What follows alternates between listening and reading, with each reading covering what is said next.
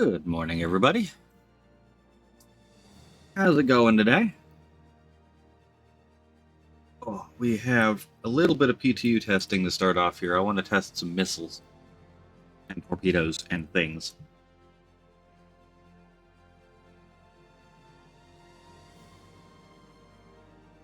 Oh, who have we got? Good morning, Beth. Good morning, Barry. Good afternoon, Daily. Good morning, Les. Good morning, City Gamer. Good morning, Damage.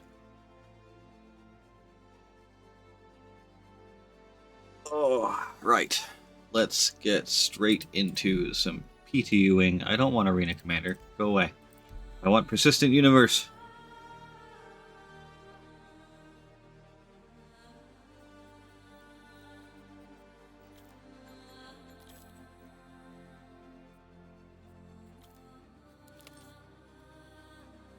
No tutorials start in places.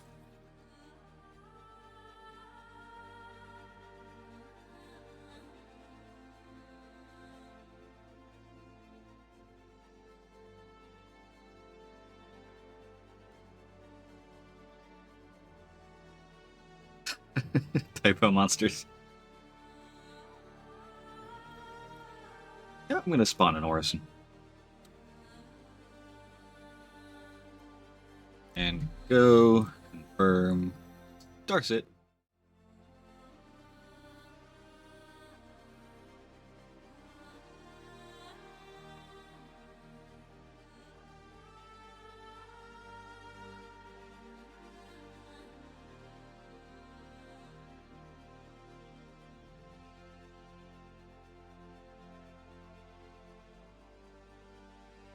And all things are right with the world. I think. As long as PTU decides to work.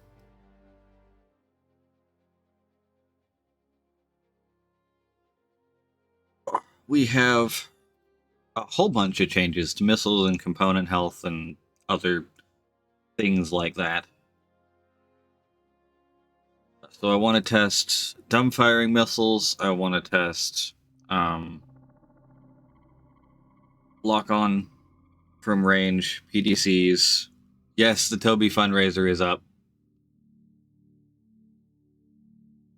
I just put it to an even 250, and I will cover the rest of whatever that is once we get there. Good morning, Peanut.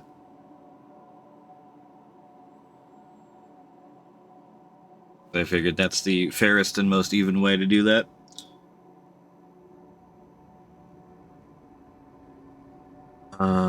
Thinking brain, come on. There we go. What should we take with us? Oh look, Merc script. Don't know why I need that.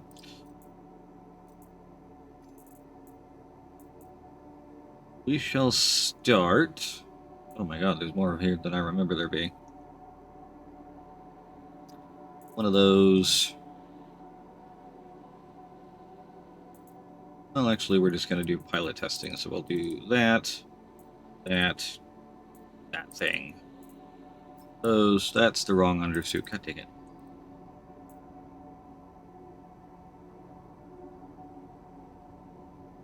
Okay, that's the basic pieces. Give me the Carrick helmet, cargo backpack, utility, one of them, one of them, one of those, one of those, and where's the arc light? I don't know why I have two arc light executive pistols, but it'll work.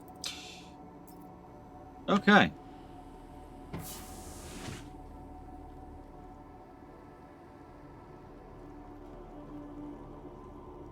Ooh, there's been the increase to door health as well. Lots of things to test. Lots of things to test.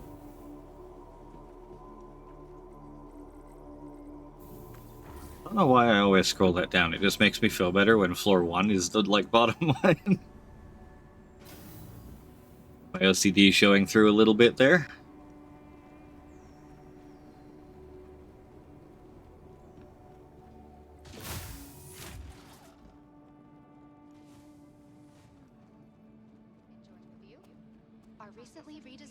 There is a donate button under the stream on the far right side. Should be a big green donate. Clicky. If you click on that picture, it should take you to the Streamlabs donate page. At which point you can then put in however much you want to do.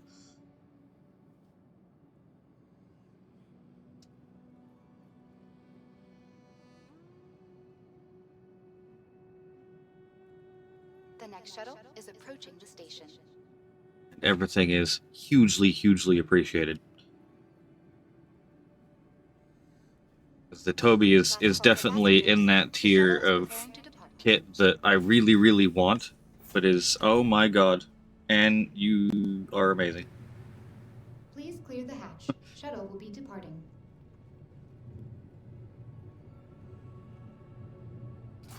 I don't know if that's displaying a different name for something.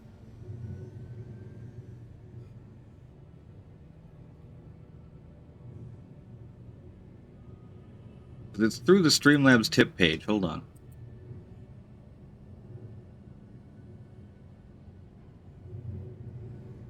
My first experience with the Streamlabs tip page, so bear with me. It's all going to be a little bit weird.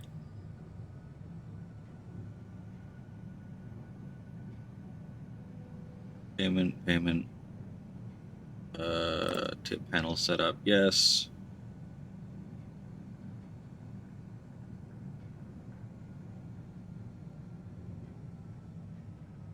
Oh, stream elements.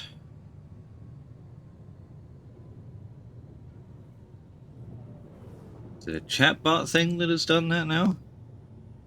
Hi, Zul. Also, hi, Riken.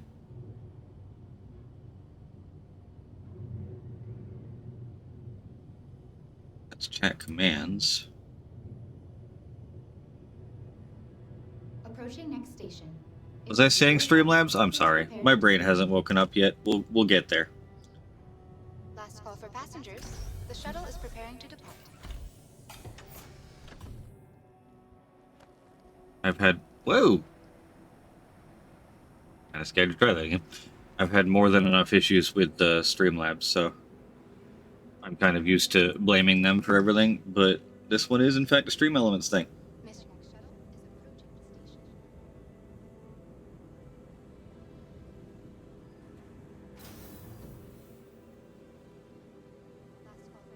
I don't even...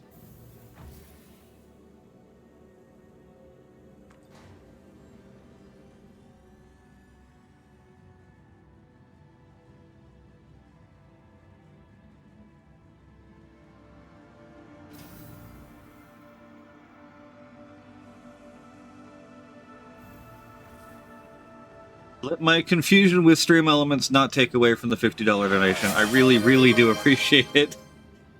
Massively, massively appreciated. I'm just very confused with Stream Elements and their weirdness. I don't even know where to configure that little thank you message. I'm on PTU right now, Hybrid, so I didn't hop on any one shard. I just clicked go. I'm going to do a little bit of testing of missiles and torpedoes and other shenanigans.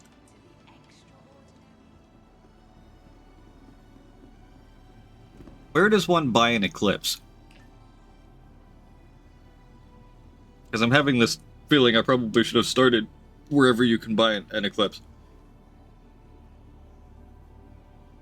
And Les, yes, you're already at the maximum. I just opened it up to have a look, just to double check.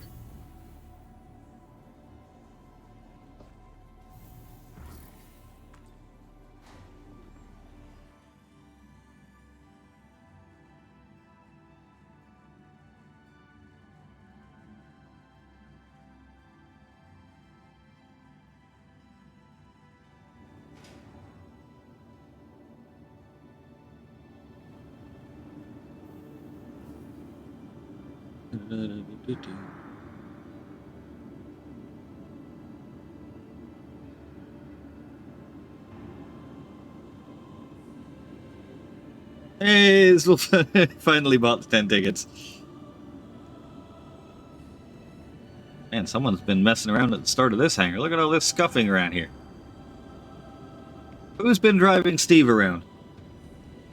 Oh wait, you can buy them at the Crusader Industries showroom? Excellent. We will probably go do that if it's not my ASOP terminal. Because I just had a realization that it's probably not here, because I bought it on live. Yes, it is not in fact here. Okay.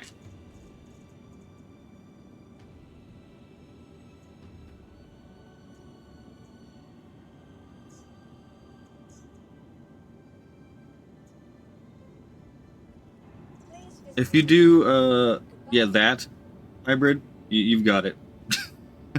I was about to explain and I saw you do it. Welcome to the ASOP vehicle retrieval system. Your vehicle has been delivered to the base. Right, we will summon a Polaris and we will also go back to the showroom and buy ourselves an Eclipse.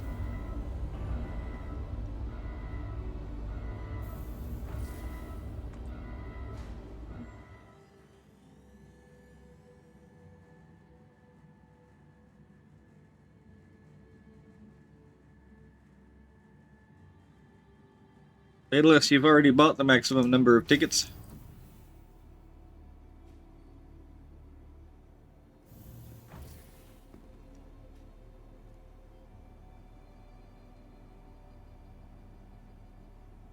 Yeah, tickets are still valid from last week. There's no like daily additional tickets or anything like that. It's a relatively simple system.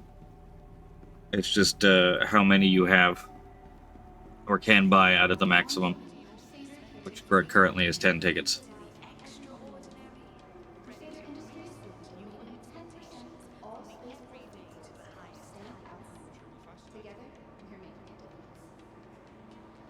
Okay.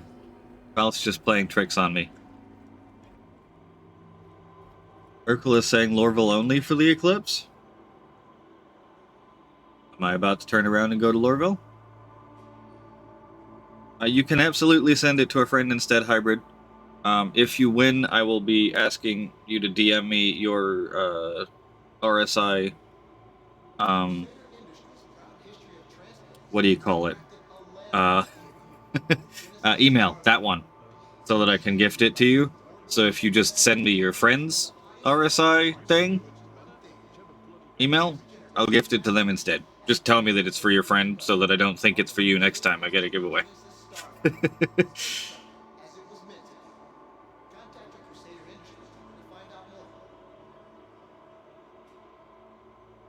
Okay. So Balth was playing tricks on me, and I don't need to worry about that. I'm gonna do a quick check on UEX to double check on the Eclipse before I go running through that very dangerous looking tram. Aegis Eclipse is 8 million credits and is only available in New Deal. Okay. How many credits do I have? 1 million credits. Well, shit. Okay. Give me one moment, guys.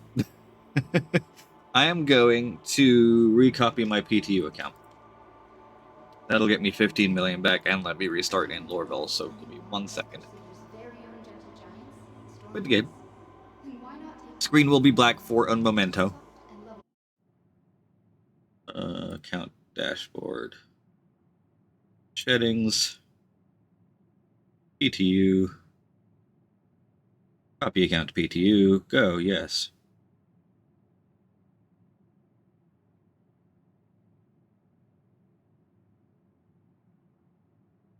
Account recopy underway.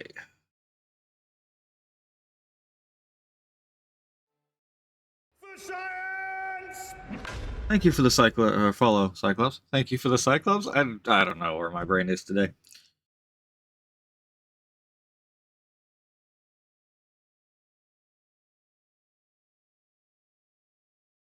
You still can't get it to run with Vulkan? What, does it, the moment it switches to Vulkan, you have the same black screen issue?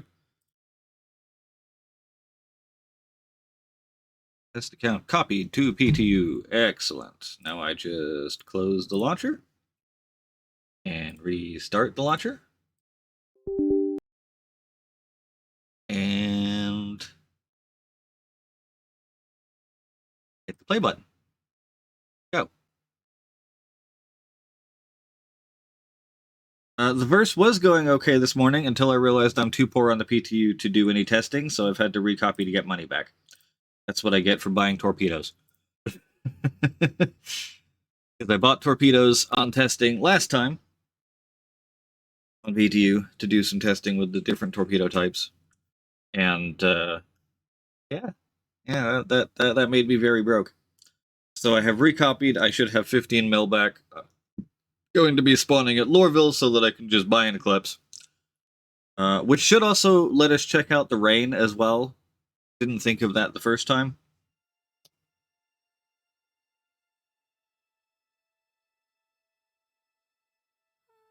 Here we are.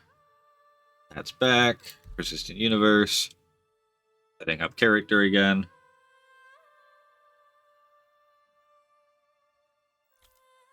APOC Test 2. With a slightly shallower forehead so it stops clipping through all of the hats I try and wear. And Stanton Lorville. Go. Confirm. We shall do testing.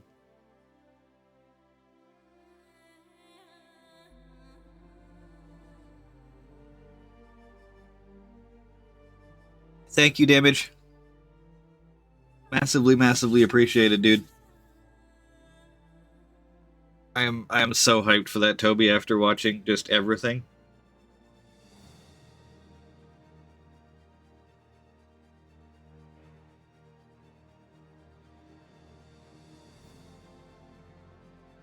When you're millions of dollars angry at someone. Yep, you got it exactly, Dex. Also, good morning, Johnny. Yeah, I'm very hyped for the Toby after looking at the videos that Johnny's been posting recently. Being able to look around the cap ship and while flying. I am gonna have to get Johnny to link me the little stands. Underneath. Like, you've got it on like a stand, right, Johnny? Like, you're not putting it on the bottom of the monitor?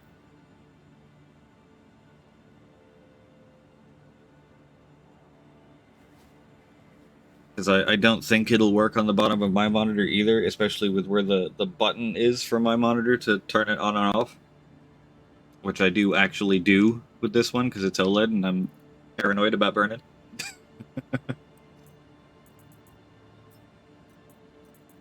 Alright, let's try this again. Where is that undersuit? There's the Tony. Let's put that one on. That, and that, and that, and that, and that one. Utility. One of those. One of those. One of those. Don't have the max left because I reset my character. That's fine. One of them. One of those. And we are good to go.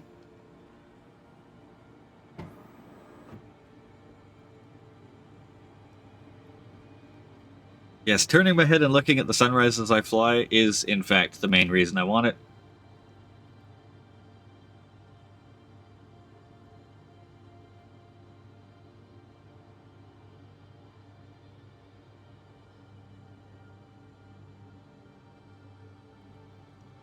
Not raining here at Lorville at the moment. I am so excited to see the rain, though. I'm not gonna lie. Is it, like, attached to the phone stands, Johnny? Or is it just kind of sitting on top of them? Because I have cats, so... Dex, it is in the loot pool, in the Hathor locations. You can find them.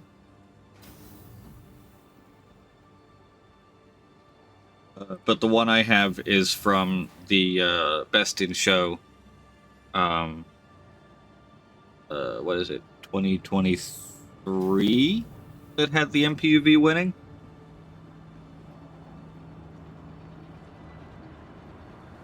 Asgard with NDBs. Now that's a score. That is absolutely a score. Alright, it's a clear sky out here at Lorville. This is actually the spot right here. This is one of the spots I use for performance testing. Because, like, standing here looking at that, I get some of the lowest city FPS of, like, anywhere else because of just how much of Lorville you can see.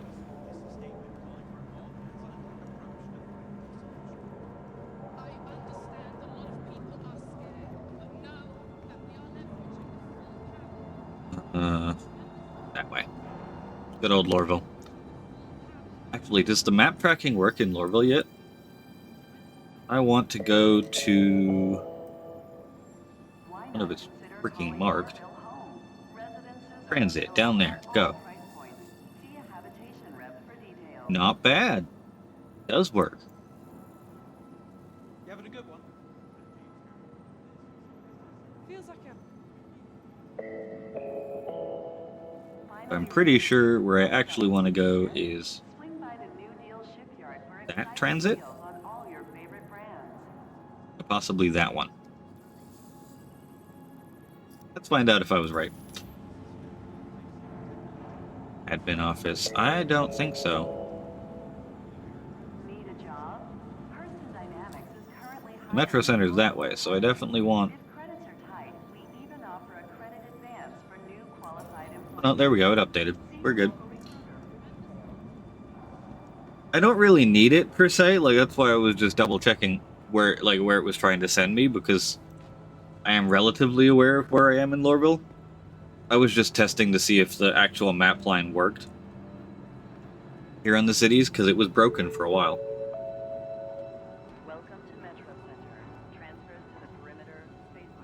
Yeah, mounting to the bottom of my monitor, it could work, but I would be reaching, like, underneath and around it quite a lot.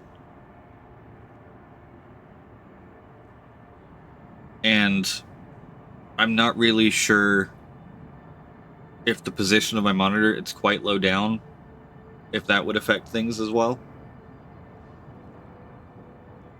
I'm also just worried about, like, because I've heard so many things about the stick it to your bottom of your monitor sticky pads just kind of dying.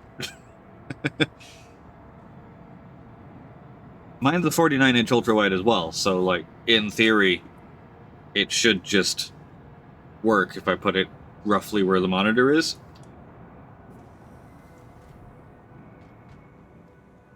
I know it'll probably break when I turn, like, way to my right to look at the chat.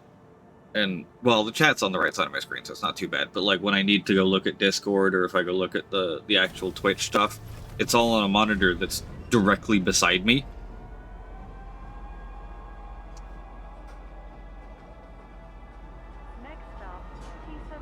But the button to turn this screen on and off is right in the middle, on the back, all the way at the bottom. So, like, if I just kind of reach directly underneath the middle of it where the ROG logo is, I can feel it with my finger right there, and it's just click to turn on, click to turn off. But if there's a Toby there, I don't know exactly how big the Toby is, but I'm worried about, like, jostling it over and over again, making the double-sided tape issue even worse. But we'll figure that out when we get there.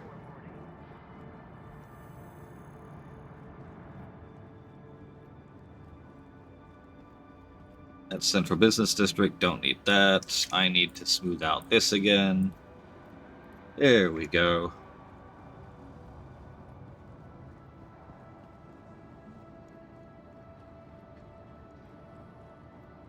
The angles are a little weird as well. This monitor is... I don't know, it's probably about 2 feet from my normal head position. Probably a little close for eye strain, but screw it!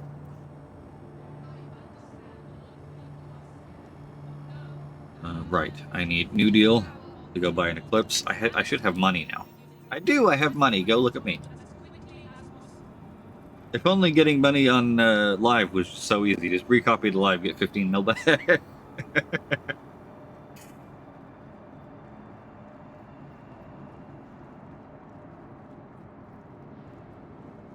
Do. All manufacturers. Aegis. Hybrid wants me to stretch while I'm buying Eclipses. What is this? There we go. We'll leave the other 7 mil for rebuying torpedoes.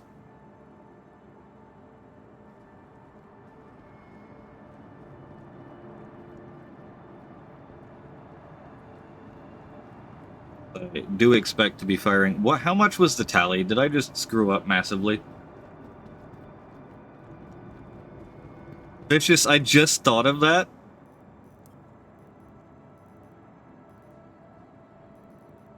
Tally was... oh my god. The tally was the same price. Are you kidding me? Oh man, and I would have gotten twice the torpedoes for that. Wait, does buying the tally actually come with the torpedo module, or do you actually have to go buy the torpedo module separately now for credits?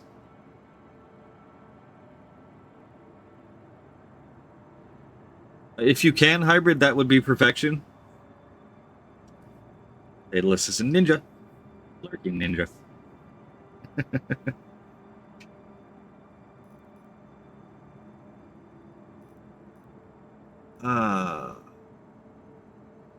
Because I've seen the tally modules.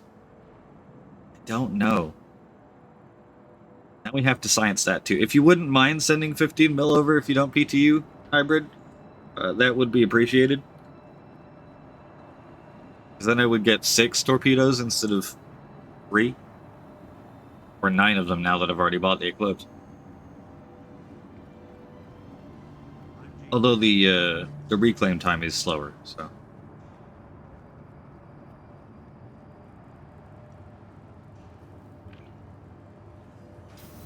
Johnny, thank you.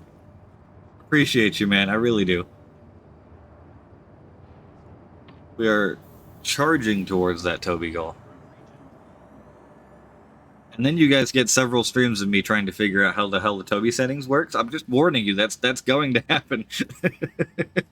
I'm probably going to start with something similar to max settings and just kind of fiddle from there. But, like, yeah, I'm going to be taking a while to figure this stuff out. Welcome. But I do. I hugely appreciate it, Johnny. Alright, let us get the Polaris first. Oh, hey! The recopy has made it realize I only have 1 Polaris now. Because my loaners have gone away. Interesting. Although I still have a Hammerhead for some reason.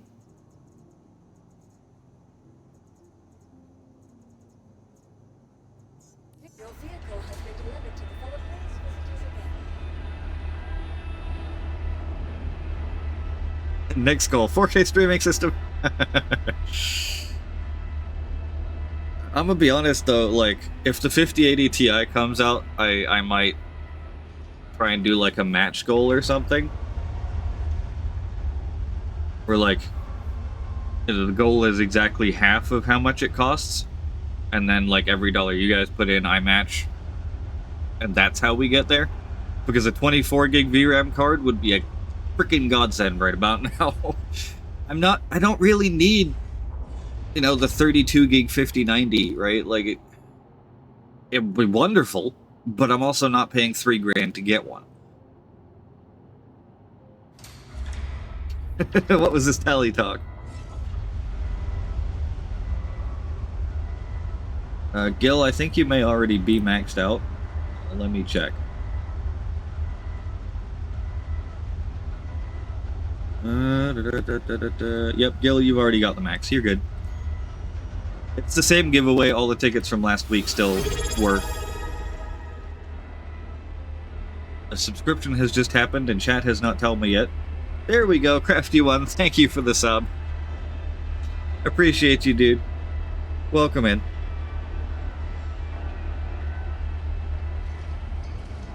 We shall do many testing shenanigans, or testing shenanigans in a minute. My brain is just not here today. Or at least not connected to my mouth. One of the two is happening and things are going on. We'll do some testing with a Polaris and some doors and some torpedoes and explosions and missiles. All of the above. Good to see you're still destroying my frame rates, darling. Right now, yes. I think with the new model, the Idris does get a lot more appealing because I am shallow like that and I like visuals. And the current Idris model has the big clumpy feet and a lot of strange decisions in it. Yeah, the Idris torp launcher fires all four at the same time. It is horrific. I genuinely, I don't understand why they've done that. It kind of scares me. Not gonna lie.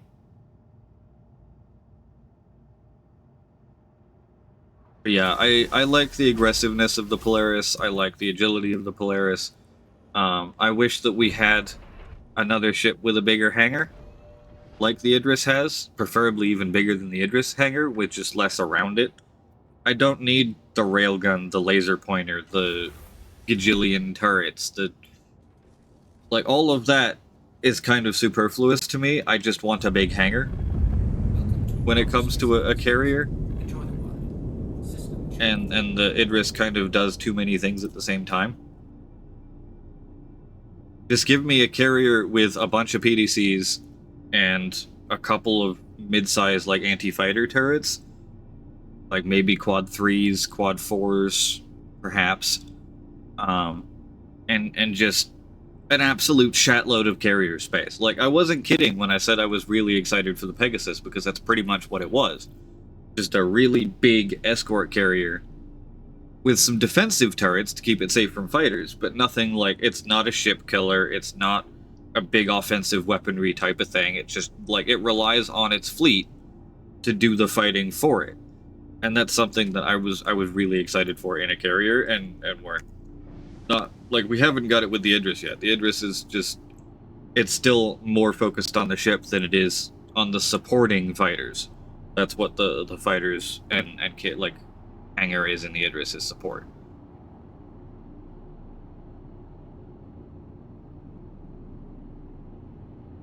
Up and away we go. Yeah, we don't really have a true carrier cap ship.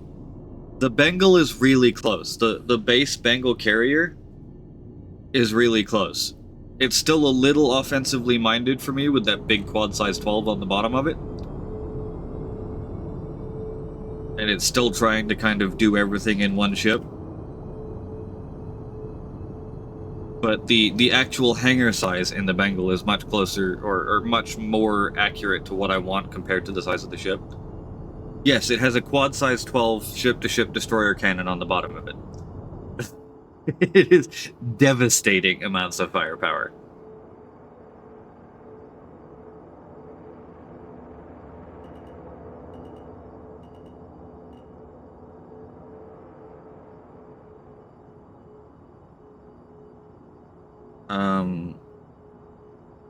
There isn't really a true carrier in the works at the moment, since they confirmed that the Pegasus is no more. We've got the Crucible, which can carry a single Hornet and repair it. And then the Liberator, which cannot repair by itself. Like, you could totally have a person standing on the pad with a SRT tool doing repair things. But as far as, like, actually, like, ship-based repairing goes, the Liberator is not capable of it. At least not as of concept. Liberator is just a flying landing pad. That is... It's a really simple ship. I'm kind of annoyed they haven't put it out yet.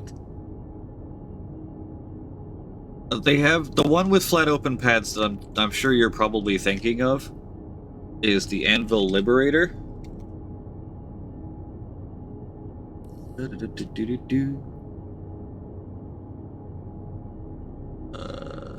Chrome, where is Chrome?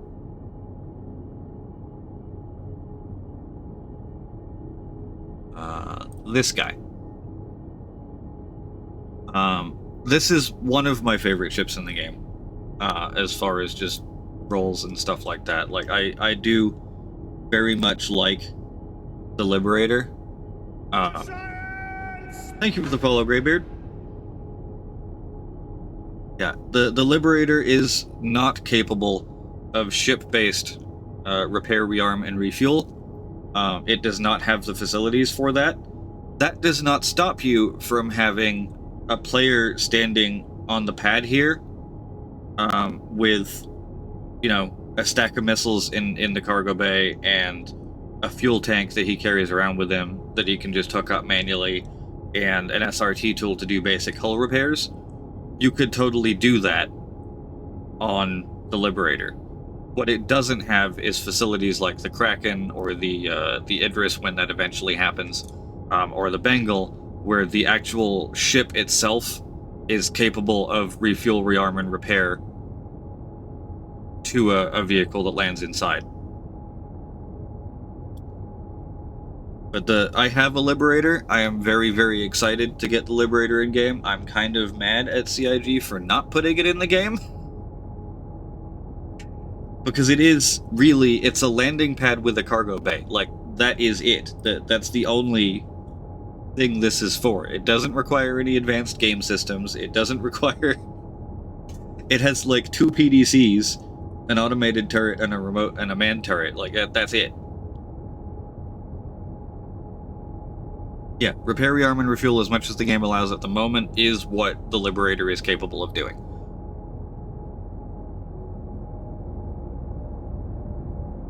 Right, just gonna fire off a single size 3 just to test the route of... Yep, we are in fact out of the Armistice Zone.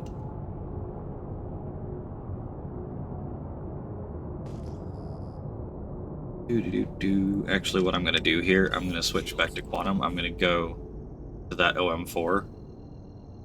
Hey, Mithras. Yeah, small salvage or mining ship, you could absolutely, you could put a fortune on each one of these. A vulture might be a little long. There. Polaris is here, at the OM, where we shall do some testing. And up, and we will just suicide back to Lorville.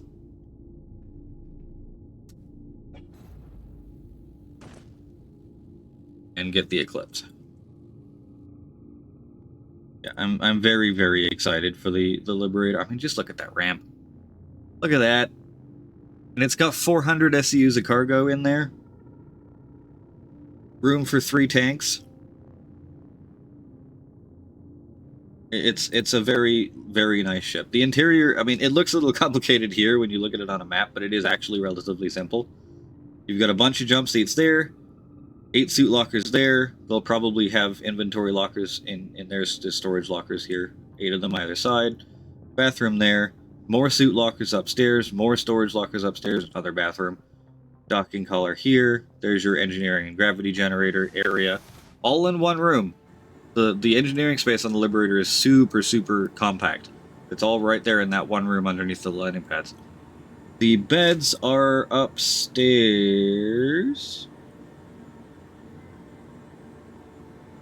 They're around here somewhere. Hold on. I will find them. There's not very many beds. I do remember that.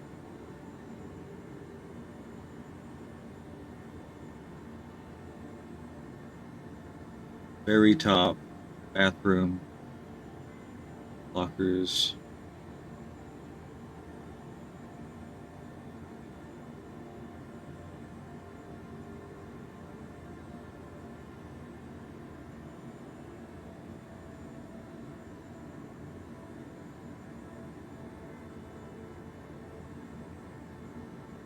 There's the bridge, right there. Crew quarters and bridge. There's more suit lockers. Yeah, it's up here.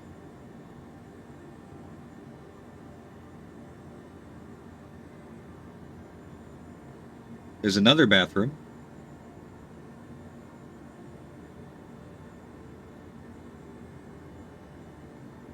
Food dispenser. Life support's there, landing pad access. Yeah, there's the beds, right there, right there. There they are, there's 2 of them. It took me a minute, but the beds are right there. Right behind the bridge. Yes, I'm ogling the Liberator. I don't know why they haven't put this in the game yet, it kind of annoys me. Yes, it's 2 beds because it is ostensibly 2 crew. So it for a small group, it does work for. I mean, obviously you can't like group bed log right now, but potentially you could bed 2 people in the Liberator. have 2 people sleeping. You could get like a 4-man crew running where like share beds and then half the crew is sleeping and half of them are awake. Rotate shifts. Yeah, they're probably going to redesign some of it. I expect the basic layout to stay mostly the same. The one thing I would expect it to probably not have when they finally get around to making this thing, 1 bathroom, 2 bathrooms, 3 bathrooms. For a ship that only has a 2-man crew, I mean, plus, 16 jump seats, there are quite a few bathrooms.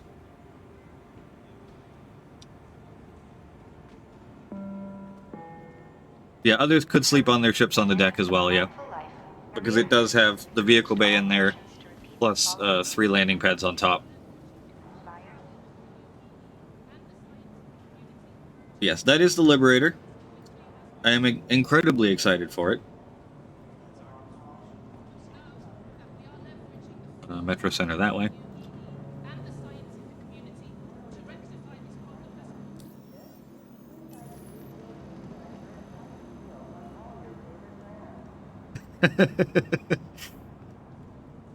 Potentially some phrasing there from me. Perfect choice of meme, by the way, pal. Perfect choice. I could see that one in my brain the moment you said it.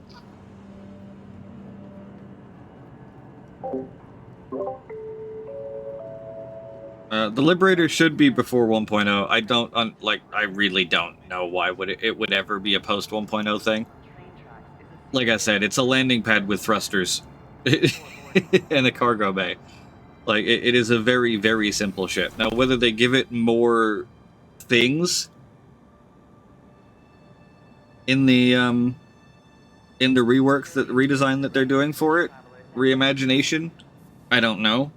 Part of what I'm hoping for it is the thing. Bigger. Brain, come on, we can do this. But part of what I'm hoping for it is that it gets a little bigger, because originally, when they first tried to design the Liberator, they made it around 130, 140 meters long. So, like, approaching Polaris size at 166.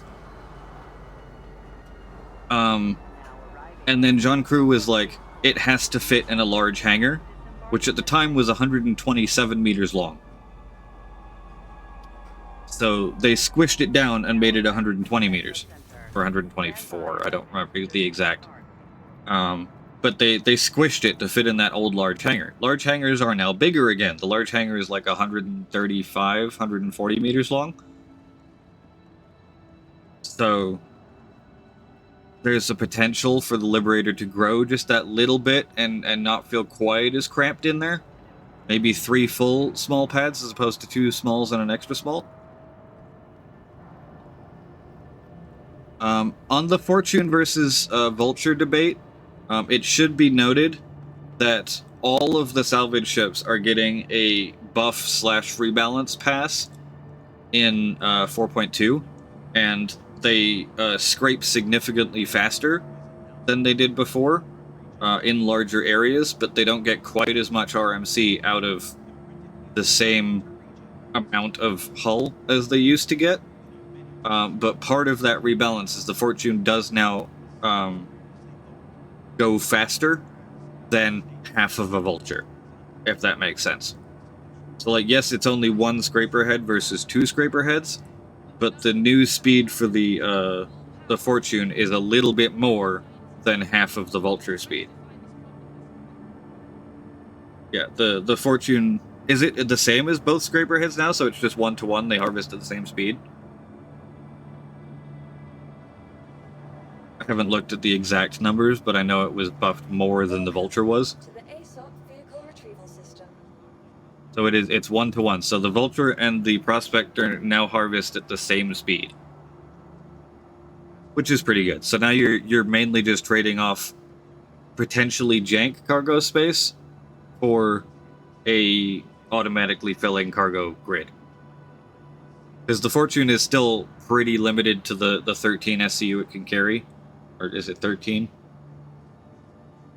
The Vulture has a slightly bigger radius, so it's still slightly ahead because it's 2 heads, so you're. But the Vulture has that open cargo bay in the back. So you're able to get, what is it, like 30, 40 SCU of RMC in the back if you're willing to jank it a little bit. Vehicle selected. Stand by. Your vehicle Whereas the Fortune is quite limited to its 12 on the grid plus 2 or 1 in the buffer. I don't remember exactly what it is.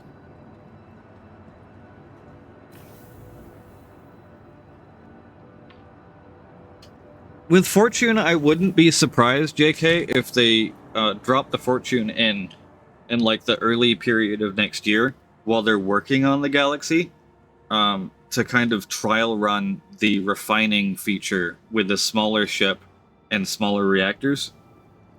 And it's not a super difficult ship to make. They've got a relatively built-out MISC style guide at this point. Like, they should be able to pump out the Expanse relatively quickly. Especially compared to a relatively larger ship like the Galaxy. Galaxy also has a different reactor setup that they would have to test, at least in concept. We don't know how that's going to translate to live.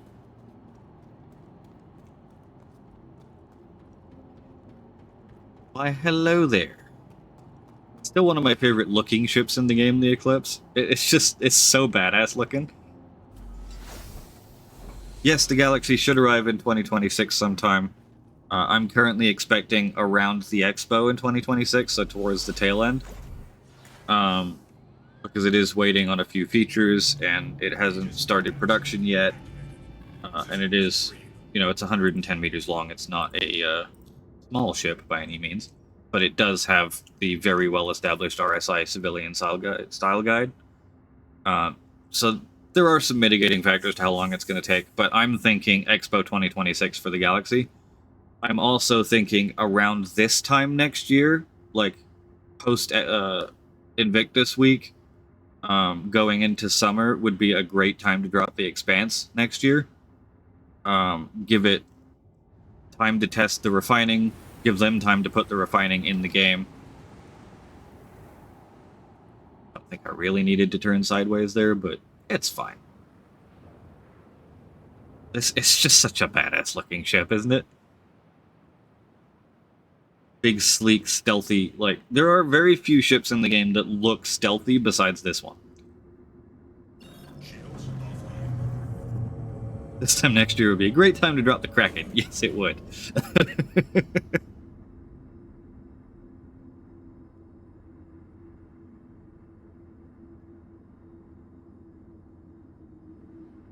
I'm thinking right now, Ironclad and Perseus summer this year. Stealth fighter in space.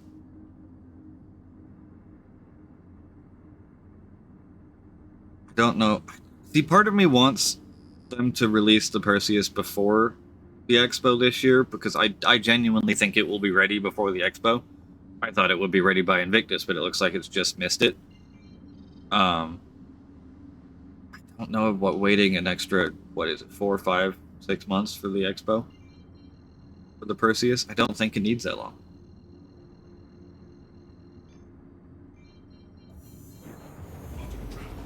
Yeah, the Tally is very much a nuclear submarine.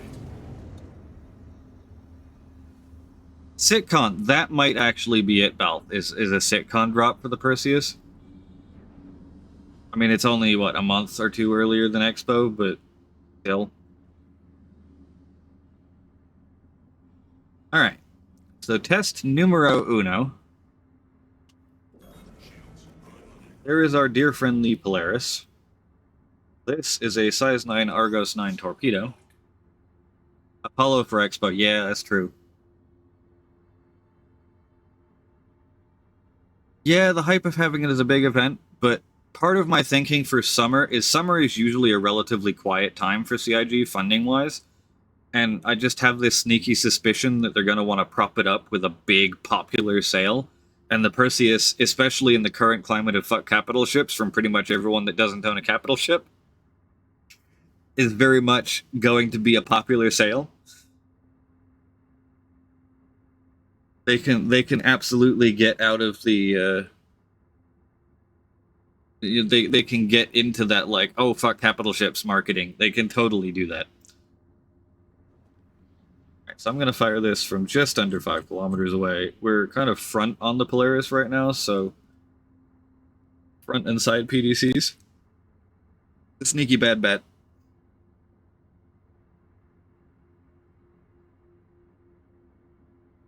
And we're just gonna fire one away and see what the PDCs do.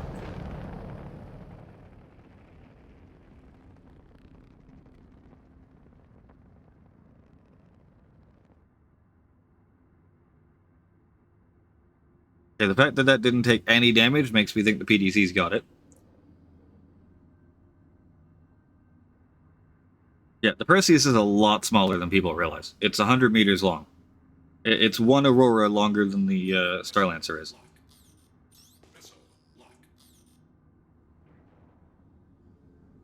Okay, so we're now inside the maximum lock range.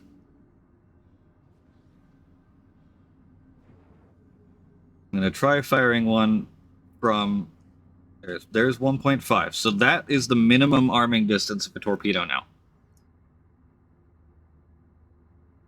If I shoot it from within 1.5, it will just bounce off.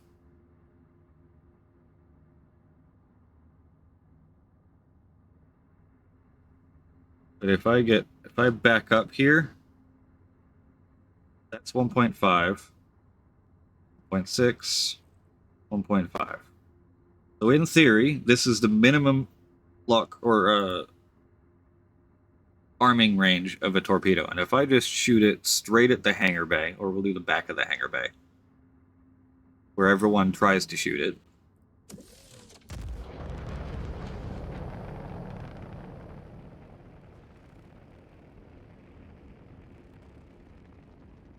That was nowhere near where I fired it. Okay, CIG. Also noting that the PDCs did not target that.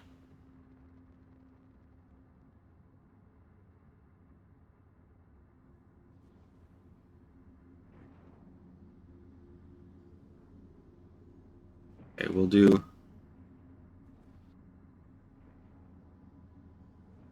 Small ship, big guns. That's very much Perseus. 1.5 kilometers. It's my Polaris, but they targeted the last set. So, in theory, I didn't claim it though, so it's still technically mine.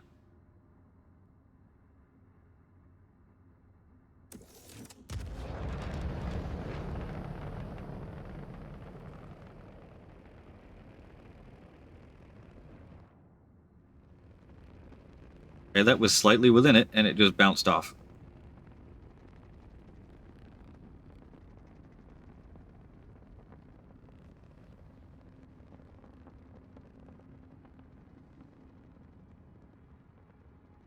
And has now gone off that way somewhere.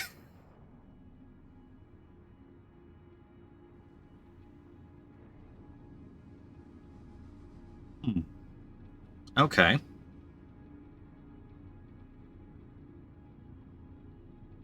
Well, time for some insurance fraud. Yeah, the bouncing and then reigniting, I think, is part of what... Nothing lost if it blows up first. That's a good point. It went straight for the planet, didn't it? Goodbye, torpedo.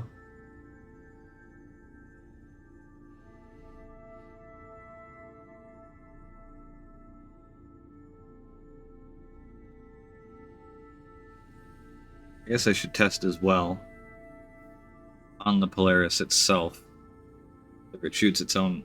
I don't think it will shoot its own missiles or its own torpedoes, but we'll test.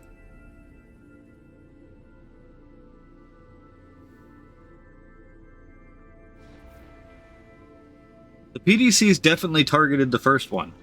That or it exploded on the shield without... Oh, some Viz area issues there. Oh boy. CIG, this was working fine one patch ago. What have you done? No, it didn't. It definitely didn't target me. But with the Eclipse, I'm never sure if the ship can actually see me or not.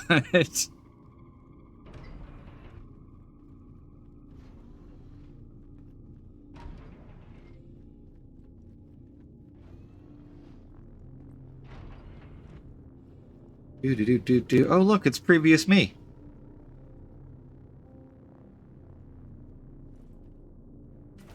At 100 meters, one would hope so, yeah. But I don't know if it saw me when I fired it. Enjoy the ride. System check. Alright, this is... Oh, yeah, right. I just left that in scan mode. Let's not leave it in scan mode. I forgot, this isn't an Idris, so I don't get control of the torpedoes from the pilot's chair. I'm not even remotely salty about that particular factoid. No, not me. Hilarious size 10s? Nope, too powerful, have to be on a completely different deck. Through the slowest elevator... Oh my god, it's not slow. I mean, it's still slow, but that's a lot faster than it was before.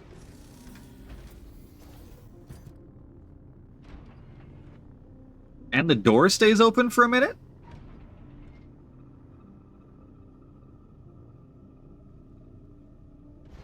The door is staying open for a very long time?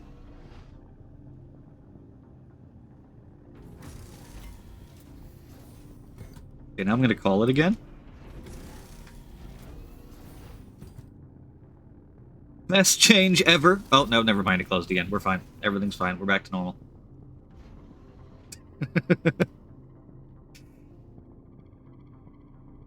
It was so close to being good. I mean, it's still better than it was, but... so close to being good. Alright. And we shall now fire...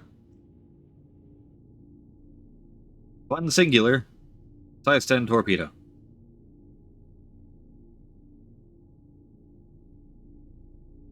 Perhaps.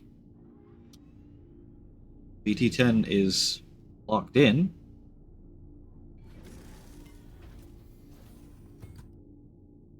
Fire. Fire.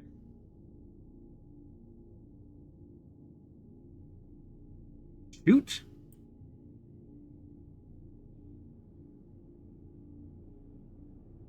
Don't tell me these need to be locked onto fire.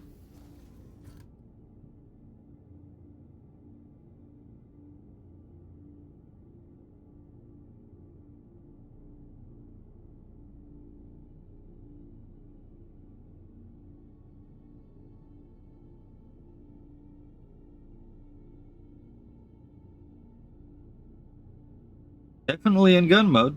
I left it in gun mode. Not that that should really matter for this station, because it's a completely different station. What is that? There's a Cutlass. Hi, Cutlass.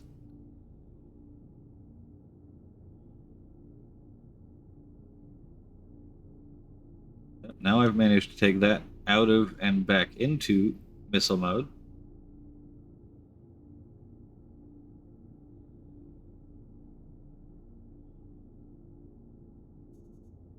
Power management. Armed 2 out of 2. 0 to 3, 4. It's instant arming them, which is weird.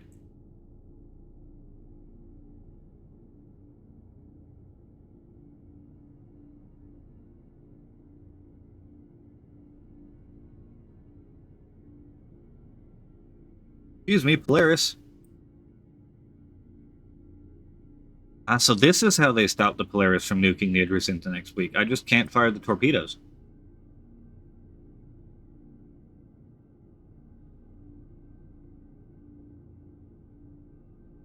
Hello?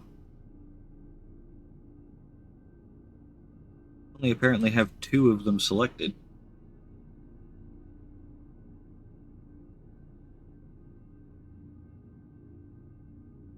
No, it doesn't want to fire them from them either. Scanning.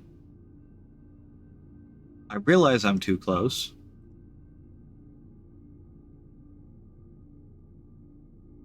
That shouldn't stop me from dumbfiring them.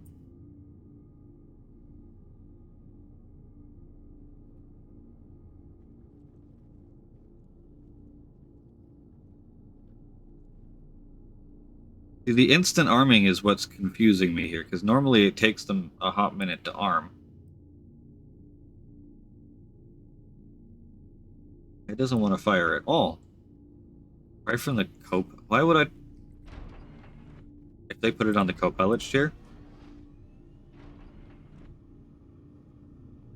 Yeah, the console's powered on.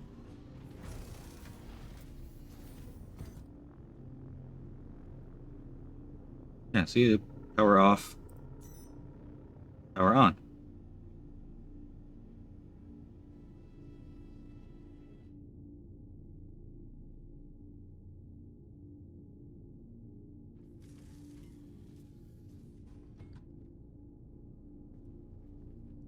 Do do do do do do do. They broke my ship.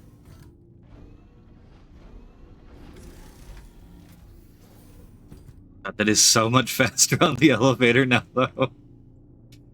Oh man, an elevator that actually understands that I want to go somewhere.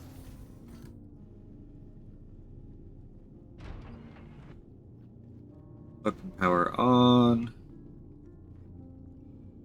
Yes, just to confirm, sitting down in this chair.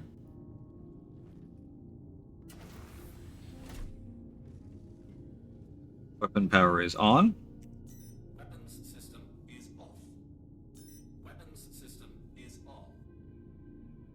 And I can charge and fire the size 3s.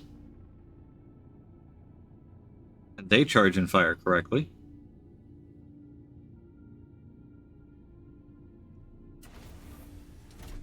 Hello, previous me.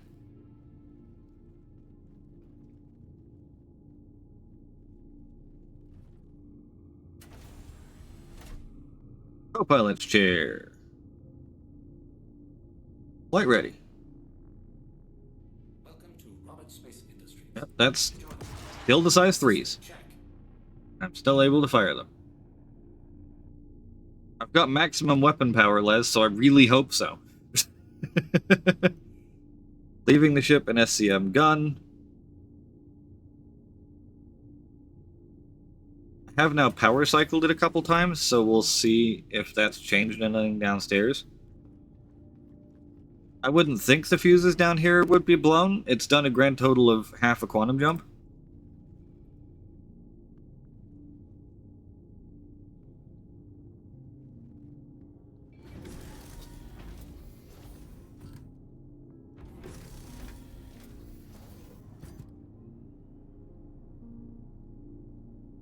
You do that in the time between the torpedo firing and actually hitting the target mighty.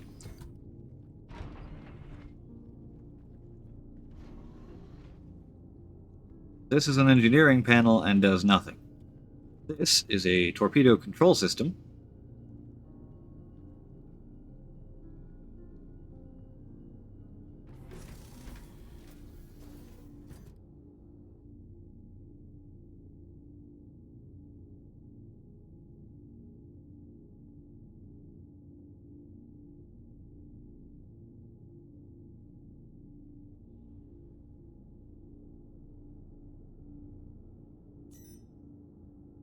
Power off. Power back on. I'm a little worried about the fact that the stealth status is now showing me gun mode and not torpedo mode.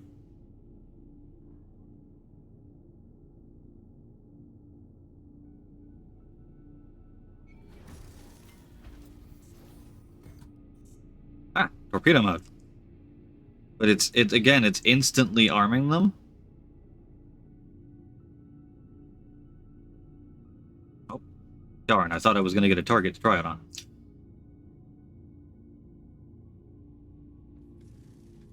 Grinding headhunter rep above contractor. I am unfortunately not a headhunter silo, so I don't know.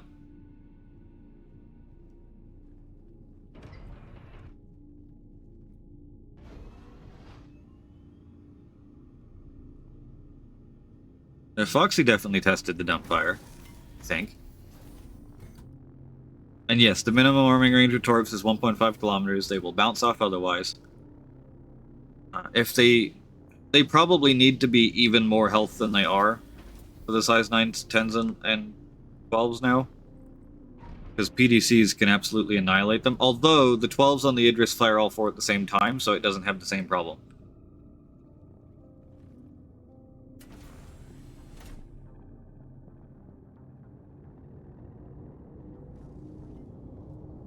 I'm gonna do a test here. I'm gonna back up a little. Good morning, Tiberius. Hopefully my eclipse is still visible from 2.5 kilometers away.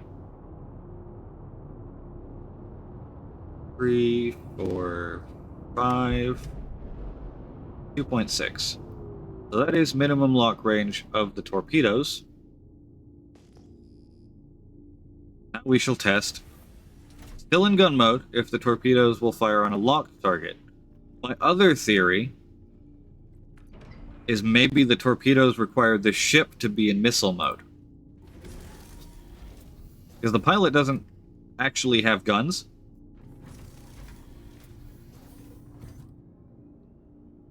And if that doesn't work, I'm convinced they're broken.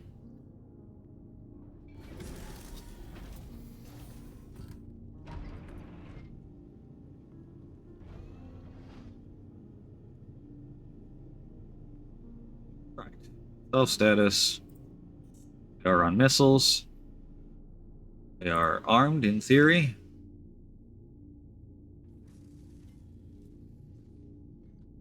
Oh, now that's interesting. 2.6 kilometers should be inside of my lock range, but that's now showing that I can't lock onto it at all.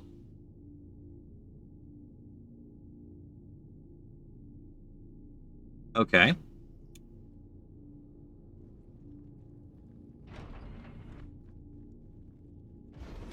3.2 is what it was before.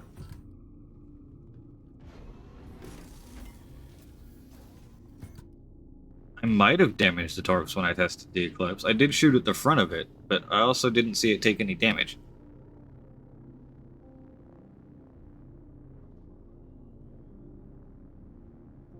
I'm going to try putting the ship into missile mode. If that doesn't work, then Daylight might be right. I might have damaged them without actually seeing the ship get damaged.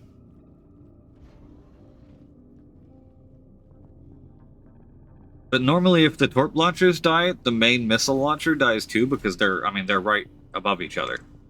Like, there's the missile launcher, there's the torpedo launcher. So if one dies, normally the other does too.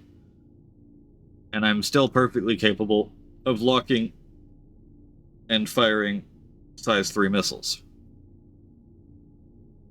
In theory. That didn't play any of the target sounds. I don't think that's actually locking.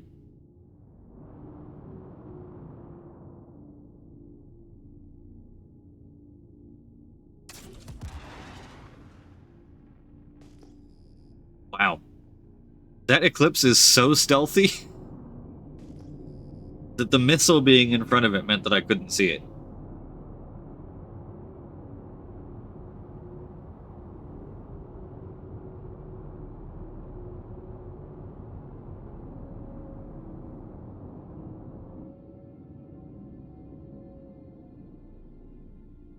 Okay, we're now kind of on top of it a little bit, so it should have a slightly bigger cross-section. I'm going to leave it in missile mode and go check the torpedoes again.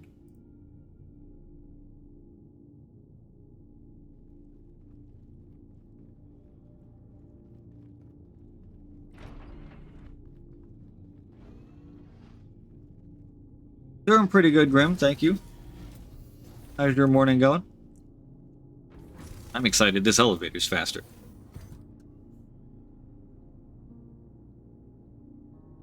You're working. Size 10s. Lock range minimum. Yeah, lock range minimum is 2.5 kilometers, so I should be outside of that.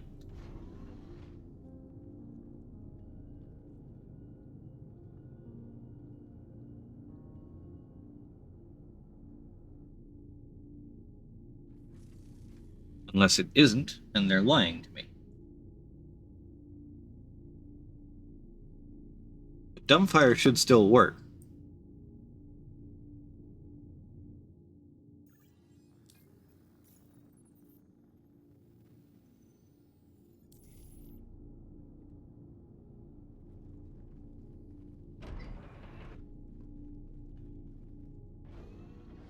Alright.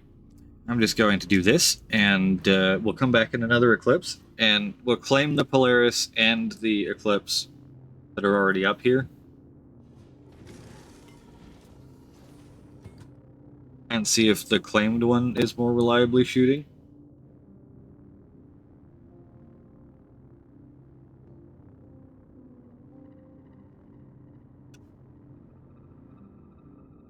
I haven't seen anything about the bow turret being able to shoot the torps, but would make that station a little bit obsolete. I can try once I'm not dead, Johnny.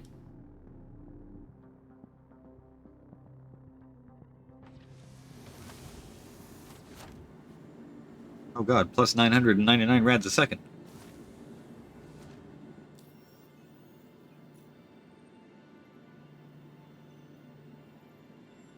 Are you in this shard at all?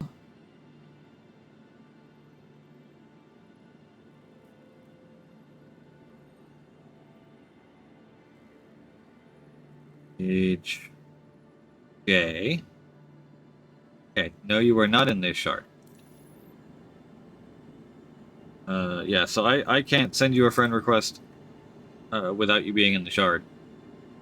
I am in... Oh, I'm in PTU shard US 010. So, if you just join on the US region...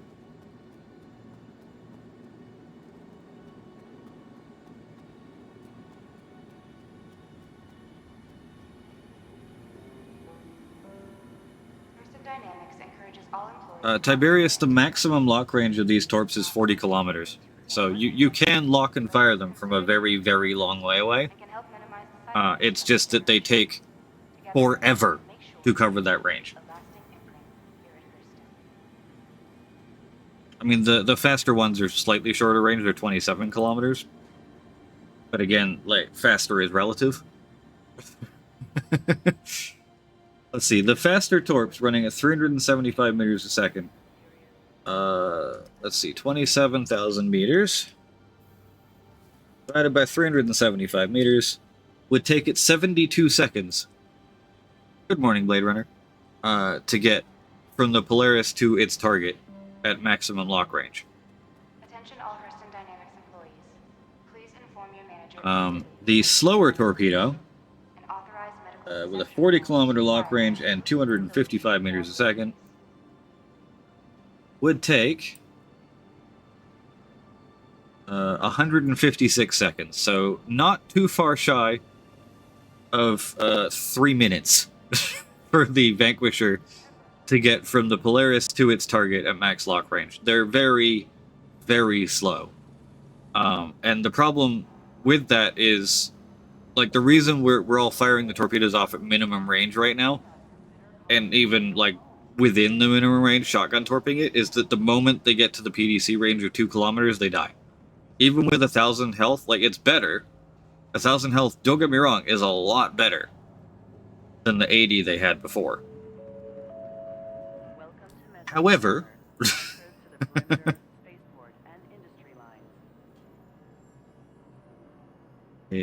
Johnny with an H. Friend request and party request. There you go. Oh, apparently that added me. Hopefully I was able to get you in a party. Look at that. I have in fact accepted my own friend request. Yes, 1,000 health is a lot better than they were. It takes one PDC approximately 3 seconds to kill one of them now. And one PDC could kill up to 5 of them before it runs out of ammo. 5.5 of them, technically.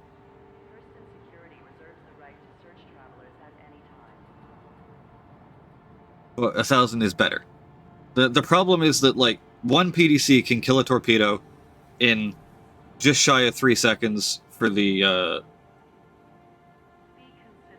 like, any of the size 9, 10, and 12 torpedoes. Those torpedoes take between 4.5 and 6 seconds to go from that 2 kilometer max PDC range to the ship. They are very, very slow.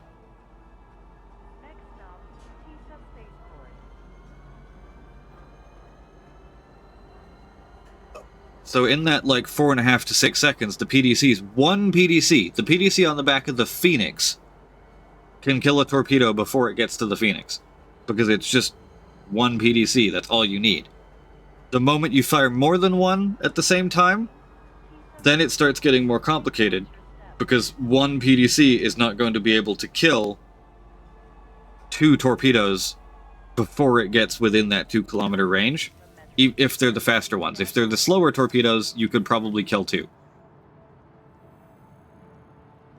Then you get into, like, you know, the Idris has at minimum 3, usually 4 to 5 PDCs that are able to shoot at a torpedo from basically any, like, approach angle. So now you're dealing with, like, 1,000 to 1,500 DPS worth of PDCs shooting a big, fat, slow torpedo with pinpoint accuracy. They just cannot get through unless you have destroyed all of the PDCs. All that the health change has really done is made it so you can now destroy all but one of the PDCs, and if you fire more than one 500 plus thousand credit torpedo at once, one of them will probably get through. I don't know why I suddenly have an absolute crapload of distortion on my ASOP terminal here. Your insurance claim has been sent.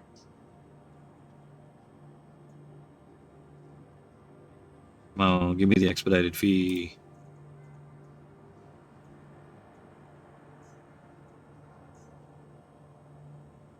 Okay, fine, I'll do it from a hangar.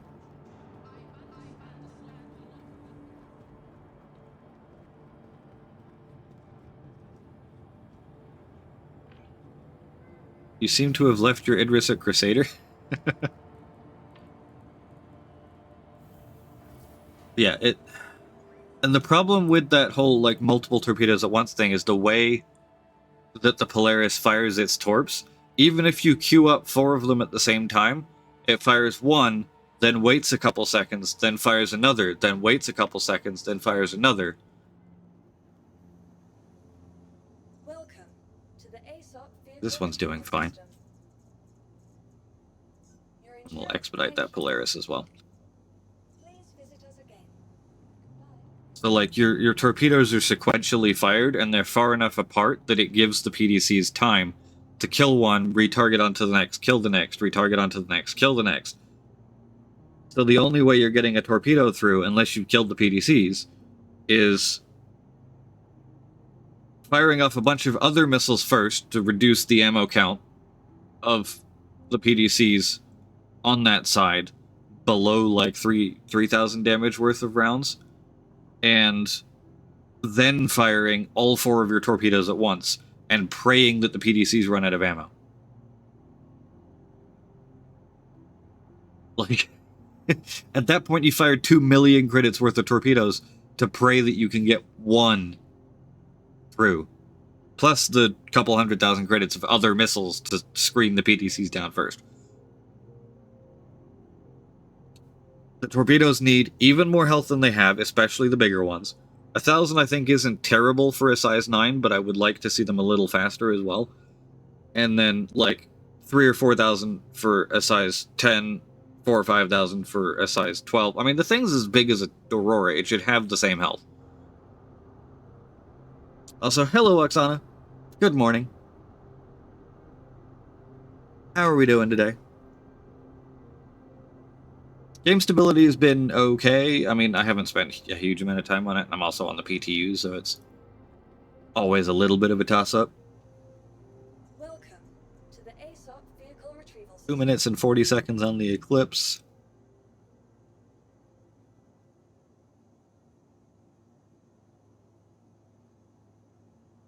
Do.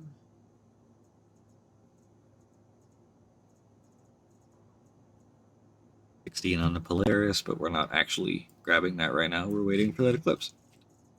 You can't get into the PTU hybrid? Why not? I'm pretty sure it's open PTU. It should be available for everyone.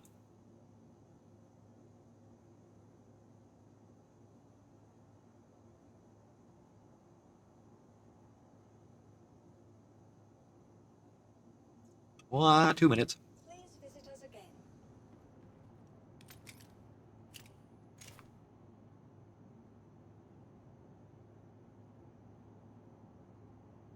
You can do the head... Wait, what? You can do the headhunter missions and not tank rep with CFP? You mean like the Stanton headhunter missions? Does that give you headhunter rep?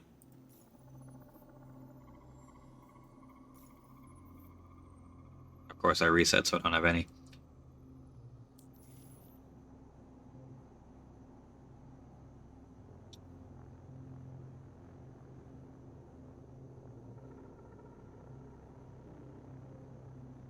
Have you seen the way the size 7 on the Idris fires, Tiberius? The shot velocity on it is under 800 meters a second. It legit looks like it's firing rockets. It's so slow. But it does look badass as all hell.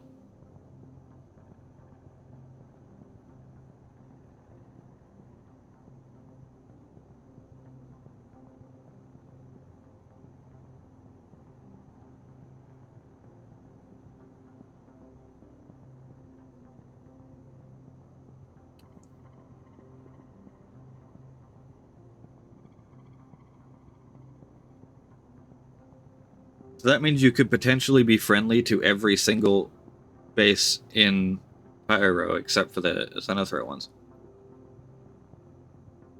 I get the feeling that's not intentional. A difficult balance to strike. Increase the power plant, switch the shields to size 3, up the guns to size 4, and give it stealth. Are we... Tally.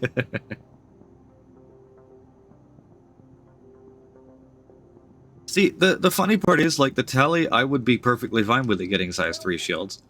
The Connie has size 3 shields, and it's, what, 60 meters long? 64? The Tally is, like, 75 meters long. Like, it should have size 3 shields. It's firmly a large ship. It goes in the large hangar. Your vehicle has been delivered to the following location. Like, I would be completely fine. I think the Asgard needs a size 3 shield. It's, like, half the size.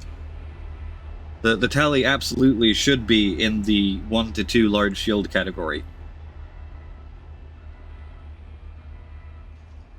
And then, personally, for the guns, I would swap, like, half of them for PDCs, and make the other half twin size 4s. So that you know, make the crew component or complement for the Tally, like, 3 people. Pilot, gunner, gunner. And then, what am I thinking? Yeah, and then replace the rest of the turrets with PDCs, so that it can kind of defend itself.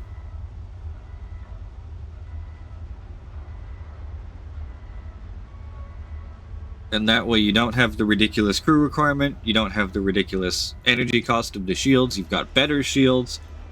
Your 2 players that are in guns actually feel like they're doing something.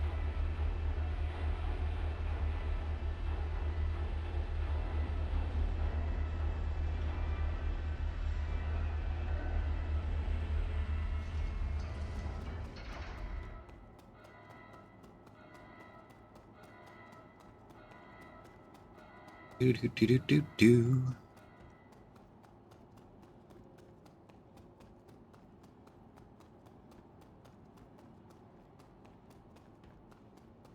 One more eclipse. The claim time on this is just long enough to make it kind of annoying to do the whole, like, insurance fraud thing. For testing purposes, it's nowhere near long enough as far as, like, insurance fraud for actual gameplay goes. But just repeatedly doing it like this is just a little bit long. Launch complete. I'm in a hangar queue. Landing gear. New. Yeah, PTU claim time, just all the way down. Come on now.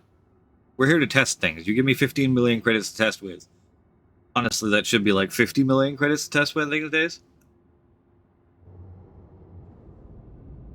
Well, I don't own an ATLS Oksana, so I don't have that problem. And the Pulse, generally I just fly out to one of the outposts and summon them there. It's faster. Especially if I'm doing multiple small vehicles. Like, if I'm just doing one, it's not too bad to, like, you know, drop it, summon the Pulse, put the Pulse off to the side, drop it again, summon the big ship, put it inside. But if I'm doing, like, a hover bike, a Nursa, the MTC, Steve, you know, in 4 or 5 vehicles inside of the Polaris. I just fly the Polaris out to like Mining Area 141 or SCD1 or one of the you know, outside ground mining locations with pads, and just summon them there because it's just instantly spawn, drive it off the pad, spawn, drive it off the pad, spawn, drive it off the pad, done. The longest part about spawning them out there is dealing with the airlock to get in and out of the ASOP terminal, and if you've got a friend with you, you don't even need to do that because they can drive it off the pad for you.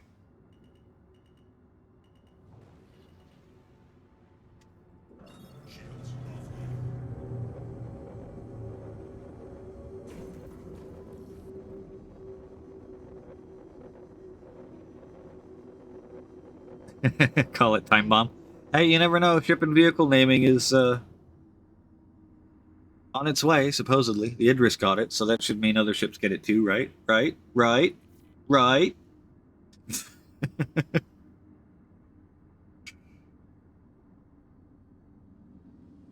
Okay.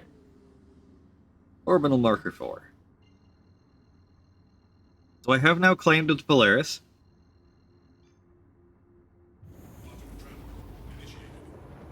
The Polaris should now have allegiance to absolutely nobody.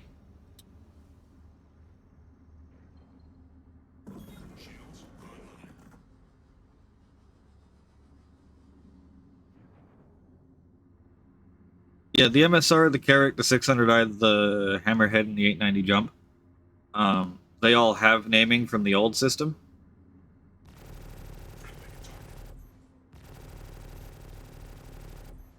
Come on, PDCs, you can do it. Identify that I am hostile.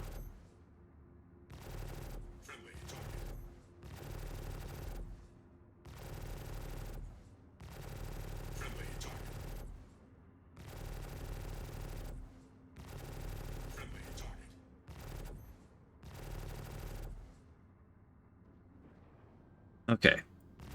I should have shown up hostile to it at this point.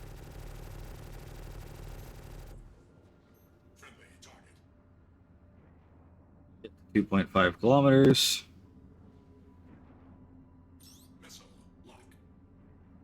The torpedo is locked. And firing.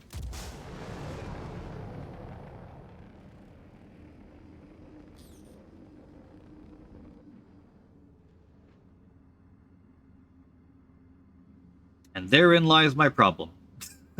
It hit 2 kilometers and died.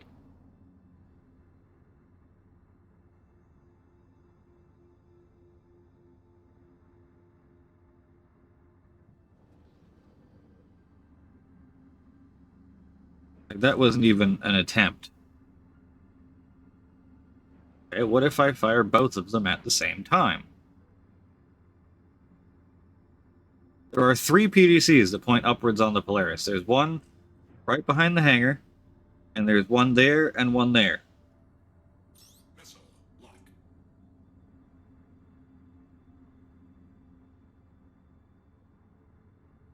We're gonna shoot it from quite a lot further away this time.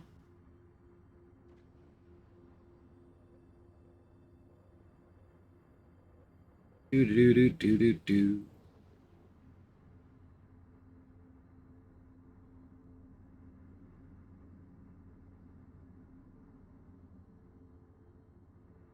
Phrasing, hybrid phrasing. But we'll position behind it.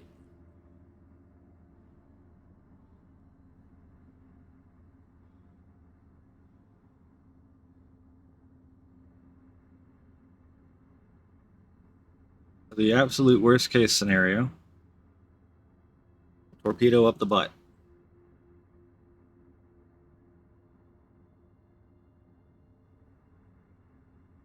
Yeah, they have talked about putting a like garage style thing.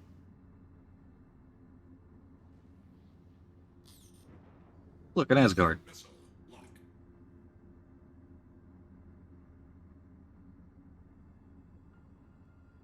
The temptation to fire one of those.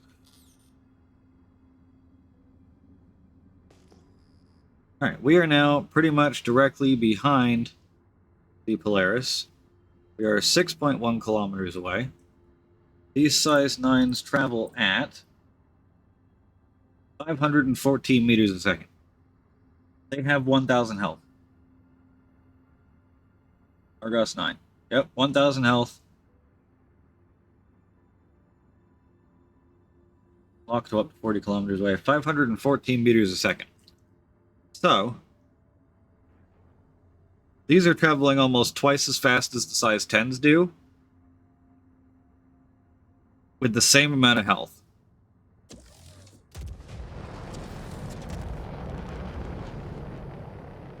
I'm going to massively outrun them. I'm going at almost exactly the same speed here.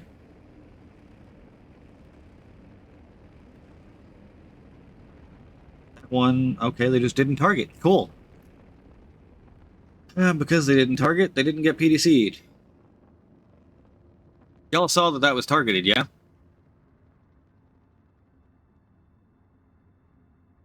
Oh, the frustration of missiles. Because that was 600,000 credits worth of missile right there. That just did nothing because I was too far away. Or, I don't know, it didn't feel like missiling.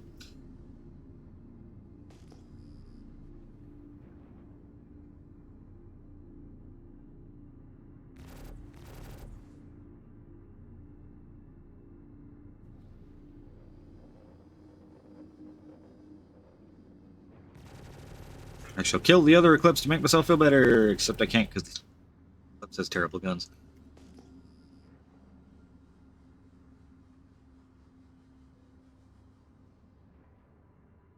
You can type ticket max in order to get the maximum number of tickets. Sorry, my brain is distracted at the moment.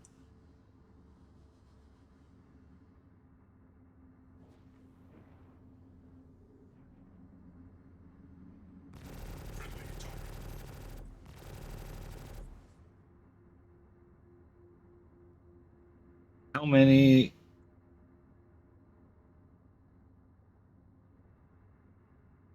Let's see, it worked for Tiberius.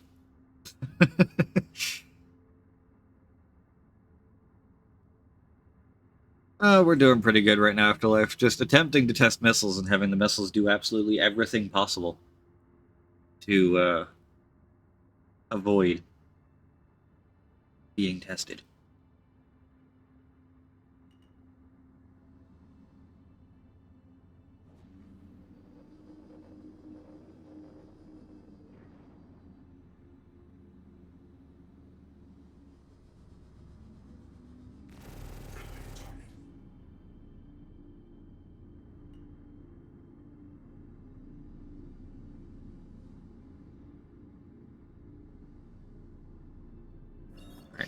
I'm going to go and manually restock it.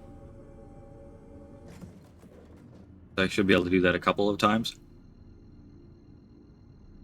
And then we'll try this whole test again.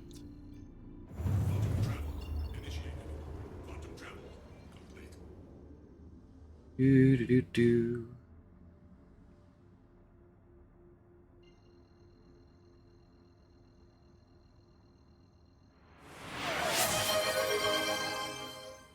We're hydrating.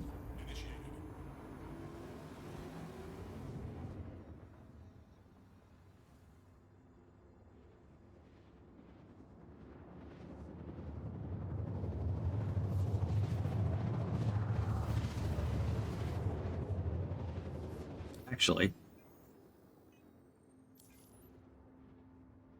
So much for my kids going to SC University. Yep, no university for the kids. They gotta buy more torps.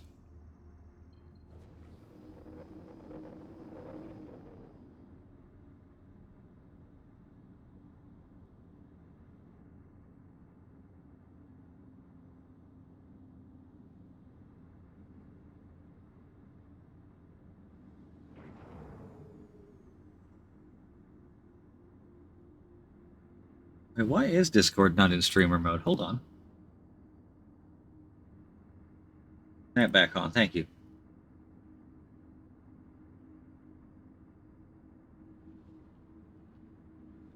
Discord had turned itself off of streamer mode, that's why you could hear it. It should be fixed now.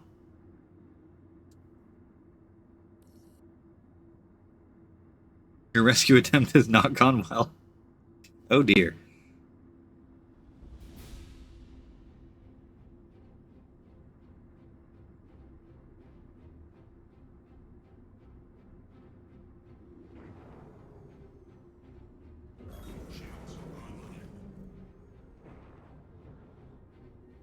I know what I'm doing, Zul. We're all good.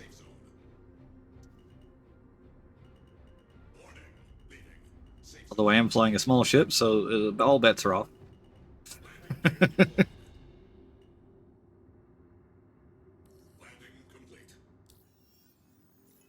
And 890,000 credits for 3 torpedoes.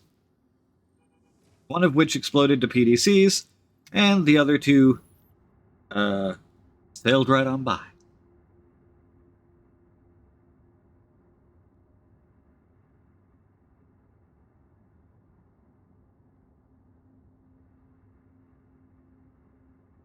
Oh dear, I just saw the pictures of your rescue attempt, Johnny. The whole story has been told in 2 pictures. They weren't kidding when they said pictures are worth 1,000 words.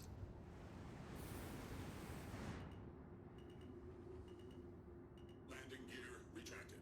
Or I would like you to open, please. That works. Shields offline. Queuing up.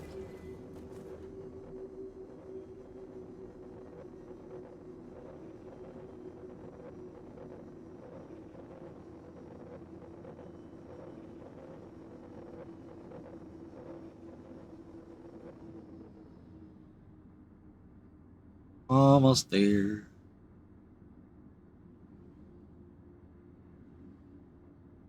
And online. Orbital marker 4. CST-313. Is that the bomb rack hybrid?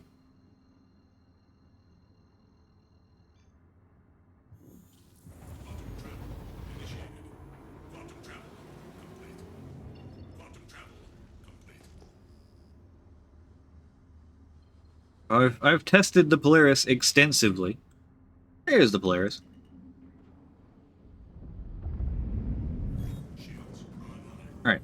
We're gonna try a 1,500 meter shot straight to the back end of this. We're just gonna go for that. We're gonna do 1.6 kilometers on the actual detection. I had a theory. There we go. 1.7. That'll work. Missile. Fire 1. Was that too low? Yes, it was. Oh, they tilt down, the bastards. Okay.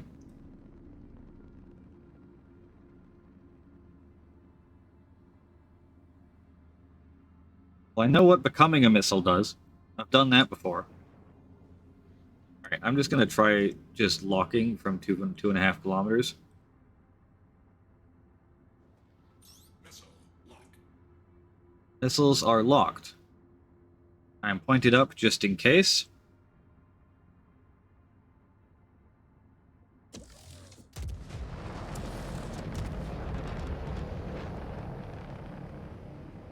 PDCs, kill 1 and 2.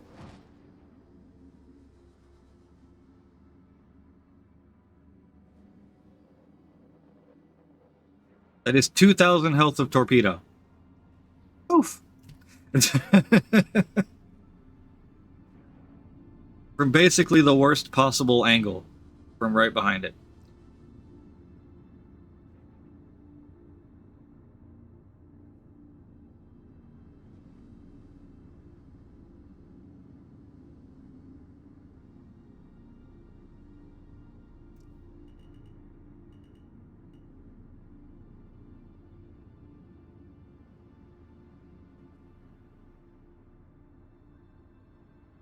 Is there a ship parts store in Lorville? There's a Dumpers, isn't there? Or am I thinking Area 18? Friendly target.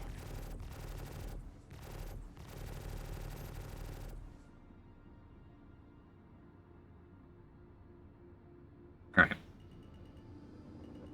Friendly target. Wow, I'm actually kind of surprised that didn't kill me. Shields offline.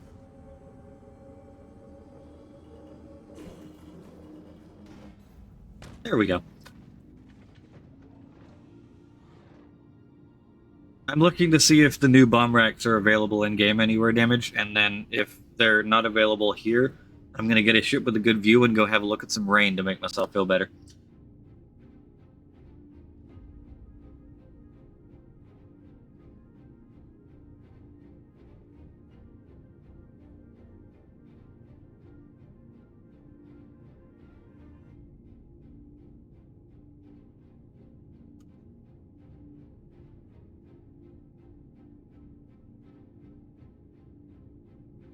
They should be. Somewhere.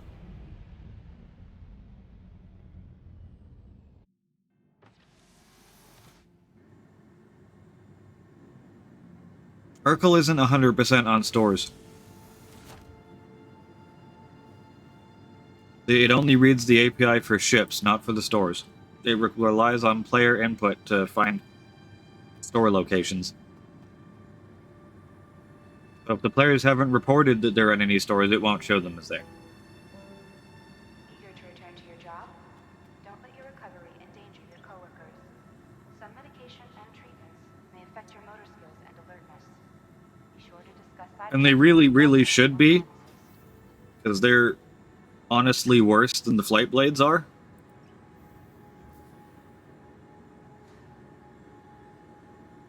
It's CST-313 for a single size 3 bomb on a size 3 missile rack mount.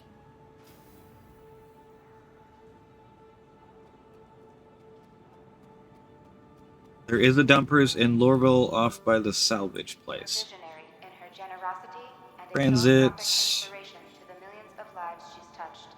clothing This shop, hospital is admin proud to office, name after the bar. unparalleled Maria Hurston. To honor her work and her memory, we will be sharing select excerpts from her seminal work, Dynamics of a Mindful Life, throughout the day. We encourage you to listen. That's with Recce and open Disposal, minds so we'll head into that way direction.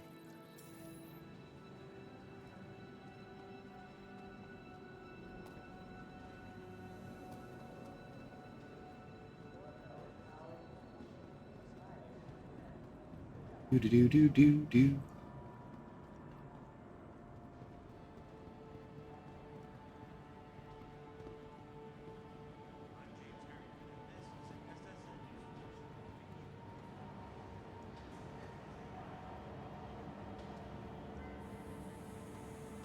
Yeah, this is Recce and Disposal, which I think has a dumpers buy screen in here somewhere. No.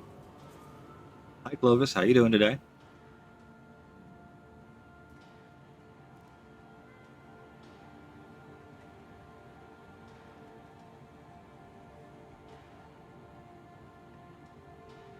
Clovis is broken. All right.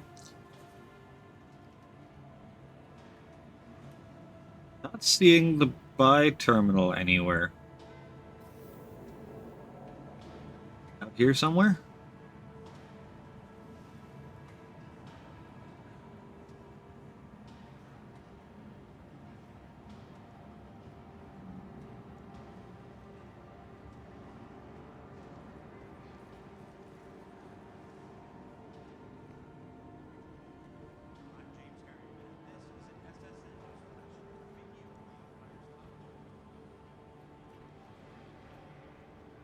That's the bar.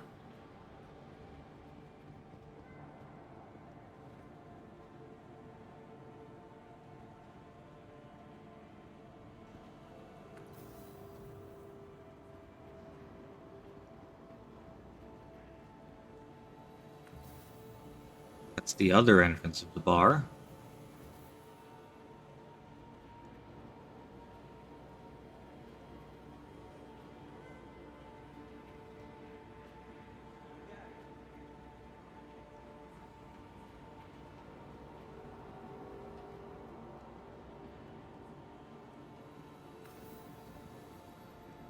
That's the central line. That's Tammy and Sons.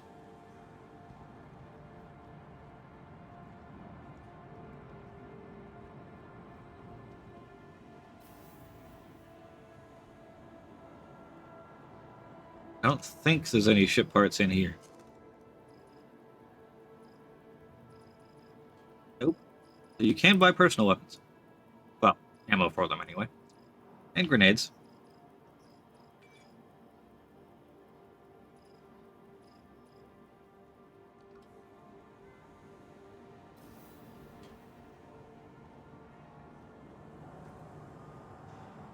Alright, we're gonna go get ourselves a ship. And we will fly around, have a look for Rain here on Lorville, and then we'll head for Area 18 and go have a look at Rain there as well. And look at their dumpers, because I know there's a dumpers there. No dumpers depot. There was no ship component or ship weapon store location at all.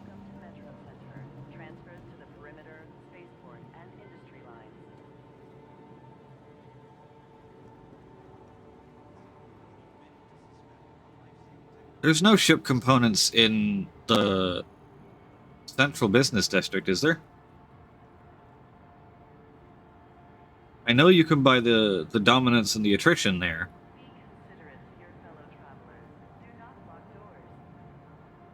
We'll have a look.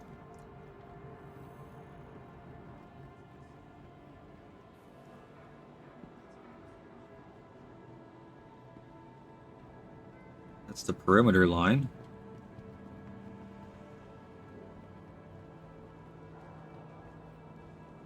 Do-do-do-do-do-do.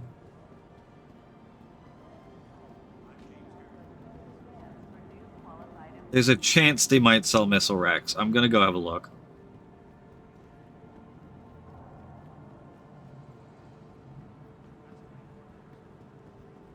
That's Recce and Disposal. Houston Station is this way.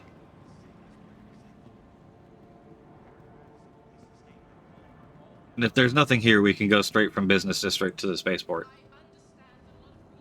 Yeah, at Area 18, I'll check center mass and numbers.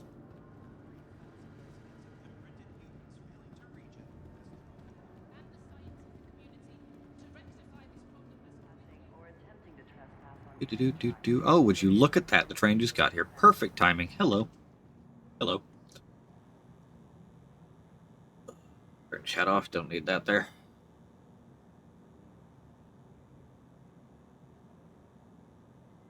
Step away from the platform edge when train is approaching.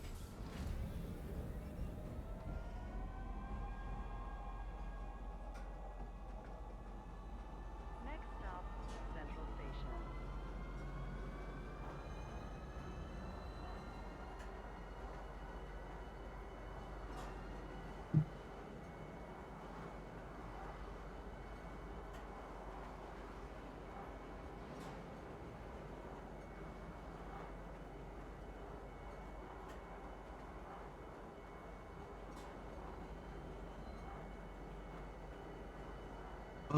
We're almost there. I forget sometimes how short the actual ride between, like, the Lorville area is and here.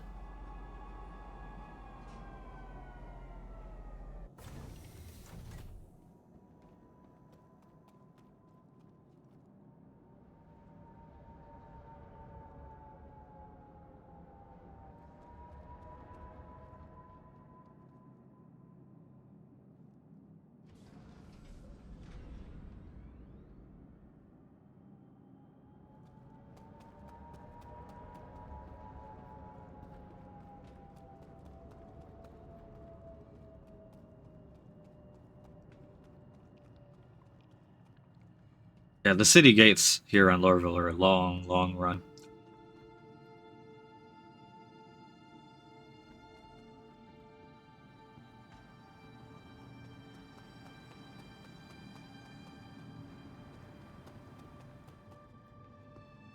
Okay. This is the Hurston Dynamics showcase over here.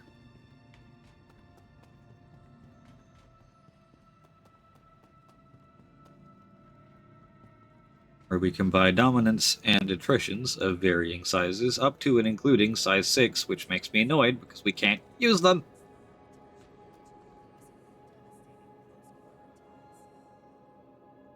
See, attrition 6. Dominance 3, that's it. That's all I got. Okay.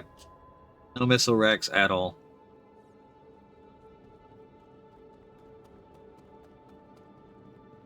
I'm surprised they don't make a Dominance 4, to be honest. Size 4 scatterguns, that would be very dangerous. Over here on the other side is just trading, isn't it?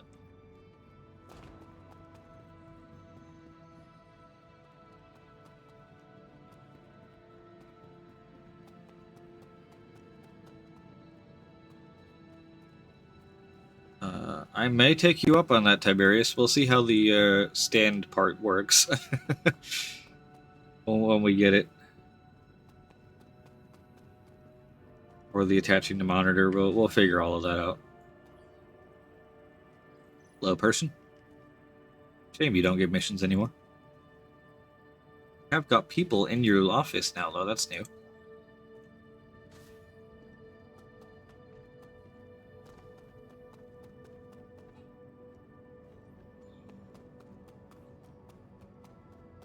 Alright, onto the tram. We'll go over to the spaceport, grab a ship with a good view.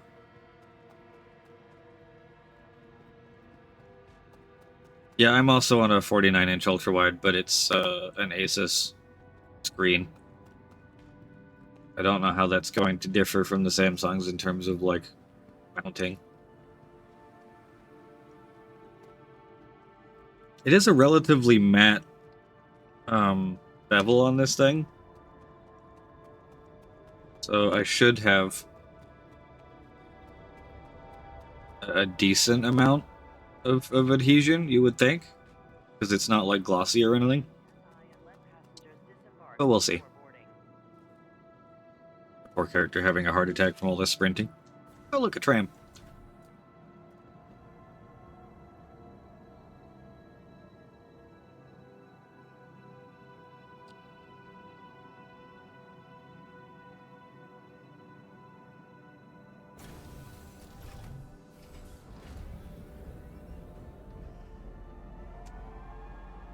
Will do, Barry. Next stop, Tisa Spaceport. Enjoy your food and sleep. Giveaway winner will be announced in Discord as well as on here when it actually happens.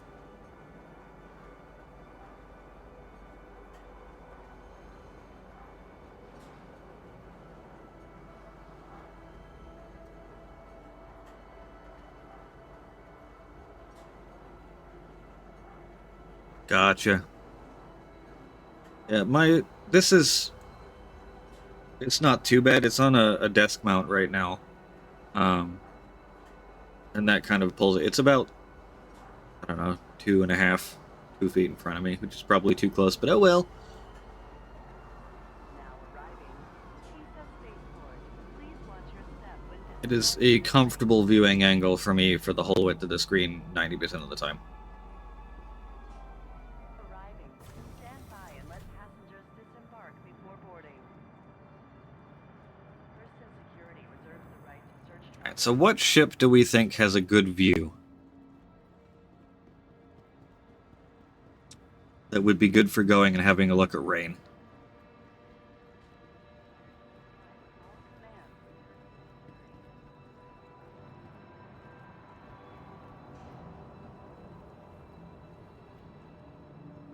Yeah, I didn't need eyes anyway. By the time these are dead, we should be able to get cybernetic ones. Then we'll be fine. Welcome. Fortune Prospector, yeah. Retrieval system. Oh yeah, we'll do this in hangar actually.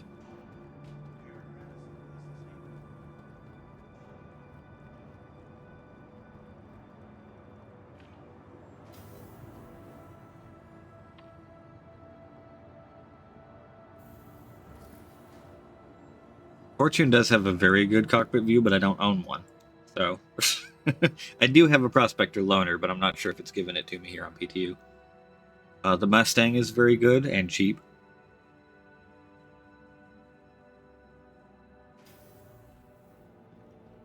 Welcome to the ASOP vehicle retrieval system.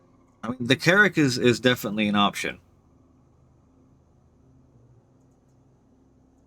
C1 isn't bad. Intrepid has a really good view.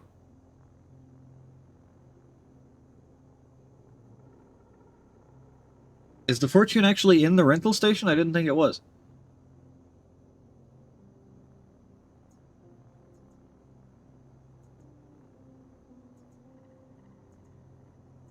LA has a decent view. There's the Prospector. Reliance a good view. Polaris is an okay view.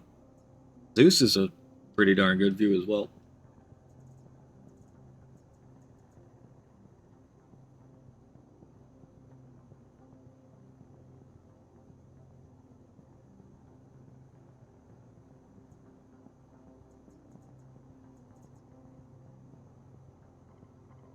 I think I'm going to stick with my roots and I'm going to go with the Carrack.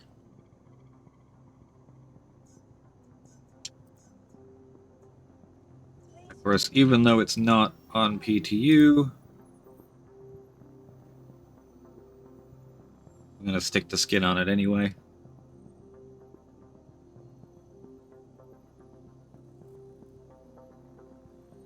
Right, but it is on PTU, so it's not actually the 9K, but close enough. Welcome to the ASOP vehicle. Yeah, the Reliant view is really, really good. I think I'm just sticking to my roots with the Carrack here. I also want to hear how rain sounds when you're inside a larger ship. All of the videos I've seen have been people running around in fighters.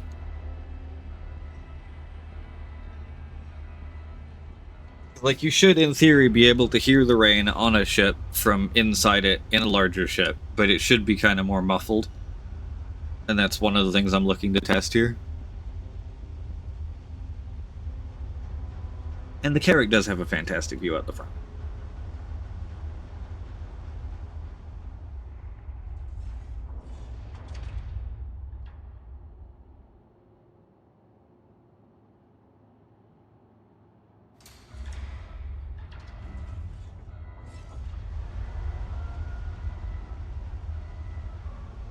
Ooh, we're even getting it pointing this way this time. Sometimes while in pilot seat, you don't hear it until you stand up. I'll bet the audio guys at CIG have spent so long absolutely hating on this system.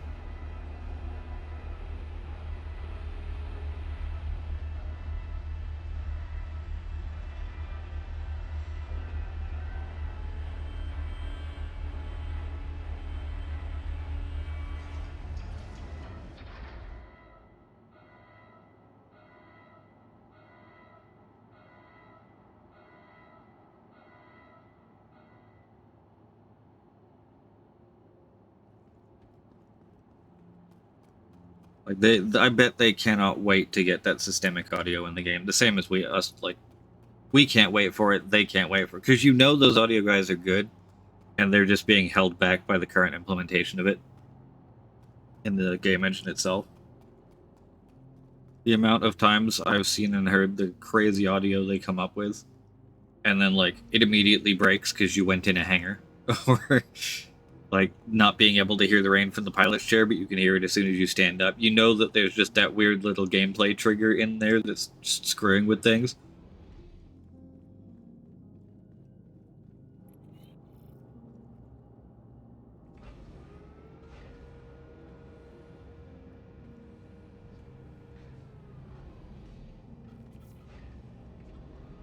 I'd like to see they've solved some of the vis area issues in this thing.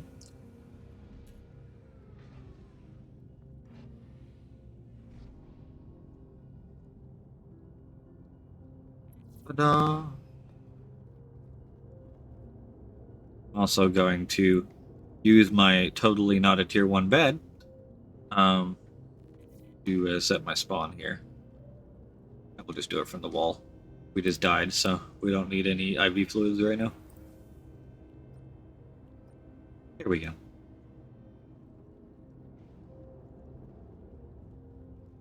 So now we're gonna go do some exploring.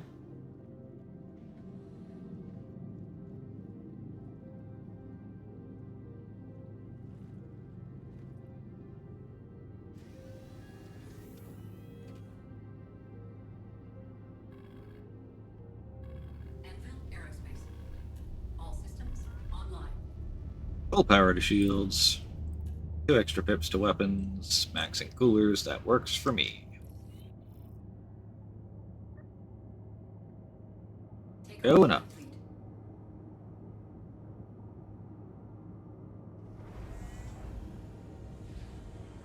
Ever so slowly while we wait for the hangar doors to open. Landing gear raised.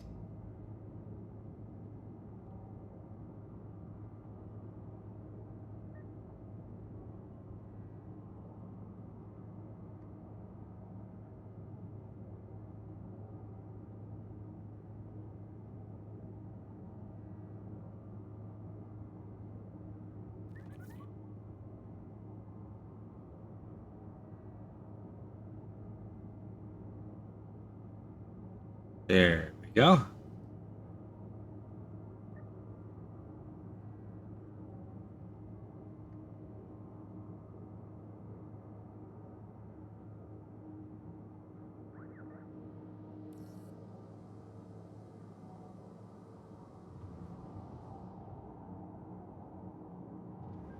And up and away.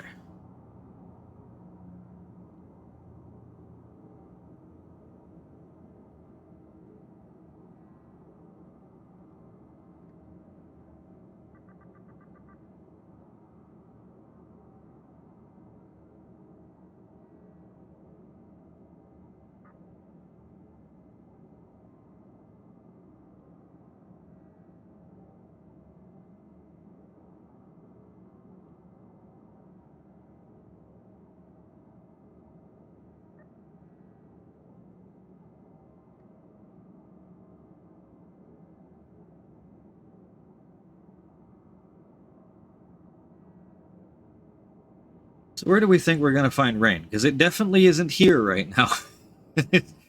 No cloud whatsoever. Actually, wasn't that a thing? Now that I'm thinking about it. They just completely broke clouds in this build.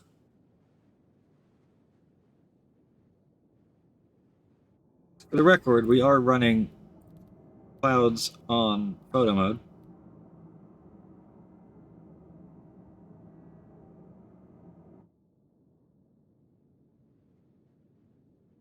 This whole going to see the clouds and rain might be a little bit challenging. Shields offline.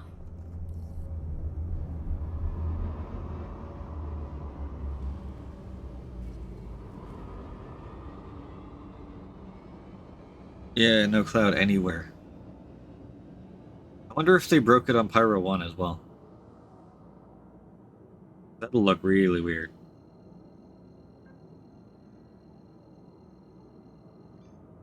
Quantum drive is now on. Quantum drive is now off. I'm still a little mad at them for taking away my bottom 2 MFDs that this radar still projects from after 2 goddamn patches. 3 patches. It's still projecting from the non-existent MFD right there.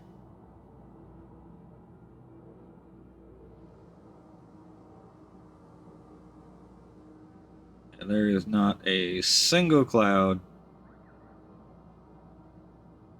anywhere on Hurston. Okay. Let's just go straight to ArcCorp and go testing to see if those missile racks are in.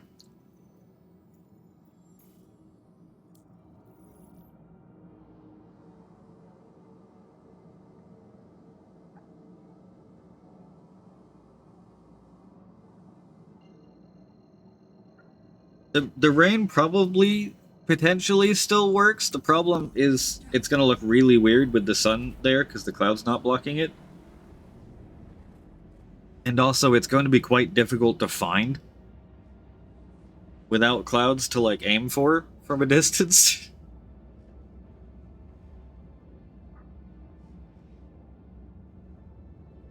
It does have a fairly TIE Fighter-esque cockpit.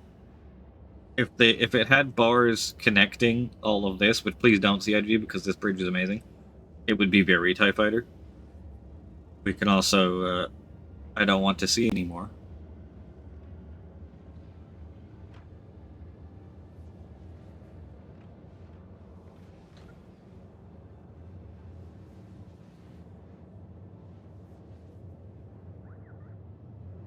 Ooh, nice hybrid.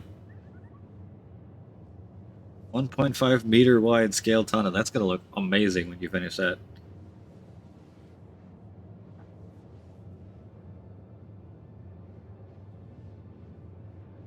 Actually, being in quantum, especially now that they've reduced the ridiculous glare in here, really does like it. There are windows in this. You just can't see much out of them.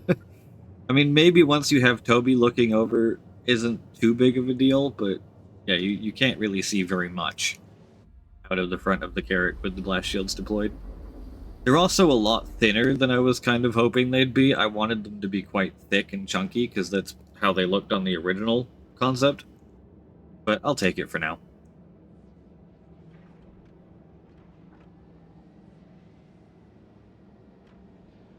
I also wouldn't mind a partial deployment where it was just the bottom and the two upper sides like that. That actually looks pretty good and still looks like it would give you some defense.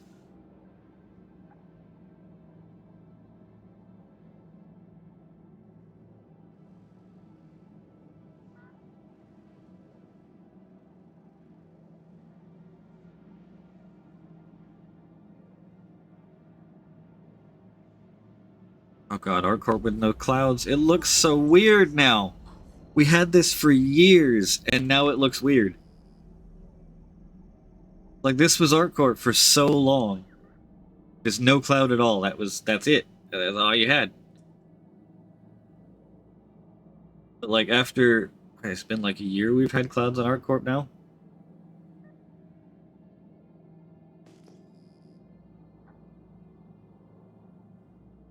And it just feels so weird not having them.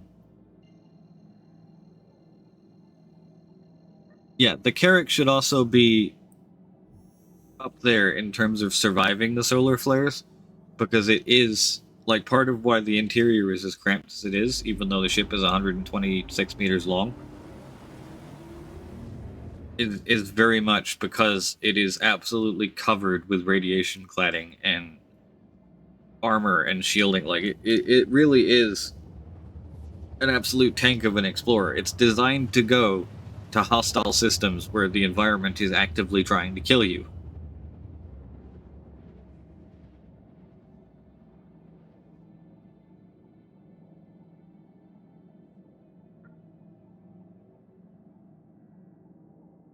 Quantum drive is now off. There we are.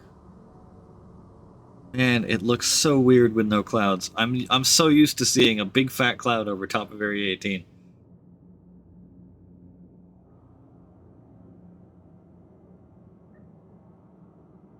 That is crazy.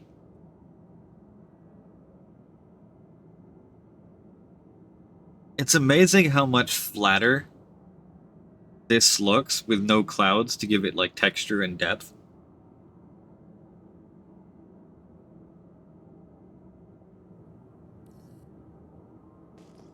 Yeah, they disabled the ability to remove them with the CFG file, Citizen, and they broke it.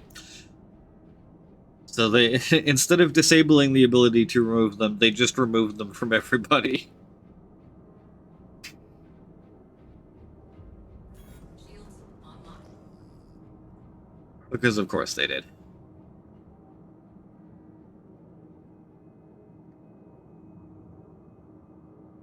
Carrack in large hangar. This is always a little bit dangerous.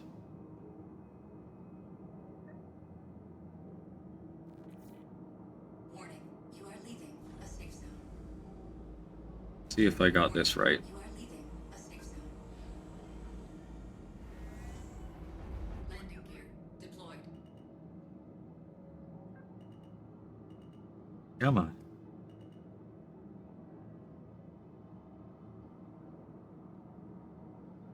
Oh yeah. I've landed this ship a few times.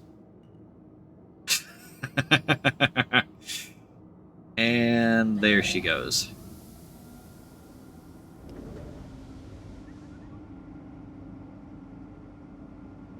Yep, I'm pretty proud of that one.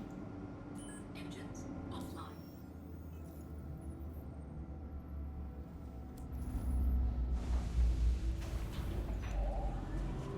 Bring back landing camps. That little radar pop-up we used to get that showed our ship in relation to the pad was so nice, and then it died, and I don't know why.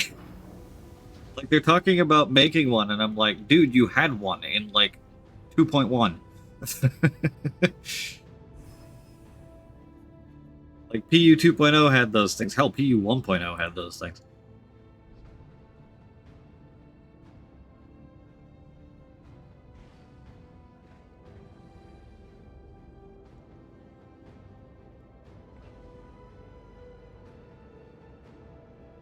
But I've landed the Carrack enough times that I am generally pretty good at figuring out exactly how long her booty is.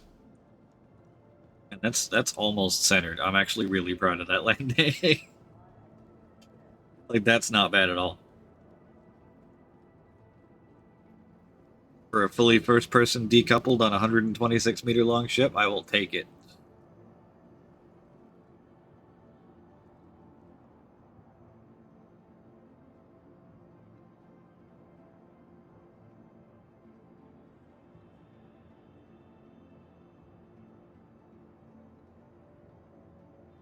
Yeah, cargo drop pads would be pretty good. There will be, they've already confirmed this for the whole sea, but I mean, you would be able to use it with any ship, really. There will be external freight elevators. They kind of work horizontally, like you slap the cargo onto them, and then they horizontally move backward into the ship rather than vertically down, or into the station, I should say. There will be those freight elevators on the outside of the cargo decks. Soon, TM. And you will be able to drop cargo onto those, and then store them that way, and just run right into the cargo deck. They showed it off in the Levski preview at SitCon last year.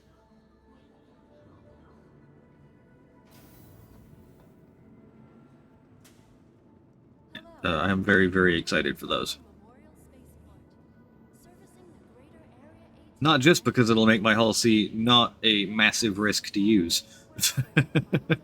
I mean, it's still a risk as far as, like, you know, you're carrying 4,608 SCUs of cargo, you're kind of juicy for pirates. But, like, the game is less likely to just eat all of your cargo for reasons unknown to mankind. Oh, did that one just leave? Sad face.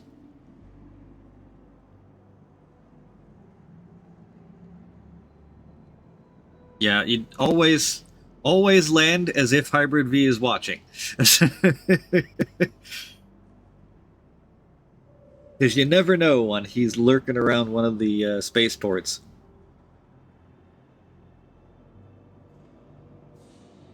Taking video for those trailers.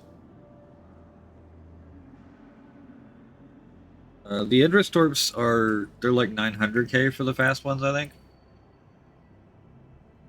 Yeah, 910k for the fast torps, and 1.2 million for the slow ones. But you definitely want to be using the fast ones on the Idris, because the slow ones are very slow, and 900,000 damage is already more than enough for pretty much everything you're shooting them at.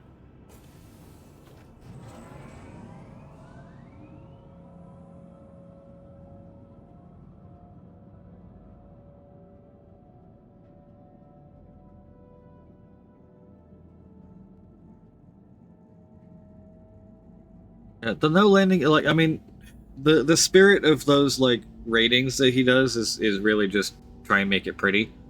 And it's his personal preference that he doesn't like the landing gear like outside of the hangar. There are some cases where the landing gear has to be down before you go in the hangar because it makes the ship narrower.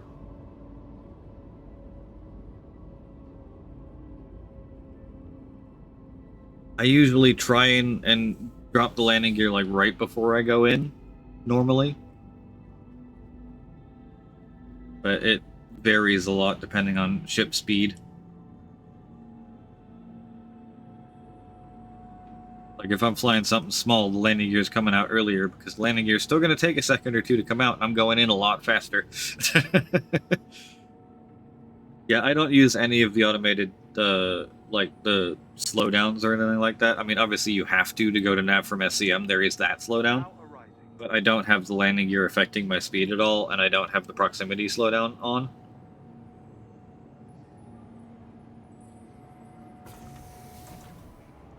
I use purely space brake and decoupled vector hold to do my landings.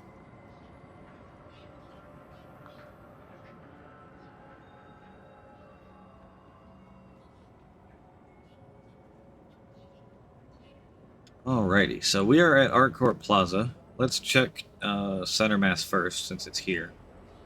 Up there.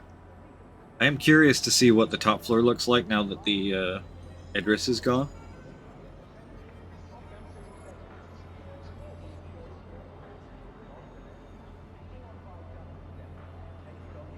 Welcome to Io North Tower, Area 18's premier center for business. Decoupled vector hold. It takes a while to get used to it, but it feels so much better for me now.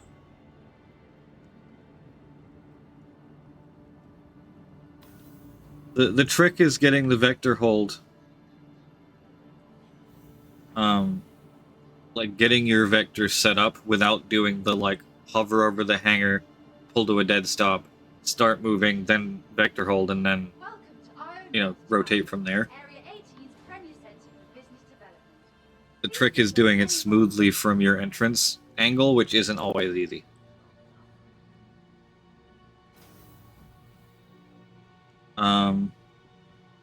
Yeah, it still does Tiberius, although it's iffy getting it to start if you're at speed.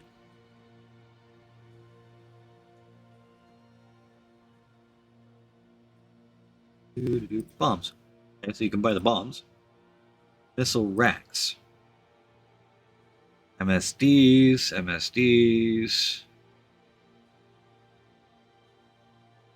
Up to the 616. 4-4s.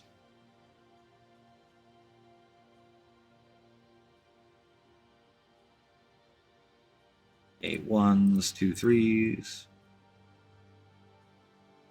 Yep, so no missile racks here. Hey, Jack.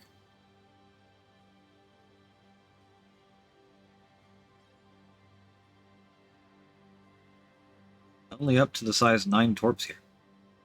Interesting.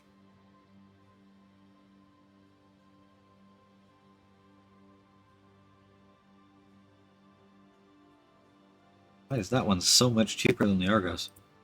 Interesting. Very interesting.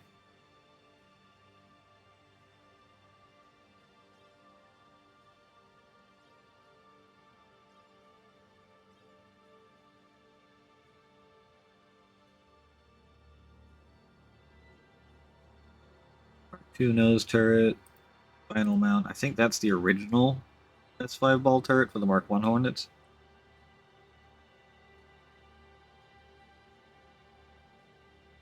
I have 6 gimbal mounts we can't use.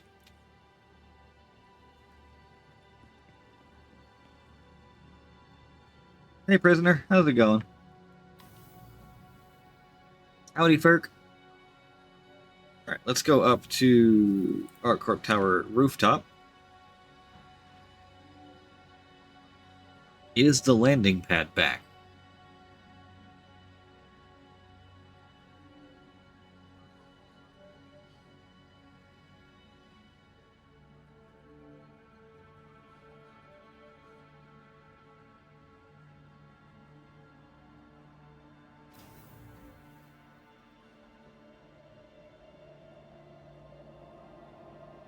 Well, the landing pad is not back, but it does appear you can land up here.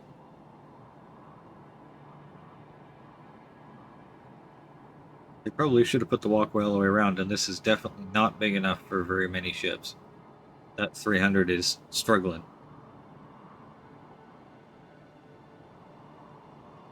But a Pisces you could probably put up here.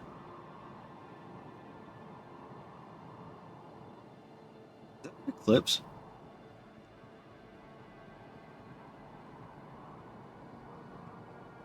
Yes, it is.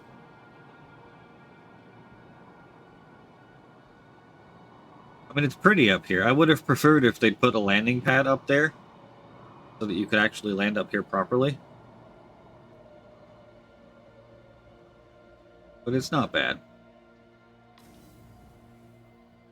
Back down to the lobby.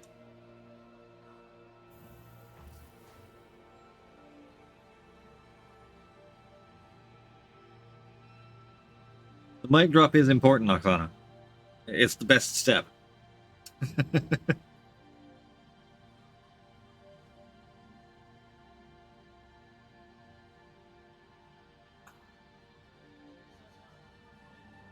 Dumpers Depot, then over to Crusader, which will look weird. Check Seraphim's dumpers, because that often has things. Well,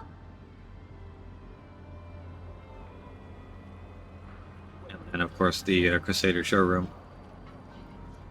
Which is the go-to place for bombs normally. So that's kind of my biggest hope, but Area 18 dumpers is high on the list. Because there's a lot of stuff here normally.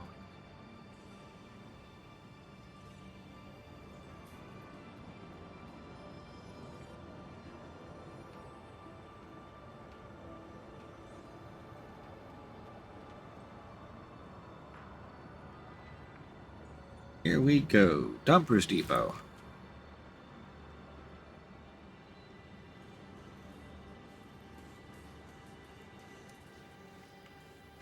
Hello, dumpers.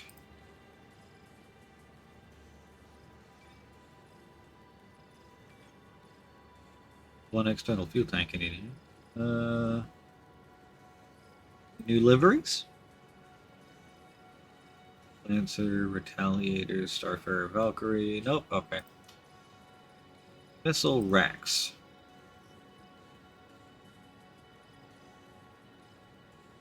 All MSD. Nope.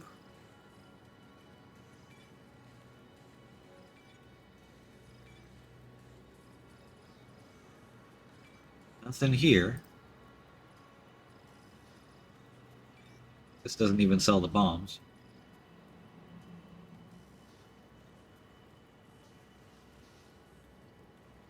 I've lost all interactivity. I don't think they did, Tiberius.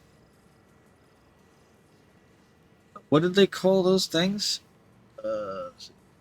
C something? CS? Hybrid, what do they call the bomb racks?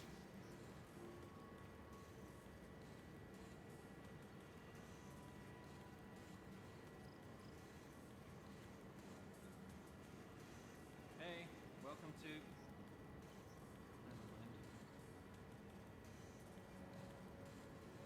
By the way, it doesn't look like anything here.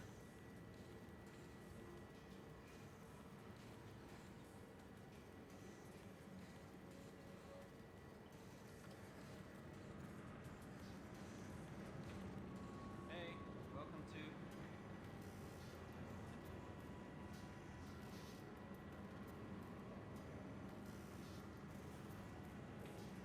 CST313. Definitely wasn't there. Okay. On to the next.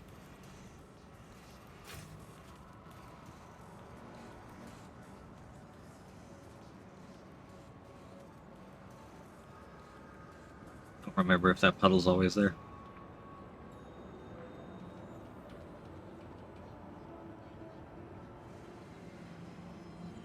View your player inventory while on a ship.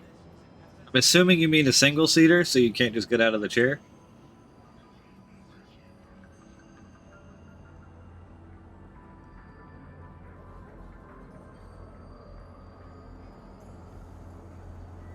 Hang on, a minute. It's a guardian here. That's North Tower. Back to the spaceport we go. Yeah, if you're on a larger ship, you know, you can just stand up out of the chair and press I, and there's your inventory. In a single-seater, I don't think so. I don't think there's a way to access your player inventory from inside a ship. Like from in a seat. Because I is just engines. Oh, come on. That wasn't very nice of that tram pilot.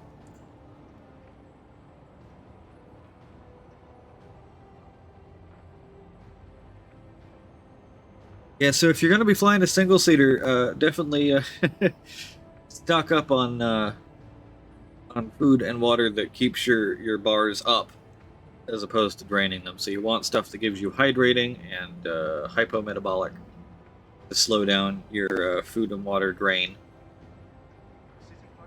so that you can last longer between meals.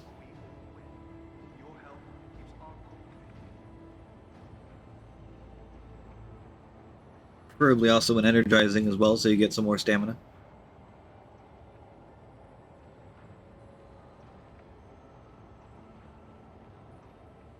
Yeah, you can get lucky with taking off your helmet in space, eating, and putting the helmet back on again. However, my preferred way of doing it, if you're in a single-seater, is just go land at basically any of the mining outposts or emergency shelters.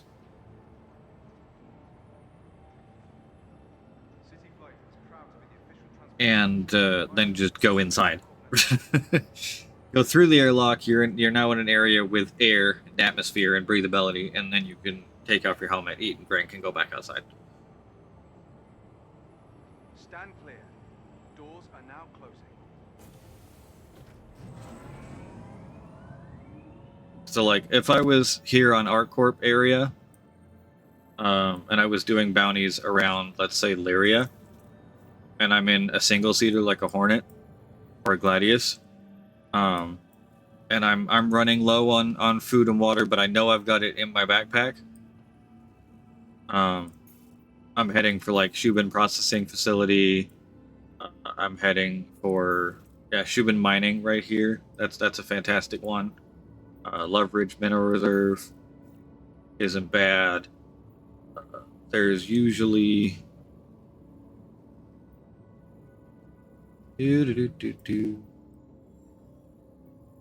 apparently Lyria doesn't have any, but there's usually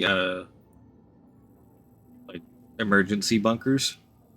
If I go to, I think it's Hurston. I mean, Hurston doesn't really matter because you've got breathable atmosphere, so you can just land anywhere. Not seeing any there either. Weird. I know Microtech has emergency bunkers.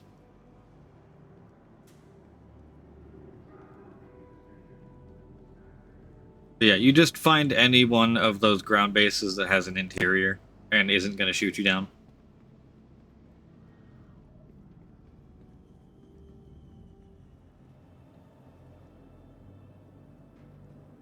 And you can land, go inside, eat and drink, go back outside. Good to go again. New message today, nothing exciting, new release later today.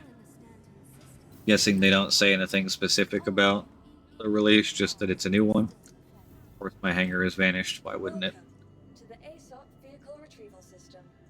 Vehicle selected. Stand by. Your vehicle has been delivered to the following location. Please visit us again. Bye. We should get Patch Watch today.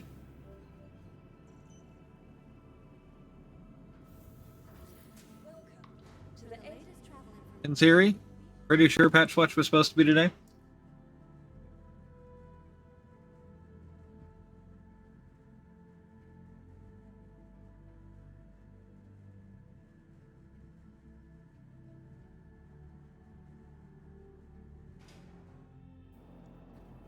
Yeah, no worry, it's all sent. It's one of those things the game doesn't really tell you whether you can or can't. And they want to make it so you can, but currently you can't, if that makes sense.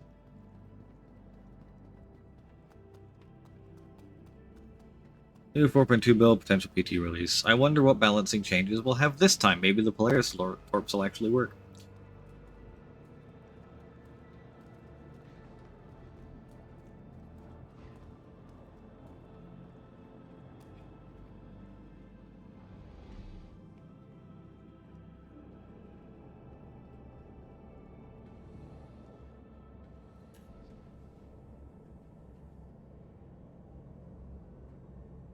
Yeah, don't press I to open your... I mean, you can do it while you're flying in atmosphere. Just make sure you've got enough altitude.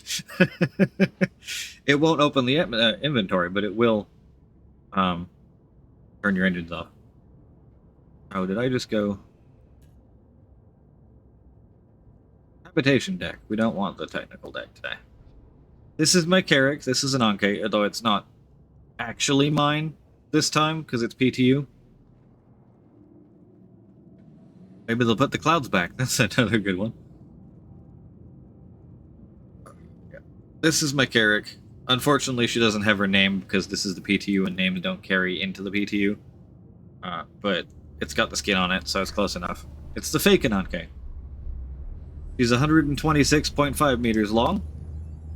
4 decks, or 3.5, because the top one is only like half the length.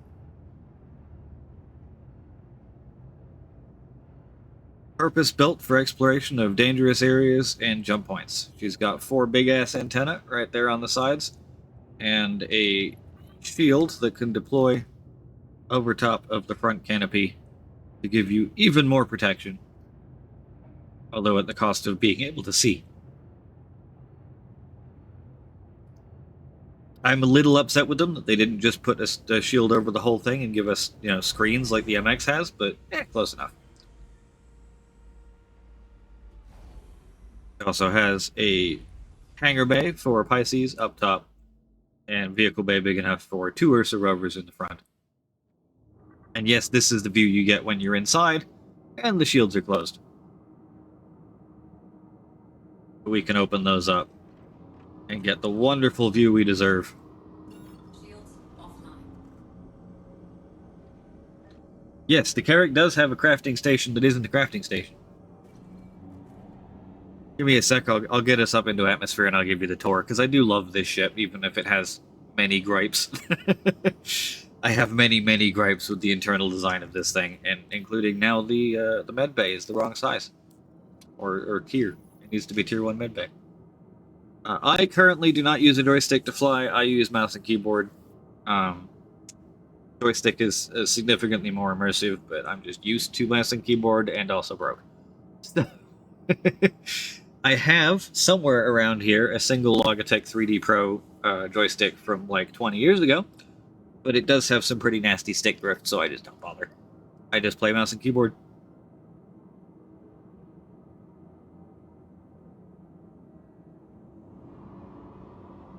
That's why you'll see, when I'm moving around, there's the V-Joy moving there, where I'm pointing the mouse and then the ship tries to follow it.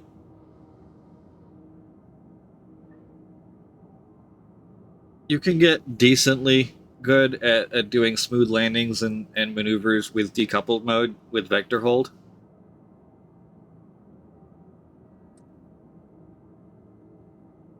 But you will find, if you don't have a Toby, that in certain ships, free look can be the bane of your existence, especially when you're fighting. Because you want to be able to, like, if someone goes above you, you want to be able to look up and see them. Like, there's all of this real estate out here of window that when I'm, like, even here on a 21:9 monitor with higher field of view, I just don't have the view of, like, up there or off to the side or any of that.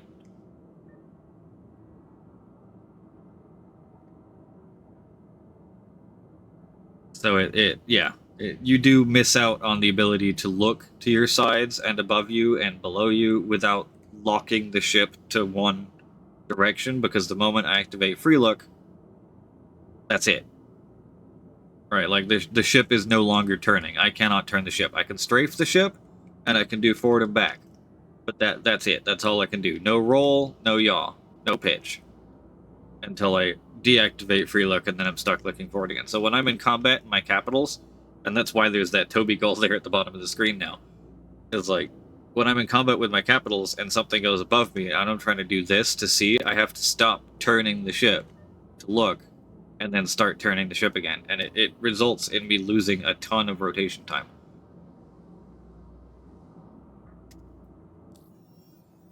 Let's start going to Crusader.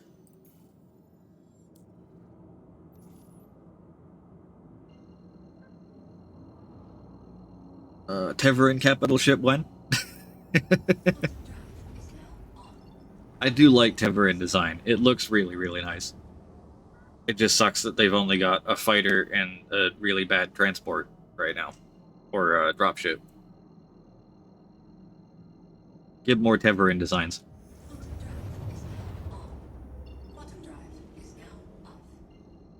Gion are neat. Not as a fan of their design. I mean, I would love to see more vertical ships in the game. Bigger things inspired by the Sealand, but the hangars just aren't built for it right now.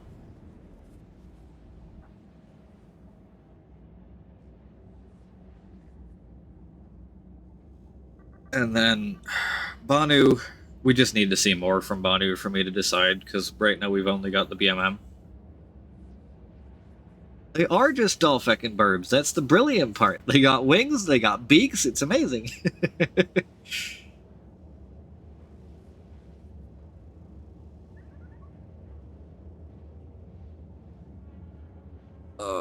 We do need bigger and more varied Teverin, though. Because, like, I love how angry and aggressive looking the Prowler is. It just is a terrible ship, statistically. And it's so overpriced for what it does. 440 for a dropship with, what, 8 drop seats in it?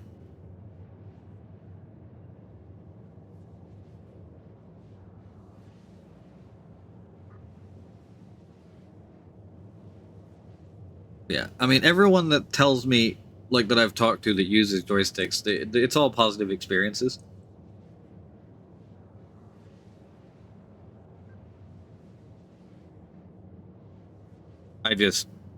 I'm used to mouse and keyboard at this point. Once I get to Toby, I won't even have the looking around problem. Oh yeah, we should also actually do that tour now that I'm thinking about it.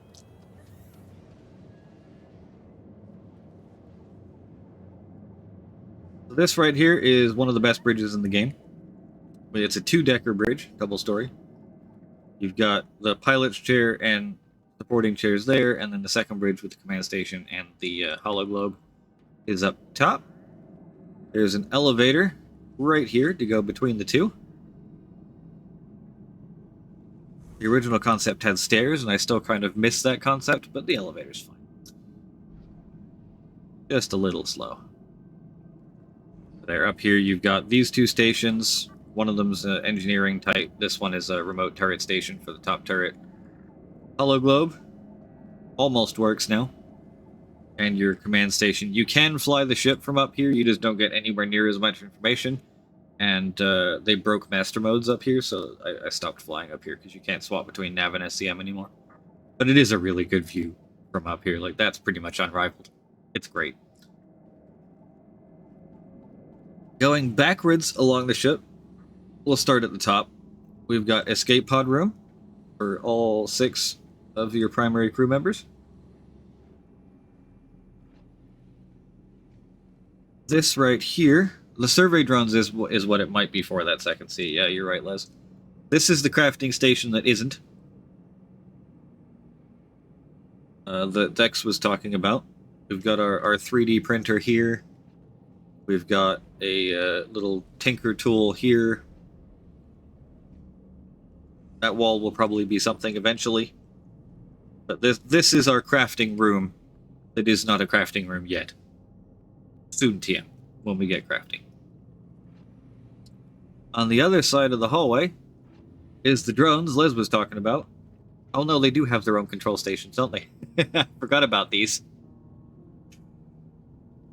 The 2 drone operator seats, one on either side. It's been a while since I've been inside this room, to be honest, because without the drones actually existing, there's not a whole lot of point for it. Yeah, you can't friend other people on the PTU right now, Balth. You have to friend yourself, and then just join on the one shard.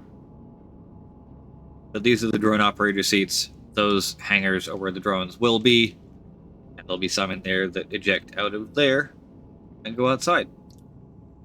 And they are for scanning and mapping out jump points and other pieces of dangerous area where you may not want to send the actual ship itself.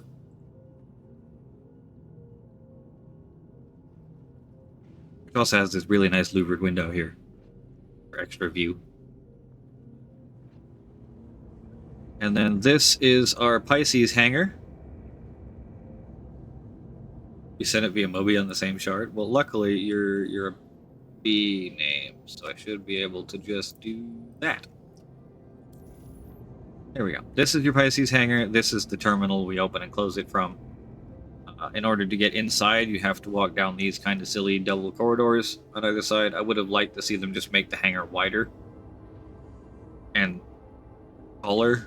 Like this step irks me because there are so many ships that are just slightly too tall to fit in this hangar, and it would have worked just fine if it had been on the same level as this floor. Anger.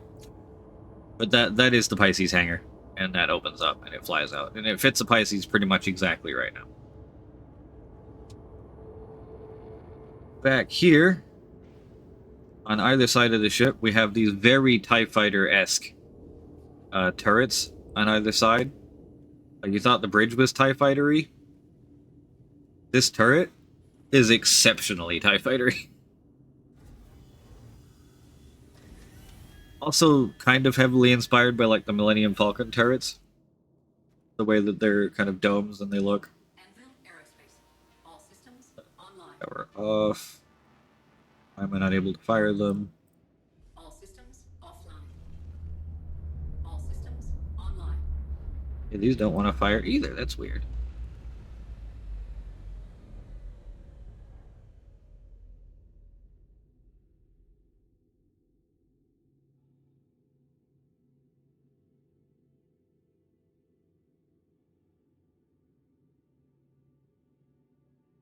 Well, they don't want to fire, but those are the turrets.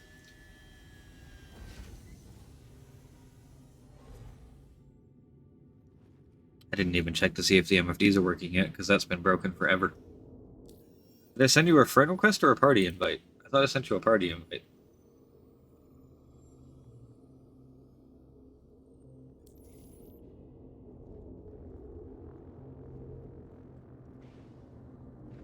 Could be Armis. Oh, no, I'm in Nav, that's why. Derp. Because I was quantum traveling. Back here is our engineering space. You have the main engineer office right here. This is your primary engineering office and terminal. And then this is the actual engine room itself, with our two big fat nuclear reactors. And this is our quantum drive in here. Where's the button gone? Button? There it is. Quantum drive in there, nice and snug. And down below, we've got power plant. In there, again, pretty snug. Oh, I didn't want the ladder. Go away. Also, that ladder is in entirely the wrong place. I just noticed. Good to see they're breaking more things on my Carrack.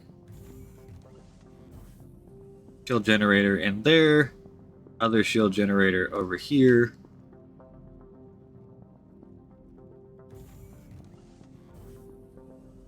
There we are. And then you've got life support in this one and radar in this one. Although they are currently not present. So if you're sneaky about it, you can actually hide in here and close the door. Although, getting out again is a pain in the ass. There we go. But you can stow away in that if you know what you're doing. Back here on either side, we have our fuel tanks and coolers. There's the cooler. There's the fuel tank access. And more fuses.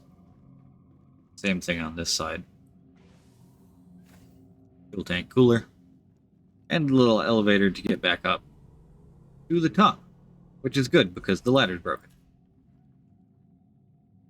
Because that ladder should be down here, and is instead up there. Although it did look like it was going to let me on either way, so at least there's that.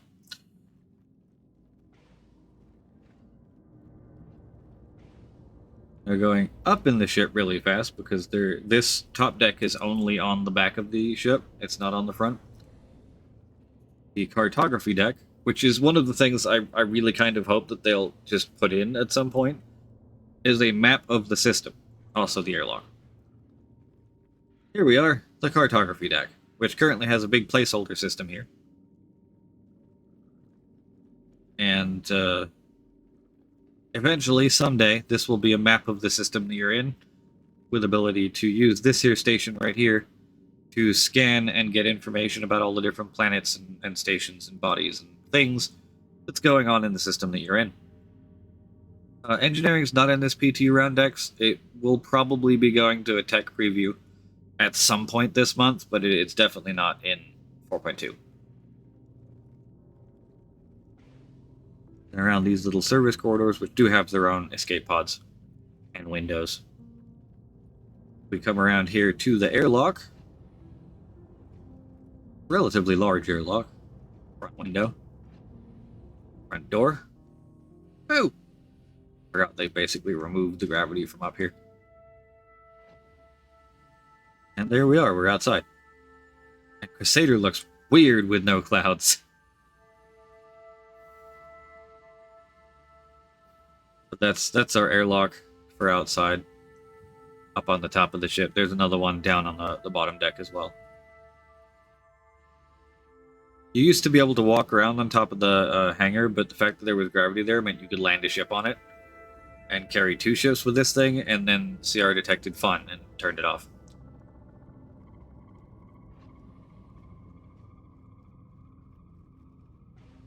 Yeah, I think there's a lot of us that are very much waiting for engineering decks, like, very much waiting for engineering.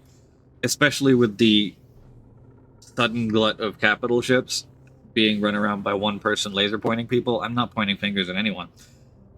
Idris honors. But, yeah, the solo cap ship thing is really putting a highlight on engineering needs to happen already. So here on the habitation deck, we have our med bay.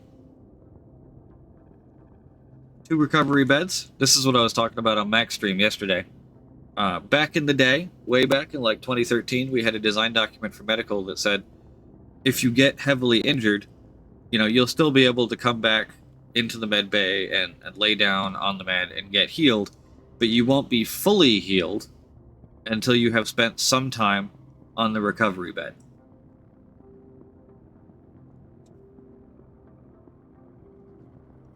So, that's what those are there for at the moment, or intentionally anyway. Right now they just function as beds that you can even bed log from these. Like, they're literally just beds. Oh wait, that was the sit. If I like lay down on this one, it just functions as an extra bed to log off from. There's the log out option right there. And this is a tier 2 medbed, which looks even fancier than the tier 1 medbed on the Idris. It really should be a tier 1 medbed CIG, I'm just saying. This is your little, like, science lab area. And this is your actual, like, MRI scanner room right here. Medical officer's room.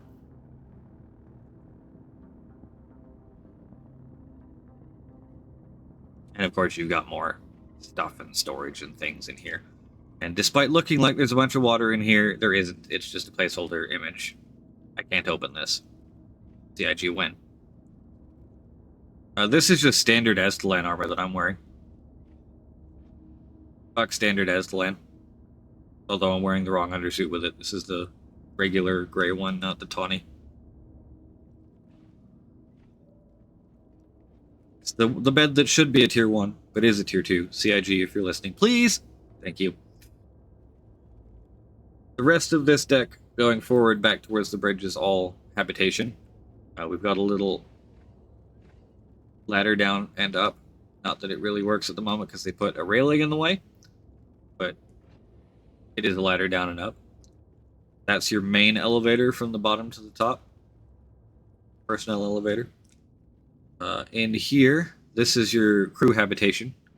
So we've got crew bathrooms over to my right, with the usual vampire window, 2 toilet stalls, and yeah, I don't know how a hexagonal pool table would work. I don't know how much this changes the rules of the game, but it's hexagonal. And then in here we have our crew bunk room, which has 1, 2, 3, 4, 5 bunks. And yes, this is the premium bunk over here. Not only is it easy access to the toilet, it has 2 more toilets in it, but it is also the only bunk that is not a double bunk. It is just a bunk bed cubby in the wall, which is quite nice. Right next to your locker, too. And we have 1, 2, 3, 4, and 5 lockers here with an SCU and a half in each one. And our very own couch, which we can use to sit here and judge our fellow crew members. One hex of a game. Well done, Ferks. Well done. And you do get a crew lounge window on this side of the ship. Crusader's over there. But its own little shelf for putting things on. Not that anything stays on that shelf at the moment. I should be warning everyone that this is much like the Polaris. It throws things everywhere, every time it quantum travels. On the other side of the hallway, we have our kind of dining hall, mess hall area. Again, you get a nice little window to outside, and a shelf that doesn't work, and a bunch of food processing and storage. I mean, look at the storage in here. And yet, I can't open it, because they haven't made that an actual fridge yet. Damn them.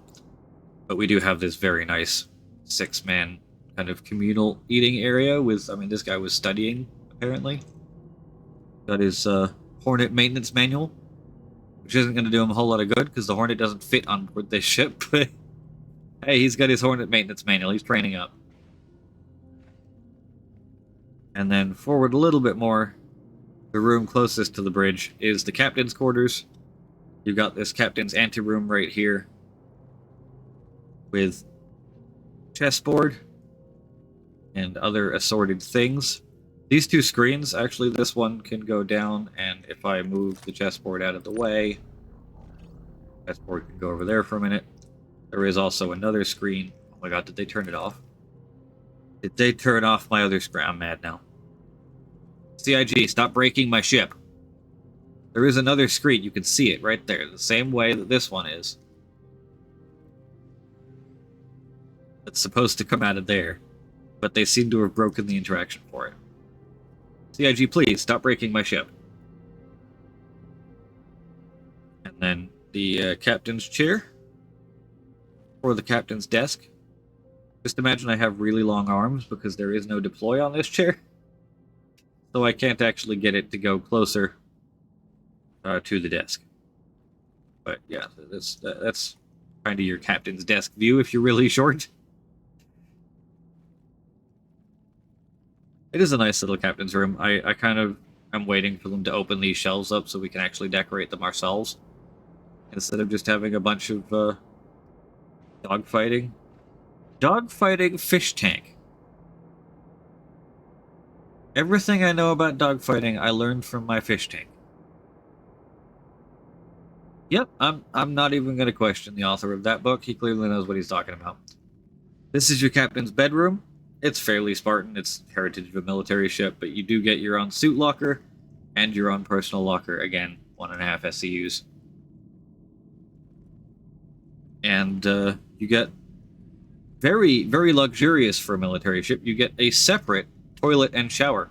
All of the other toilets in this game, or showers in this game, are toilets. They're both a tower or toilet and a shower. This one is separate. And of course, we're still a vampire. Yeah, I gotta learn about dogfighting from that fish tank, Zul. We didn't try out the Retaliator. Unfortunately, we were unable to get the funds to buy one as well as the Eclipse, and I wasn't resetting my account again.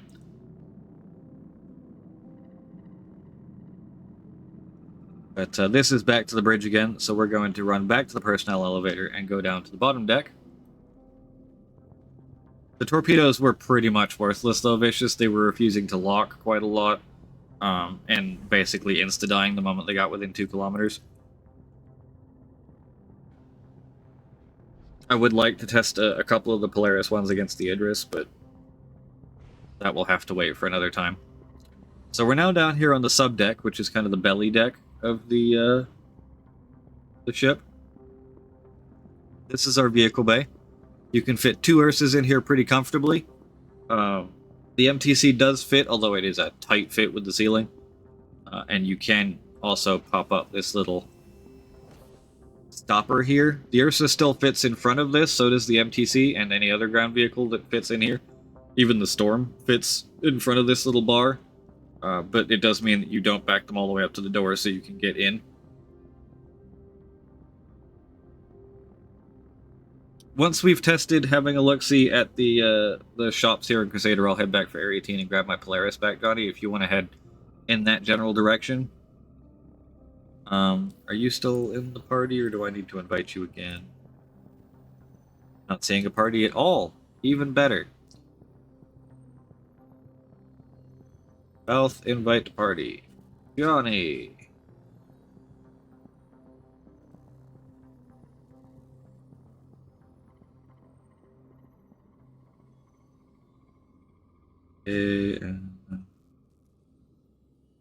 Where's Johnny? There he is.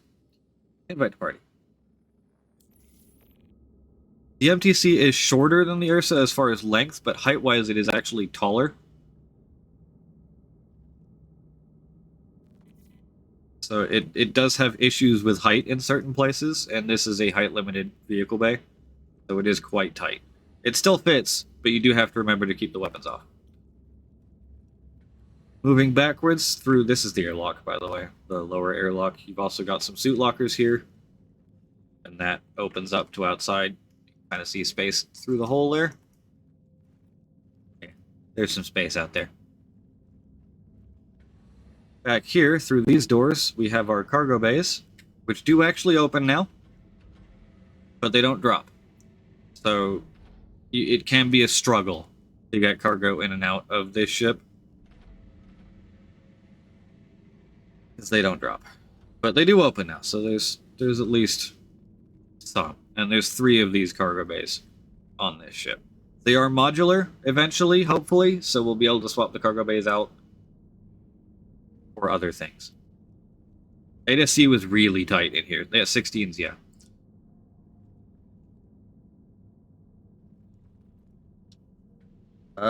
Yeah, you know what, Johnny? Put the Torps on the Idris, because it'll give us a chance to test fire those things as well.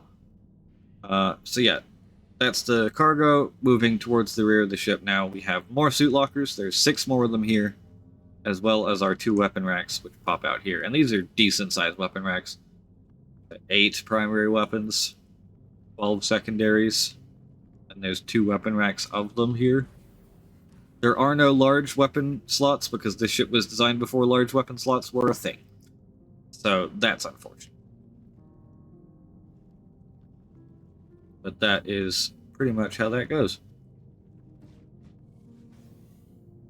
And actually closing this again is a real pain in the ass. So I'm not going to.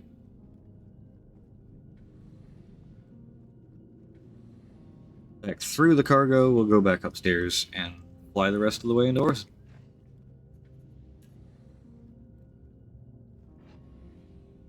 But that's the Carrack. I have many gripes with the way that the internal is built in this thing. It wastes a ton of space. That annoys me. But I have faith in a Carrack Gold Pass, and hopefully they manage to do it without breaking 2/3 of the ship. Because currently every time they try and fix one thing, they break something else in here. Or multiple other things in here. The medbay was broken for the best part of 2 years, so I don't have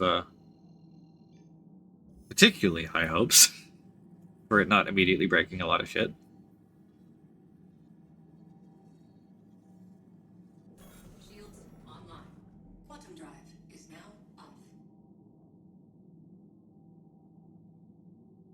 Ship, Shields offline.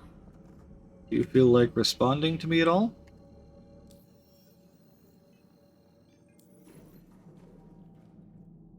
Shields online. Come on now. Ah, the engines are off, that's why. Engines online. And we are able to move. Shields offline. I don't know why it turned the engines off there, but hey, fine. It's upset. I told it it needed to go past. God, that is bright. Quantum drive is now off. Down to Orison we go. God, it's so weird looking.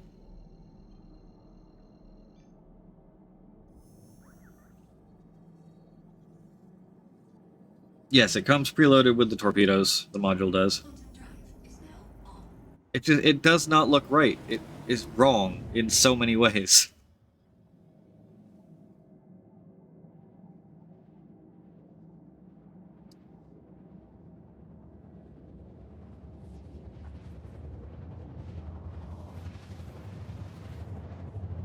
And we're probably about to go around to the dark side of it as well.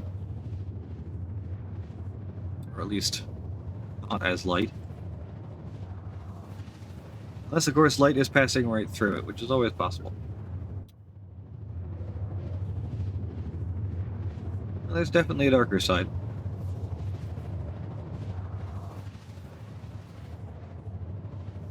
Hey, Simlo. How's it going?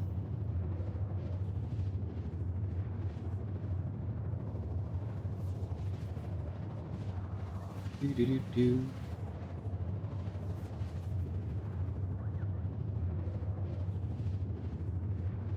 Oh, we have Patch Watch.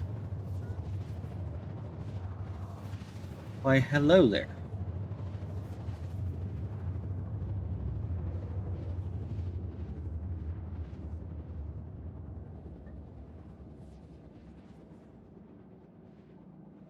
Alpha 4.2 Patch Watch.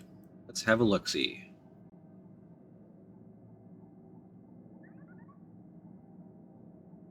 Refine, retune, restyle. They're not seriously going with that as a patch name for 4.2. They better not.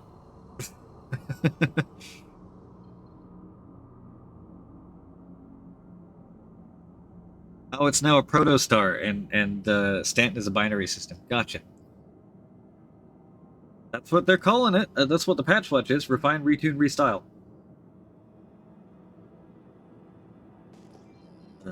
There's the spaceport. Welcome to another patch watch. Alpha 4.2 is in testing across all PTU waves. I know, I'm in it. Gearing up for live release. Some of the additional bits coming our way. Let's put Chrome back up here so y'all can see. Ta-da! There we go. I'll just be nice and slow headed into the spaceport here while we look. ATLS and refining improvements. Starting in Alpha 4.2, you can now summon your ATLS power suits directly via the freight elevator in any hangar. Previously, retrieving ATLS required using the ship elevator and ASUP terminal. With this update, you can bring it up independently, making it easier to manage your ship and power suits separately. This adds flexibility and efficiently, especially during missions where having them on different elevators is a strategic advantage. You can even now secure your ATLS directly onto your ship's cargo grid, so that is confirmation. The cargo grid thing with the ATLS is intended. So you can now even secure your ATLS directly onto your ship's cargo grid for easy transport. The Atlas Geo has also been added to in-game shops, making it accessible to all players. Go mining!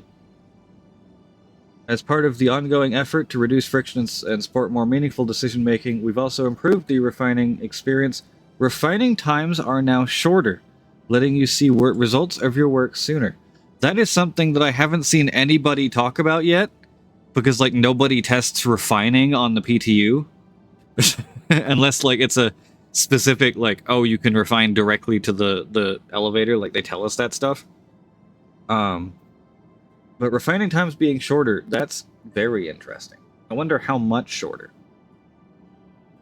And then they've given us this nice little picture of the 4 ATLS variants. We now have the standard ATLS, the Geo right there, the ICT standard, and the ICT Geo, or Jumpy Gun ATLS, is what Wikello calls it.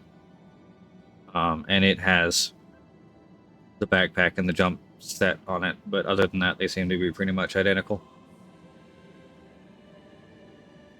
Mirai UI. The Mirai Guardian and Guardian QI have received a visual upgrade with the integration of the new Mirai UI style, first introduced with the Guardian MX. This update brings a sleeker, more modern cockpit interface to these ships, unifying the Guardian line under a consistent high-tech design language that better reflects Mirai's brand and vision. We are still working on the Pulse ground vehicles and their variants. CIG, have you forgotten that you made the Razor a Mirai ship as well?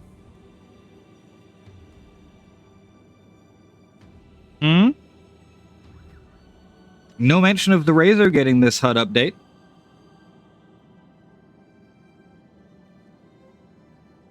The Fury as well, yeah. Although the Fury was Mirai from the start. But when they introduced Mirai as a manufacturer, they did, you know, they retconned the Razor so that it was a Mirai ship.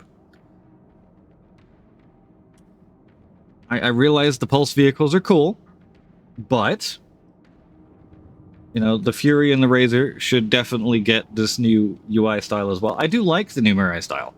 Like, I should mention, like, this style I am a fan. It's very high-techy. I like that they've, you know, cleared it up, made it a bit better vision-wise. It'll look even better on the standard Guardian that doesn't have all the bars in the way. It is a very nice HUD.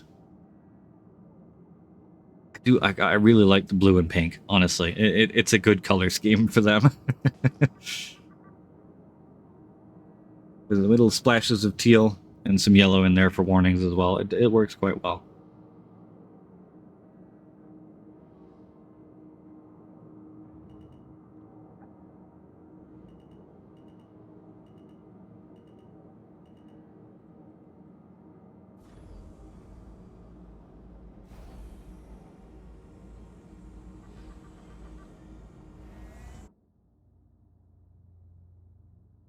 Light blue on... Is it that bad for colorblind? I don't...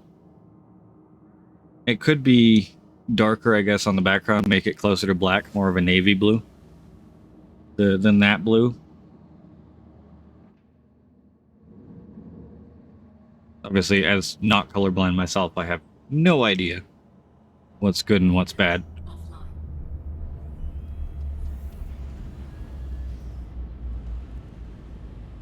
Neutralizing threats with distortion.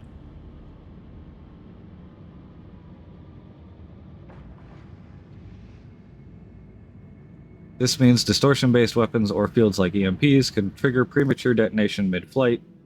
With precise timing, you can disable enemy ordnance before it reaches its target, adding a new tactical layer to defense and counterplay.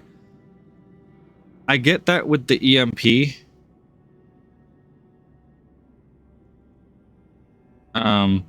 The draw won't be for another, like, 3 hours, Tiberius. With the EMP, I get it. As far as the EMPing missiles, bombs, and torpedoes, disabling things, yes, that works for me. But with distortion weapons, like, okay, people with distortion stuff can disable them as well now. But why would you ever, like, why wouldn't you just shoot it? If you're shooting it anyway, shoot it with something that will make it go boom. Which is standard guns already do. But the EMP field, I do like that part.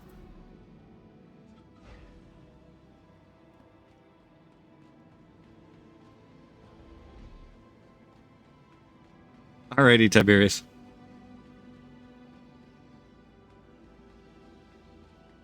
Well, that's the thing, damage, is it's not stealable. The distortion-based weapons or fields like EMPs can trigger premature detonation mid-flight. So it's still going boom. It's just doing it with distortion guns instead of standard ones. As well as standard ones. So, like, I mean, I guess now if you're running a distortion loadout, you're not completely unable to help your friends with a bomb. I guess that's good. But, like, it's not something I would go, oh, I need to put distortions on my stuff so that I can shoot down bombs mid-flight. I'm already doing that with standard weaponry.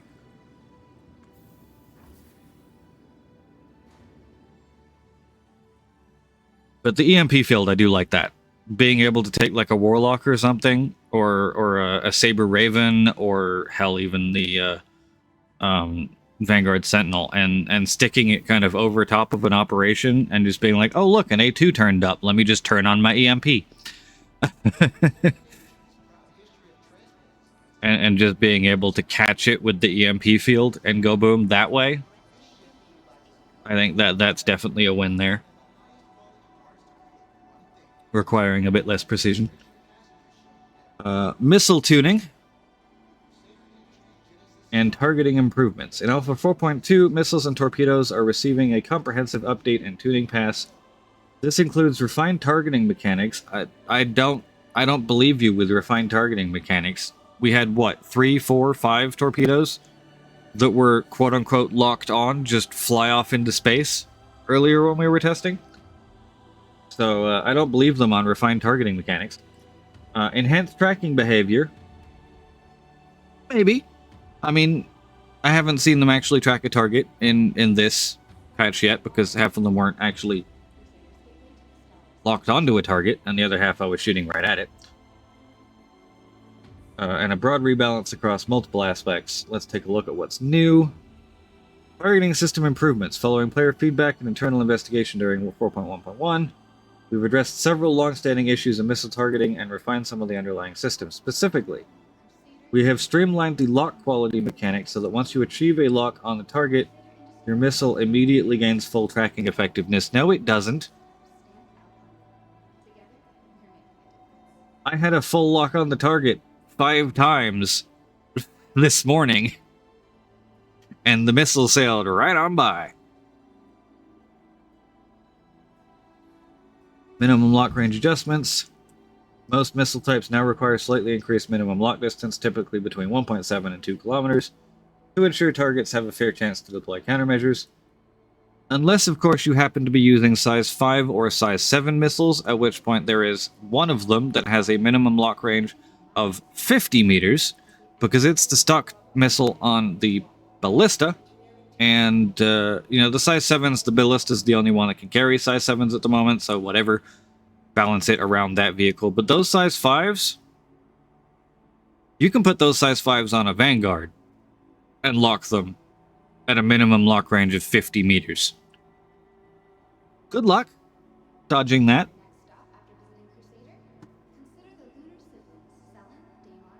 Torpedoes, on the other hand, have had their minimum lock distance slightly reduced to improve usability. It doesn't change a goddamn thing. Anvil Ballista's bespoke Hellion and Scimitar missiles have received specialized tuning to better serve their anti-air role. That would be the 50-meter lock-on I talked about. These now allow for much closer target locking and overall improved tracking capabilities against targets. Again, the Hellion 7 I don't mind because it's only on the ballista right now, but the Scimitar can be taken off the ballista and put on any other size 5 missile mount. Why would you do this?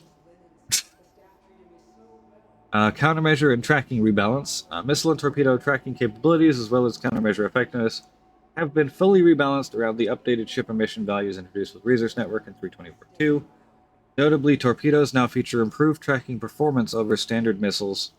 No, they don't. They weren't tracking at all. That's not improved. If that was the improved tracking, what the hell are the standard ones like? Oh, good lord. And also, the tracking is not the problem with the torpedoes, it's the fact that they can't get goddamn close. Additional updates, we've also taken a closer look at other aspects of missile and torpedo gameplay. Torpedo explosion safety distance, a new minimum arming safety distance of 1.5 kilometers has been introduced for all torpedoes. This means torpedoes will no longer detonate until they have traveled at least 1.5 kilometers, whether fired with a lock-on or in dumbfire mode. That did actually seem to be working. The bounce is a little weird looking, but it did actually seem to be working. Explosion radius and damage fall off. The maximum explosion radius for both missiles and torpedoes has been reduced, while we further investigate internal components or stored vehicles being damaged too easily from external explosions.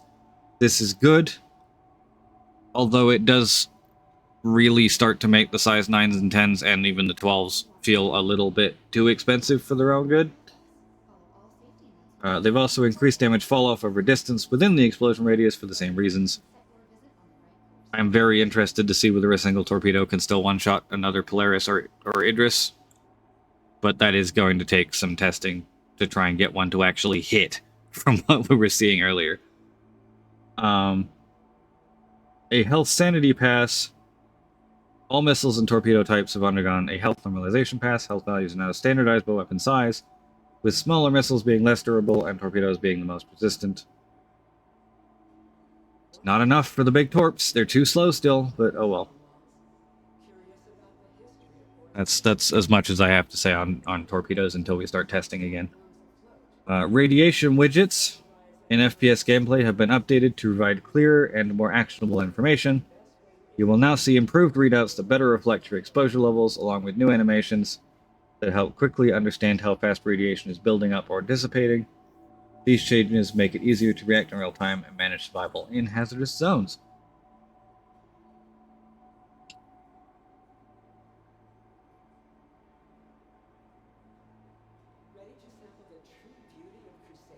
So what we've got 100% suit radiation, 4,590 rem.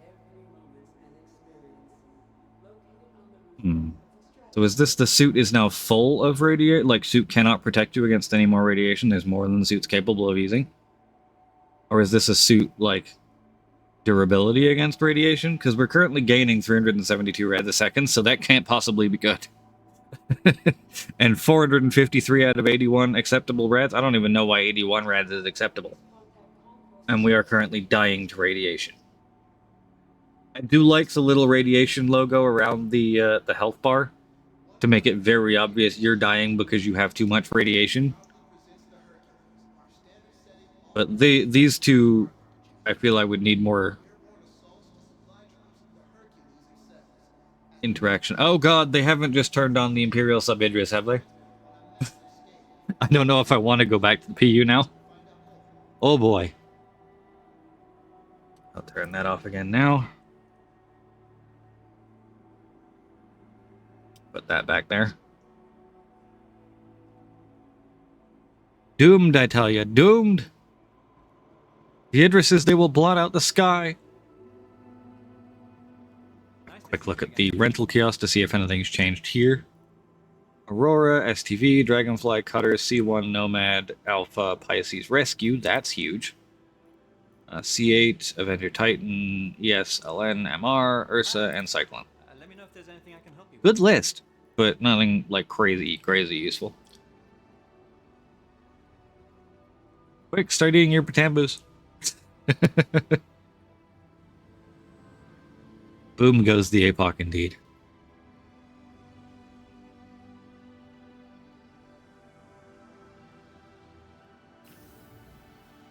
Alright.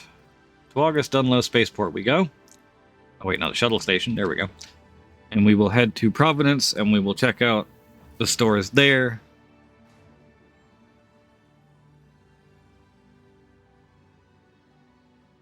I will check on your tickets, Simlo. You have 8 right now, so if you get 2 more, you should be good. That's Cloudview. Providence just ended. Okay, we'll take the Cloudview one. We'll do the showroom first. So if you do exclamation point ticket 2, there you go. And you are now up to 10. You have the maximum number of tickets. For whatever reason, the max just seems to break. I don't... If you don't just do it to start with.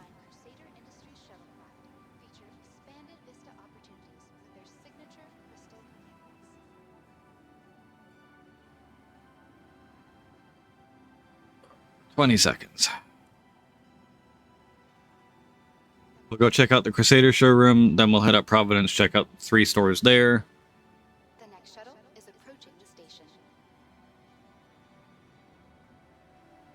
A friendly reminder for passengers. And if there's no missile bomb rack things in any of these stores, then CIG are dirty pay-to-winners.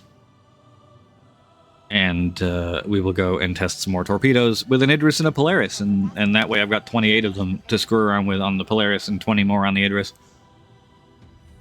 We should be able to kill at least one of the 2 ships with that.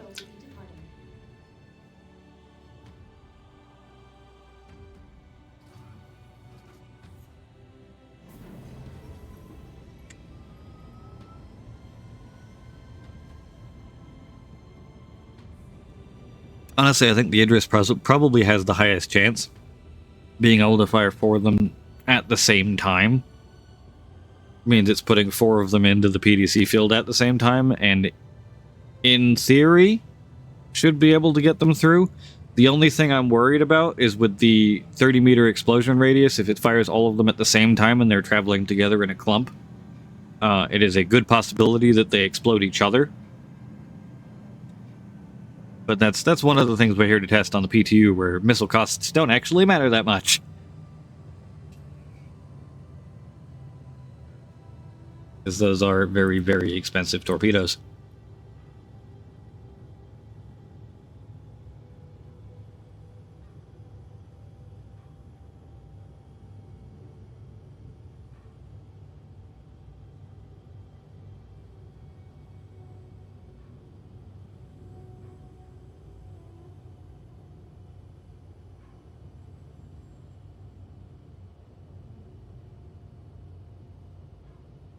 Approaching next station. If this is your stop, please prepare to disembark. The next shuttle is approaching the station. Last call for passengers. The shuttle is Chain detonations, always the bane of every cluster missile in existence. Alright, so Crusader showroom is that way on the big building with the giant Crusader logo on it. God, no clouds just looks so weird. I hate it. I hate it. Moving to be a, like, within the same company you're going to be a mechanic, Rican?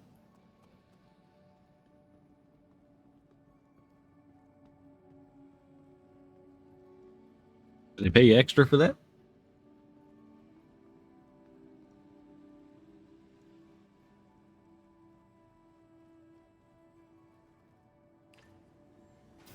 Come to Orison, the city in the not clouds, because they're not here.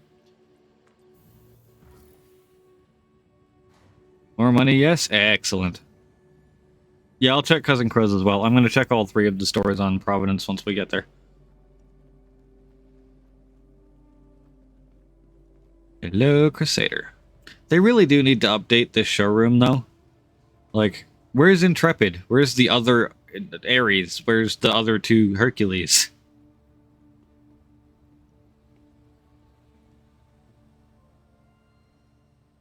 Alright, CS. That's not here. Because it's what, CST is the name of it?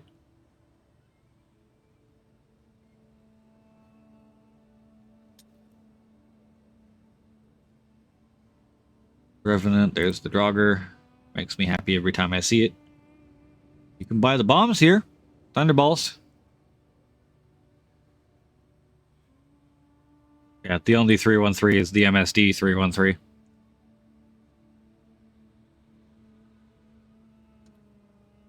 Yeah, once I'm done here, I will head around ArcCorp. That's where the Polaris is right now.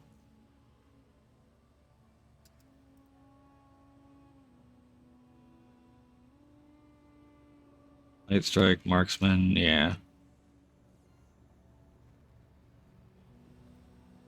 One thing I am noticing...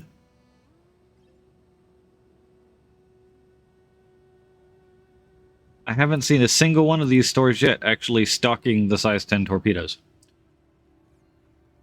Or size 12s, for that matter. Although I didn't actually check the missiles themselves on center mass in Area 18.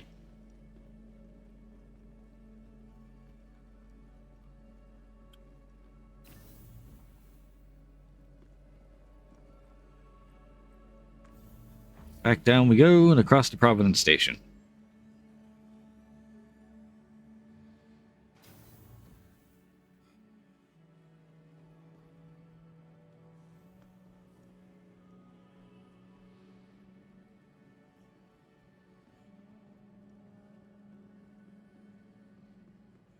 Do do do do do.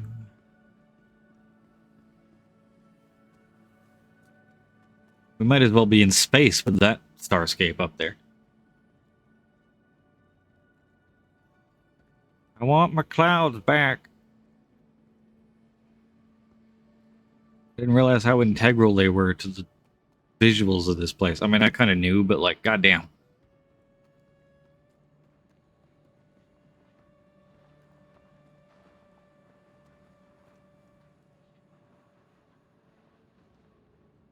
Do.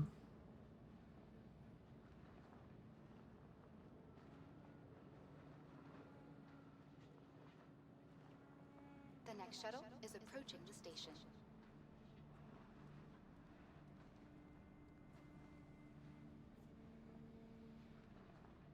Last call for passengers. Shuttle. The shuttle is please clear the hatch. Shuttle will be departing. It should be a rule if someone does that they immediately need to share food with the person whose window that they are grilling outside of, because that is just cruelty right there.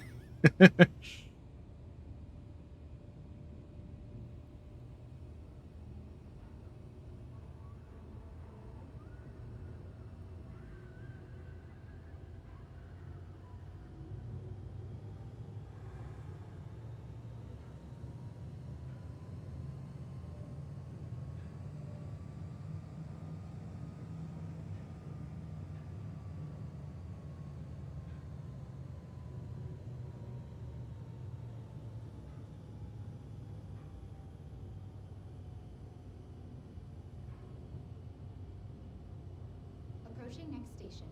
If this is your stop, please prepare to disembark.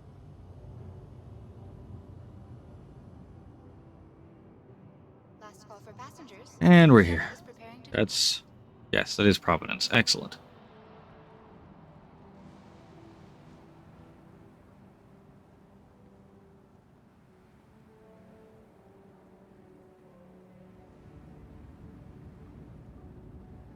Providence surplus.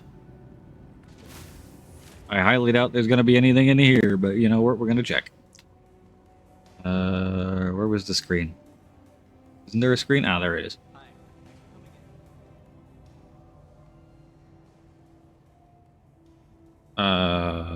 Perseus is definitely coming out this year. I would be very, very surprised if the Galaxy makes the beginning of 26.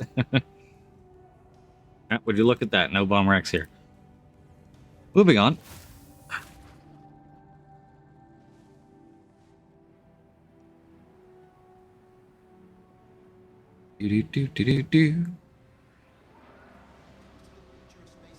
Yes, Les, if you could try the center mass on Microtech, on PTU, obviously,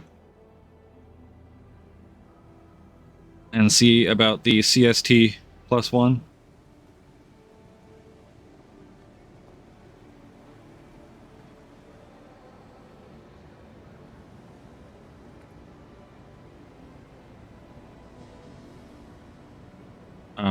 Game. I would like to get into Cousin Crows, thank you. Ooh, we're at Cousin Crows. You know what that means, guys. We'll be over there at the thing in a second. Kraken. Oh, look at it. Isn't it glorious? Look at all that texture detailing that's on there now.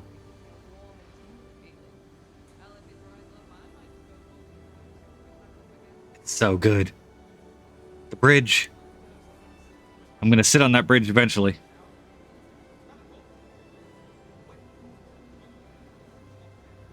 Oh, what a ship. I also love how this is like nothing to do with the Kraken whatsoever.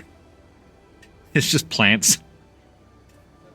And then they've got a Kraken hull over here right here. Oh, isn't it so pretty? And that behemoth can land. Like, that's... Oh, God. Yeah, that bridge right up there. I'm gonna sit there. I'm gonna put my feet up and let you guys do your operations off of the flight deck. Oh, I'll be so happy. I don't even own one. I'm so excited for this thing to come out.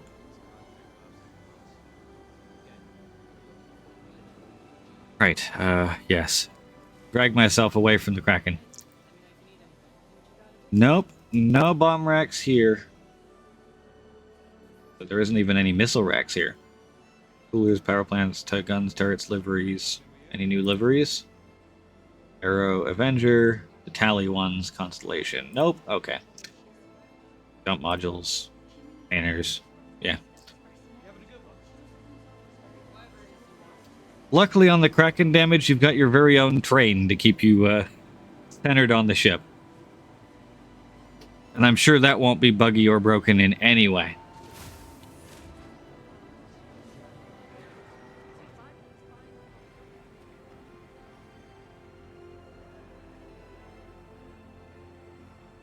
The privateer. Yeah, I'm still personally kind of attached to the standard Kraken.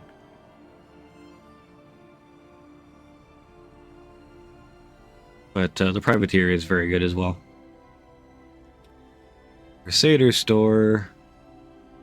That's not open. Somewhere around here is this cargo store.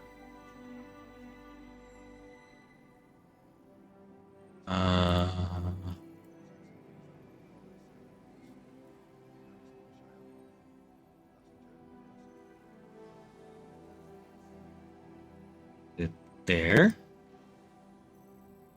Oh. My routing does not work here.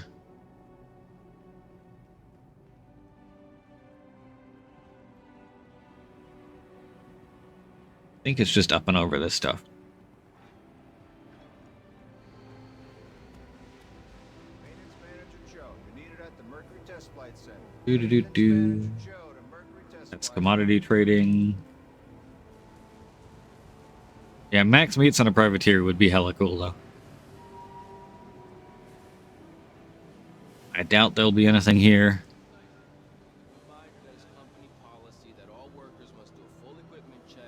Yeah, very much the same tactical. I need a cap ship that I can properly launch one of the actual dropships from, and not just using a Terrapin Medical as a dropship, because that's what we're probably going to do for the big Hathor event on Max Stream.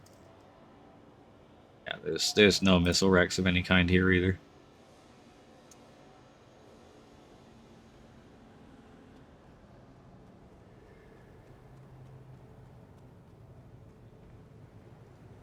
Oh, there's Balth. Hi, Balth. In one of the ships I would quite like to be able to launch off a cap ship. The Cutlass does not fit on the Idris. No, it's too tall. The Vanguard might for the hoplite, but I haven't tried it yet. Oh yeah, the platform thruster realignment is very obvious without the clouds around. Is approaching the station.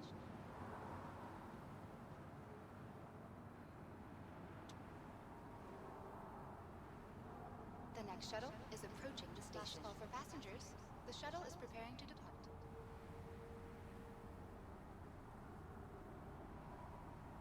But I think he's flying the Asgard right now. Last call for passengers. The shuttle is preparing to depart. Not that I can really see it at the moment. Please clear the hatch. Shuttle will be departing. To the spaceport we go, and then we'll be heading for Area 18.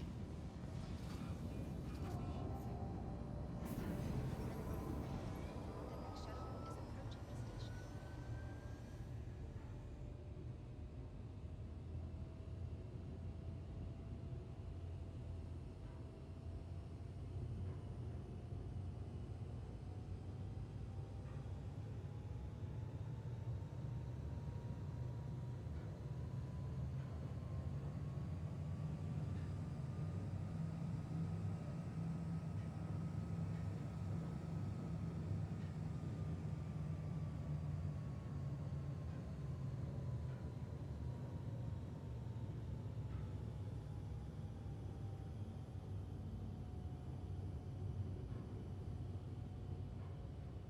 approaching next station. If this is your stop, please prepare to disembark. Last call for passengers.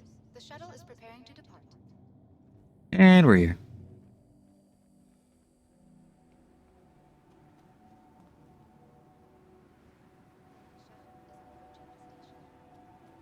Well, the AI is already very wrong, Johnny, because the 400i most definitely doesn't fit.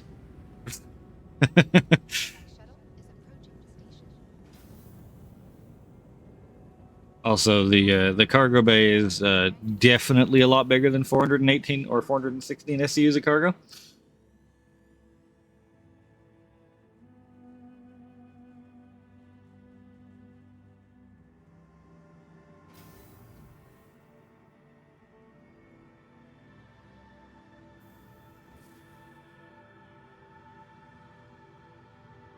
Right.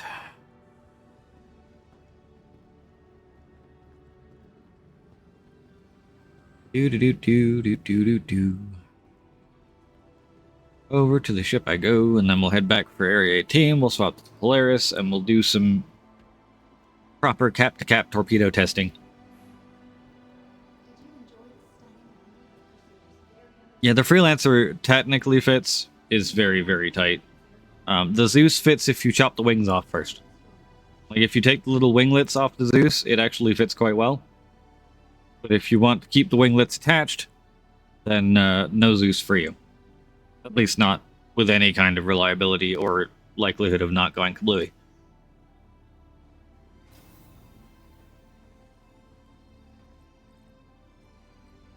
Back to the hangar.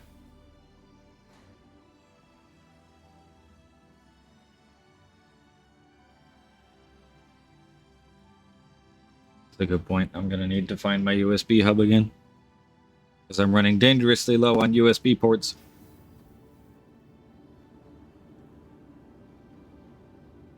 Hello, darling.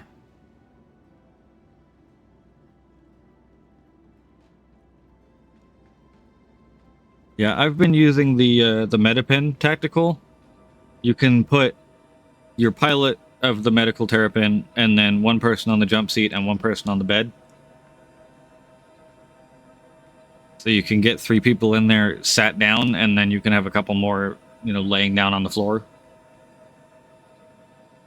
so they don't get thrown everywhere. The monitor, I think, does have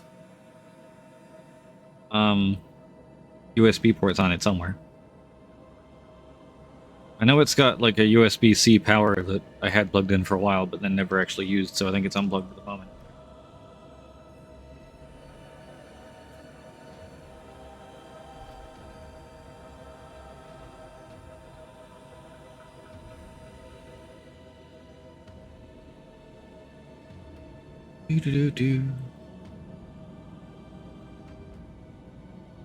I know the little love seat thing fits in the Titan because I've seen it a couple times. But the full-size couches, I'm not sure. Yeah, going up.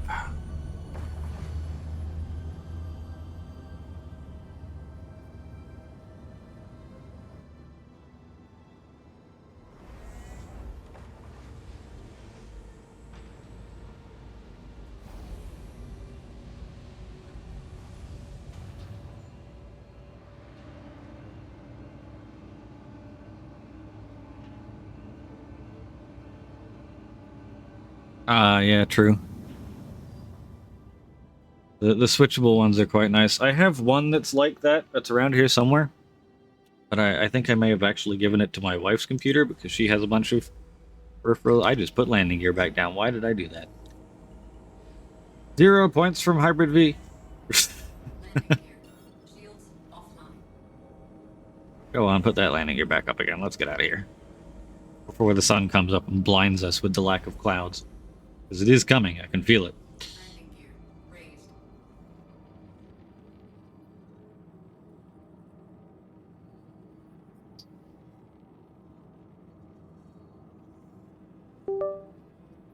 Oop. Yes, that was me plugging my phone in because it nearly died.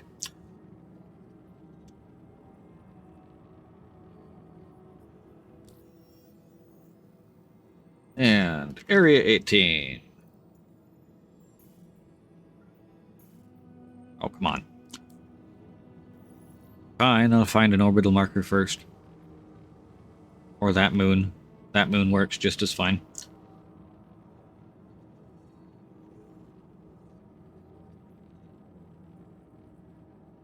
Mine spends most of its time. Mine spends most of its time plugged in on the disk. Just sometimes I put it on the disk in the spot where it's supposed to be plugged in and then don't actually plug it in, and that is what just occurred.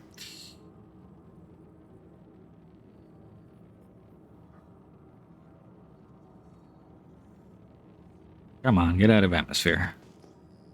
It's so hard to tell whether I'm out of atmosphere when there's no goddamn clouds. Weird looking.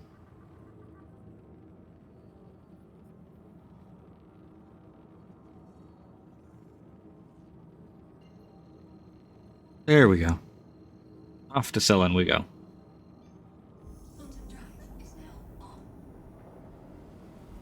Still got that hitch right as it starts quantum travel though.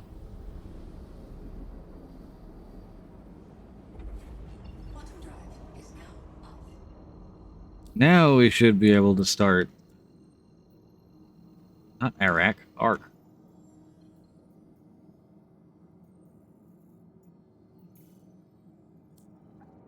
Oh, perfect. That's going to take 3 minutes. All right. I am going to start this quantum travel. Start an ad break so we can appease our lords at Twitch and get rid of pre-rolls for another hour. And go use the med bay in the meantime. For those of you who are subscribers, you will get to watch me go to the med bay and back. And do basically nothing else. Everyone else, I'll see you in 3. Get a drink or something.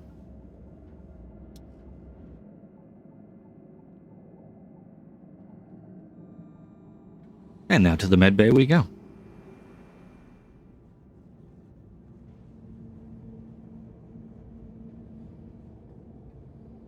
Do. Because I want IV fluids.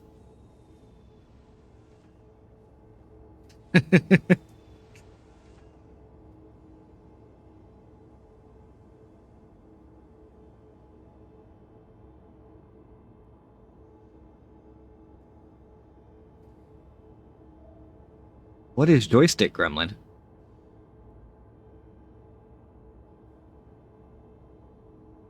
Very curious.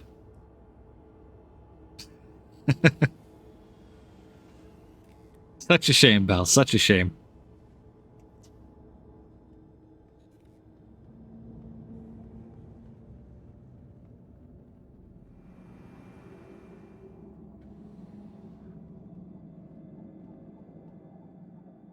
And back in the pilot's chair.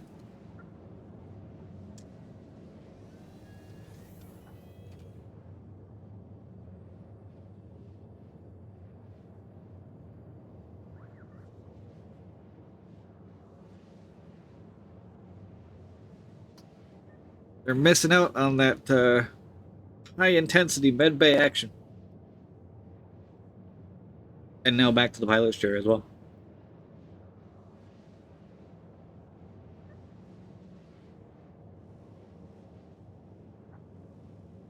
We'll even, you know what? We'll up the ante and we'll do an exterior quantum shot. Ooh.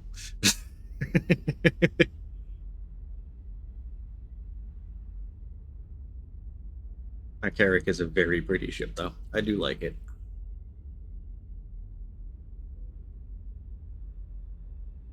Much hope for the gold pass. Someday.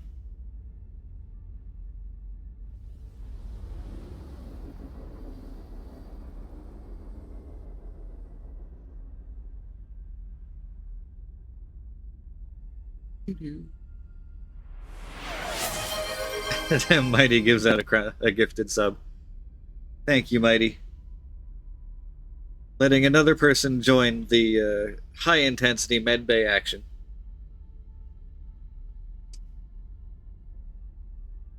Although, to be fair, Crown would have to re-load the game, or the stream, to actually get rid of the ads this time around. I have noticed that if you sub in the middle of the ad, it still finishes the ad. Damn you, Twitch.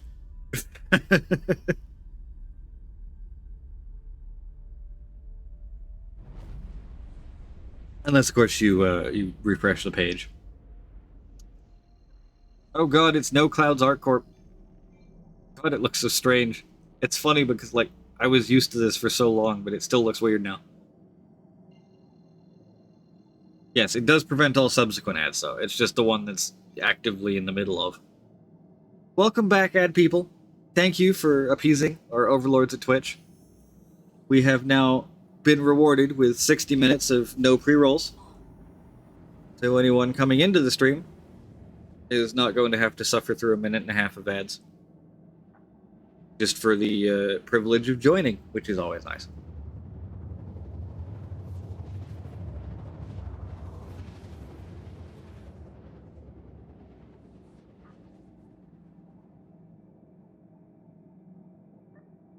Area 18. God, it looks weird. It's so bright. They've screwed with the lighting.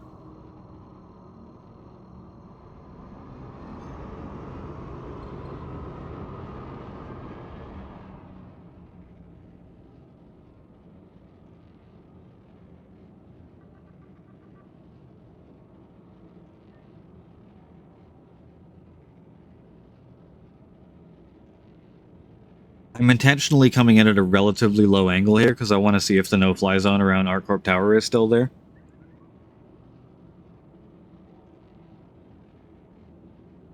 Is it the angle I'm coming in at right now? We should be flying straight past it, sort of. What on earth is that?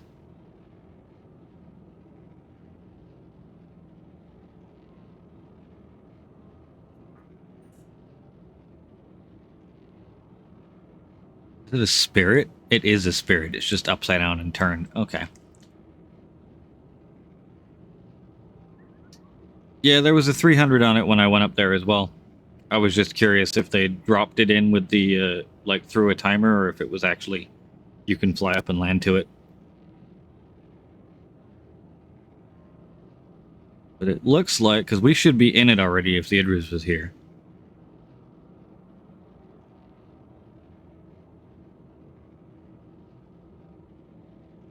Oh, yeah. Nice. No more no-fly zone around that rooftop. Kind of wish that they put the landing pad back up there, but, you know, it's fine.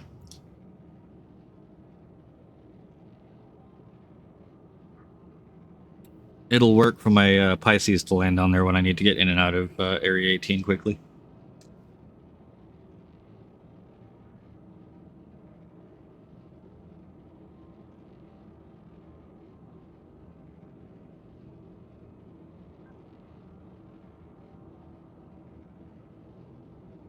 Here we are, Area 18. Riker Memorial Spaceport.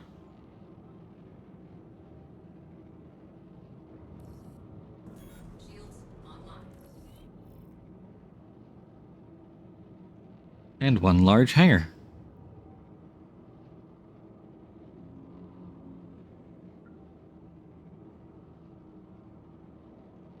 And then we shall get the Polaris. We'll go and meet up with Johnny and Balth and shoot some torpedoes and see how effective they end up being. Warning, you are leaving a safe zone. Warning, you are leaving a safe zone. Alright. And decouple and landing gear down.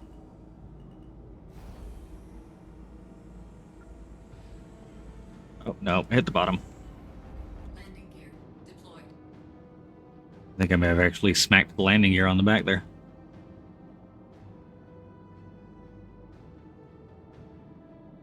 That was a very shallow angle, though.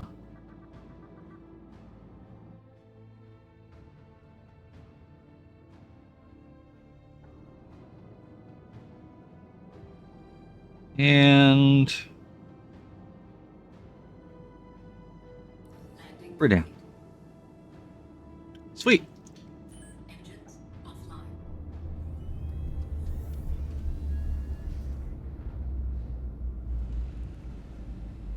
Let's go get the Polaris.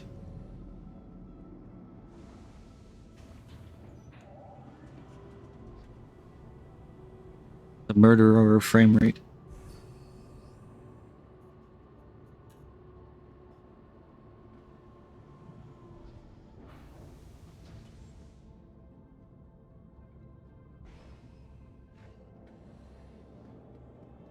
And big slow elevator, or ramp even. If it was an elevator, I'd be very happy with this. Because this ship desperately needs that main elevator to go to the floor. Back when I used to do Laranite trading with this, I completely swore off ever using that ramp to get back into the ship. I would just suicide and spawn inside. Because the number of times I got boarded by people, because the ramp goes all the way down, has to open all the way before it can close again, takes forever to close and open. It's way too easy to board through that ramp. So I would go in, I would buy the stuff, suicide, and get back on the ship. Spawn in the med bay.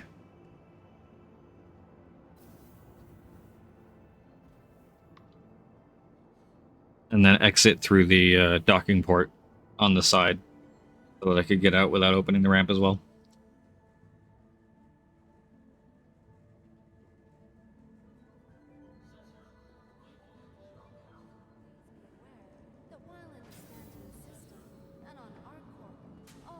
Welcome to the ASOS vehicle retrieval system. Alrighty, damage. Enjoy your lunch. Oh, the Polaris is stored in Lorville. God damn it. I keep forgetting that my home here is in Lorville and not here. Damn it, damn it, damn it, damn it. Johnny, you've got the Idris here, yeah?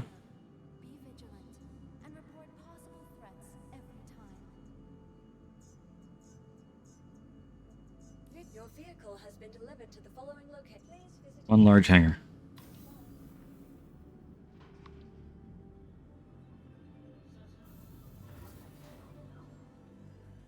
I may hitch a ride on the Idris over to Lorville.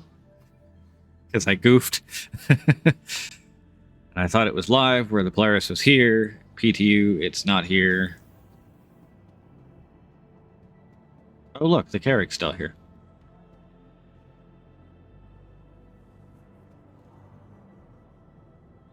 Right.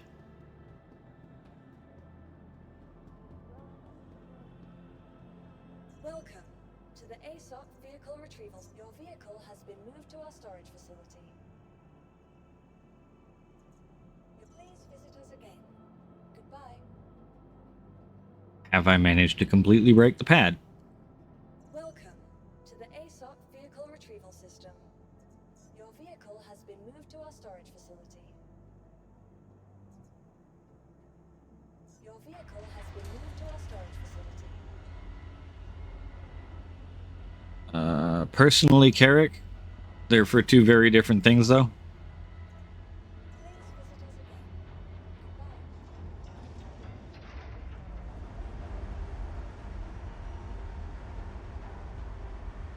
Goodbye. Endeavor is much more of a, take it out in the middle of nowhere and leave it there.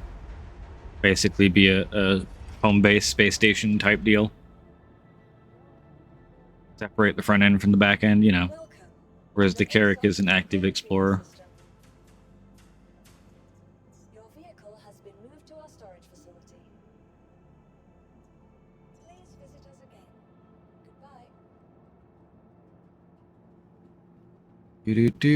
Do.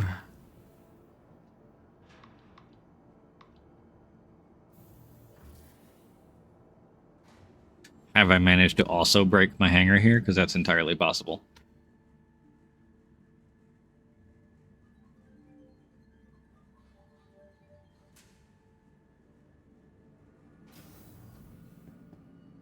Welcome to the ASOC vehicle retrieval system. Your vehicle has been moved to our storage facility. Come on, you can do it. Move it to storage. At all times.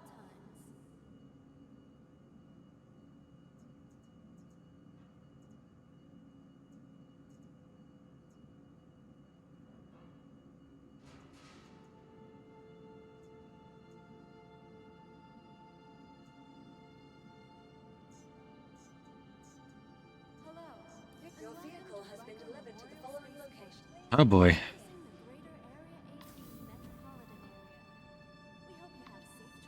No, no, no, not Torpedo Simlo. It needs a laser pointer. Clearly. A very scientific laser pointer.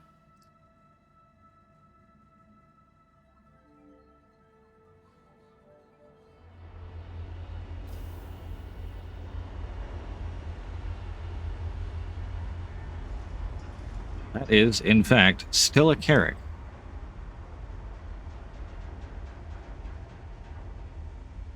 With no Herald in sight. To the ASOP vehicle retrieval system.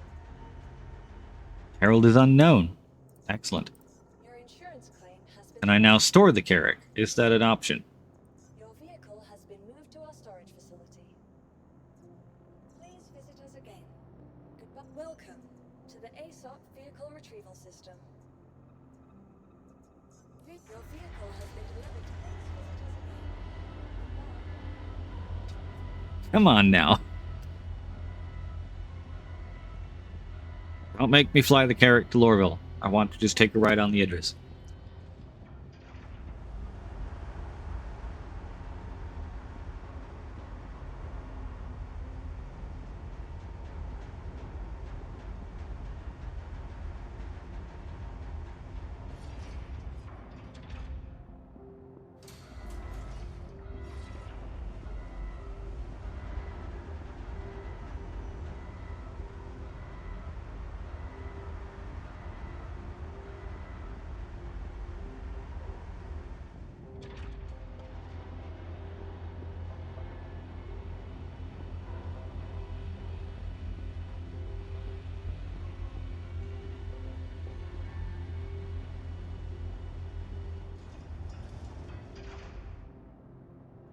The taxi awaits. My Pisces may have a hard time getting out of here, though. We'll see. I might be able to squeeze it up and out. Hopefully. It is currently sitting underneath the Carrack, but you never know.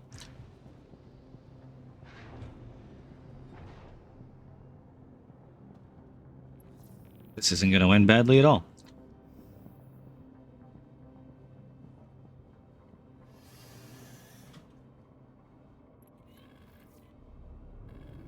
Full power to engines. All systems online.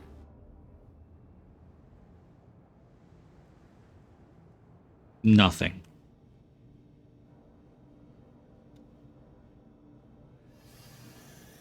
Alright, we will try summoning something slightly bigger. This can only end one way.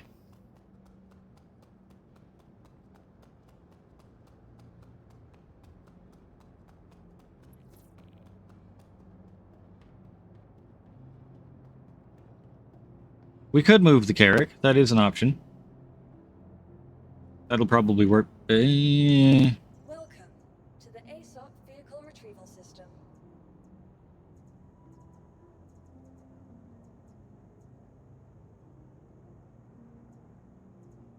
Please visit us again. That'll probably be the better option, isn't it?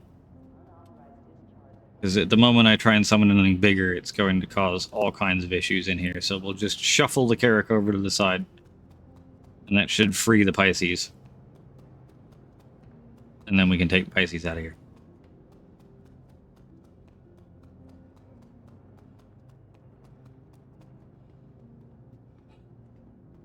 Of course, once I'm in the pilot seat of the Carrack, I might as well just, you know, fly it up into space.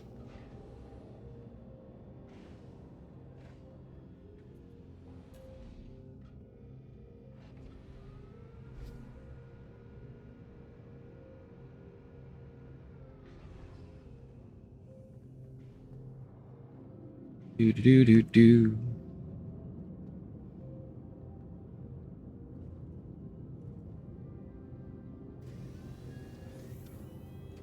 Now for the name of Idris. Engines.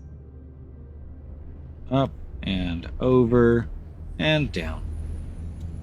That should be more than enough room. Offline.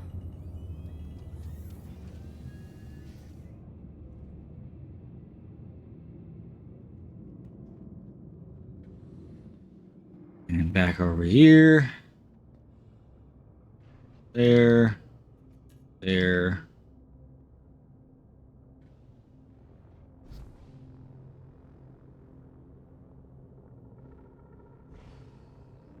Yeah, the colors are all wrong. The atmospheric lighting in general just doesn't seem to be applying. It's just getting direct sunlight.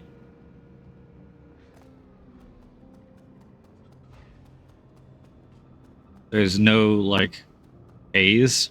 There's no, like, atmospheric scattering. Nothing. They messed with the CFG and it has gone very bad.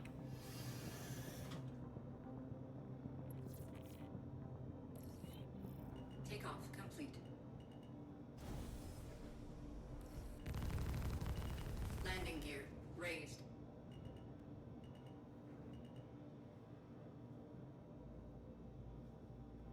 Come on now. Open up. Shields offline. There's Balth and Johnny.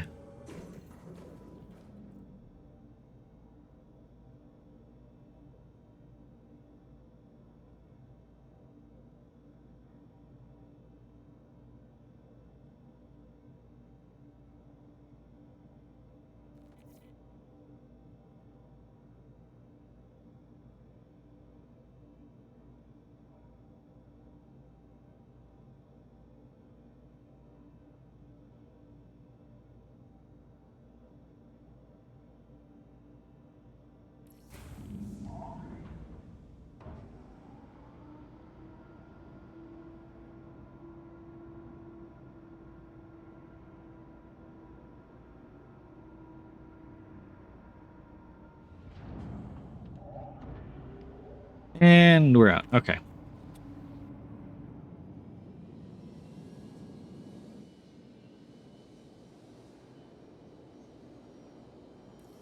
And we are headed for Johnny, who is up there with an Idris.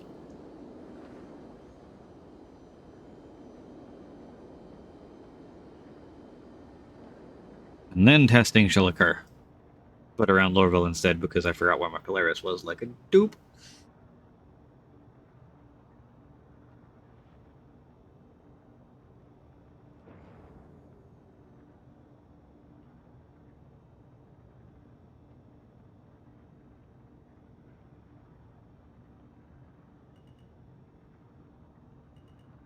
Oh boy. I wasn't watching. God damn it. Guess where I'm going? Just head for Lorville.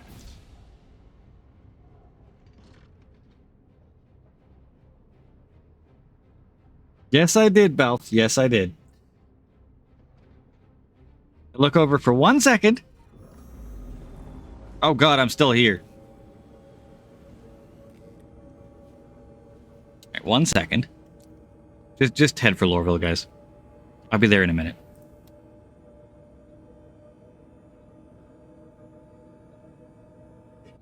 APOC go boom real good.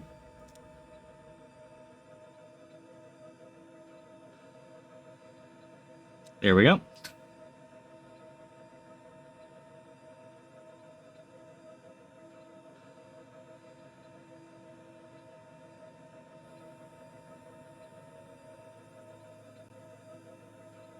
Small ship syndrome.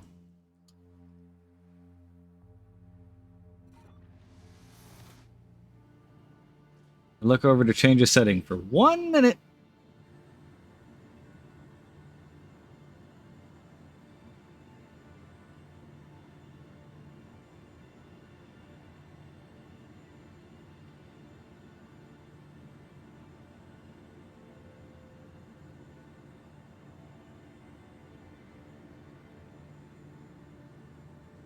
But we are now in Lorville.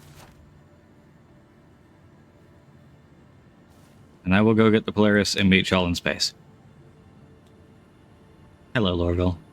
Again, it looks so weird without clouds. In her book, Dynamics of a Mindful Life, Maria Hurston recognized that... It's funny, because here earlier I was here at nighttime, so it didn't even bother me. But in the daytime, like, it really matters. Backing off from the elevator, because I don't trust it at all. Wellness checks are so important, not only for your health, but the health of Hurston Dynamics.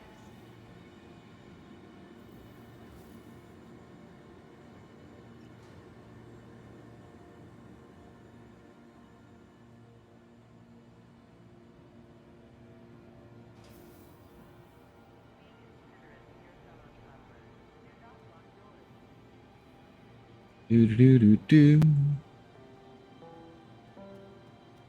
ready to get back to work? Ask your doctor or pharmacist how to taper your medication dosage to help you So return to classic of normal. me to just fly a Pisces into the side of the Idris. Yes, absolutely. It was science to prove that the changes to physics are still in effect in this patch. That is exactly what was happening there, Jack. Completely. I just proved that the Pisces can in fact not ram an Idris. Which is a good thing, because we need that Idris for testing. But it was proof. Scientific. It's no longer theoretical. The Pisces cannot ram the Idris to death. Pisces, however, does die. Should that put that little snippet at the end of the report there. It's valuable information. Hello, PTU friends. I almost scratched the paint. See that now we know we have impact resistant paint on the Idris.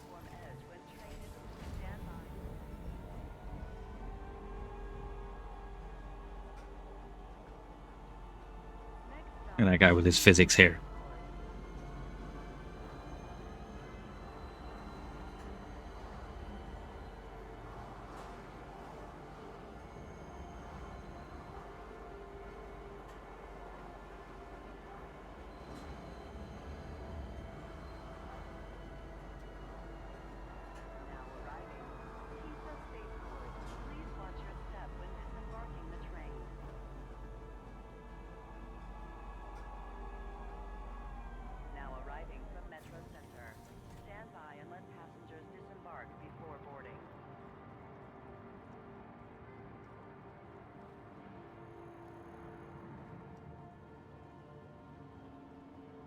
No more Pisces sneaky torp ship. Exactly. Welcome back, Tiberius.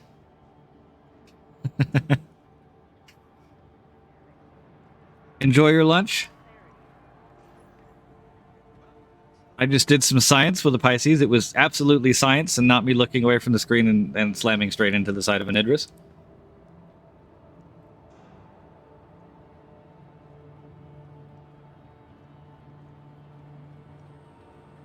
I should actually have a hangar here, because it's my home now.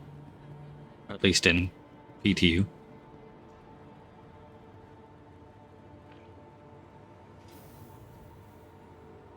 One extra large hangar.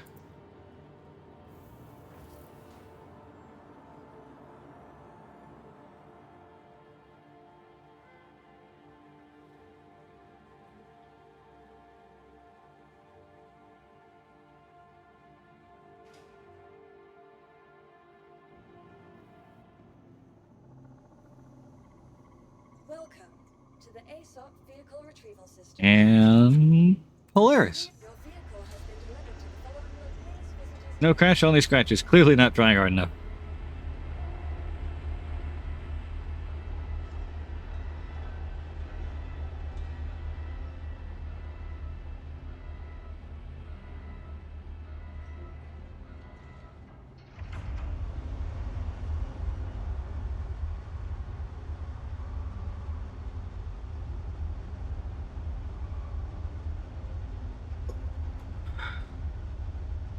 Oh god.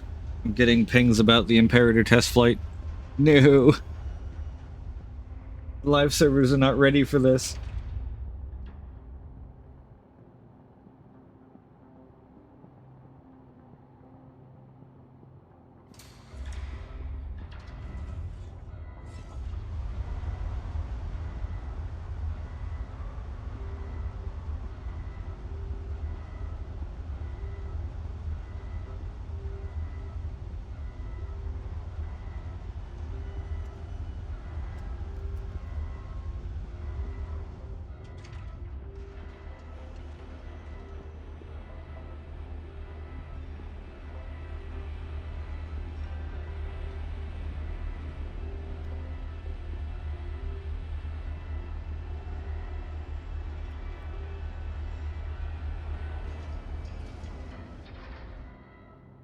No Idris in the Port Treslar ASOP yet.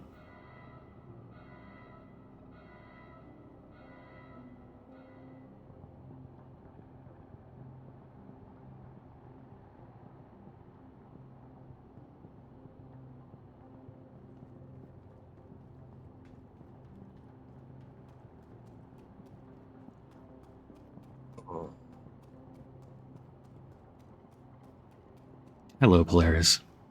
With 28 torpedoes on board, plenty of testing shall occur. Not that you care. Just want to screenshot the moment.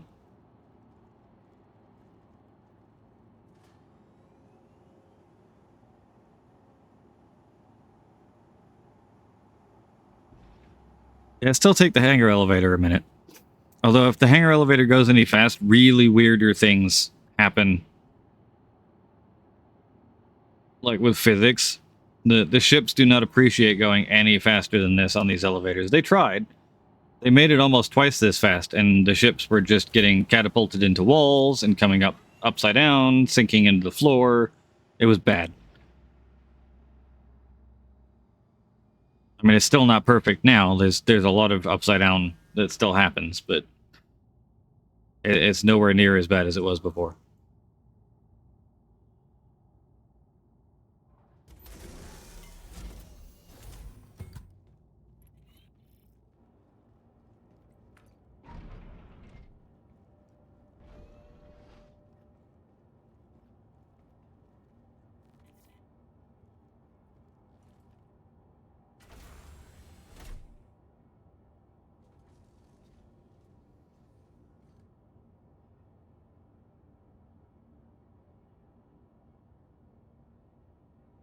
And power on. Engines on. Weapons on. Extra power to shields. The rest of it on weapons. We are ready to roll. VTOLs on. Up we go.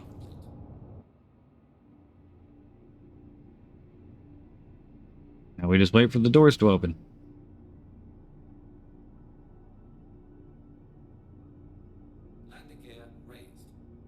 Now those hangar doors could go just a little bit faster. A tiny bit, please.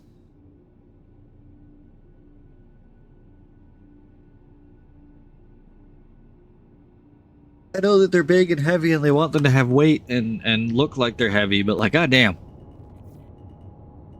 Like half of my takeoff time is waiting for these things to actually open.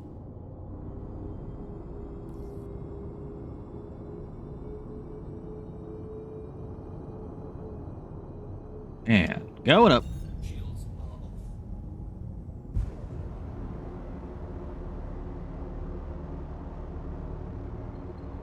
Can't be a torpedo surprise anymore.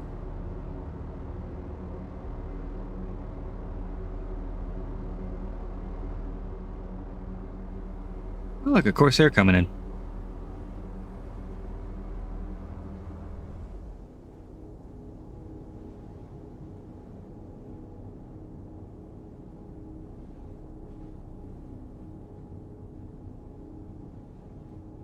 Excellent movie, that, Tiberius. Peak sci-fi.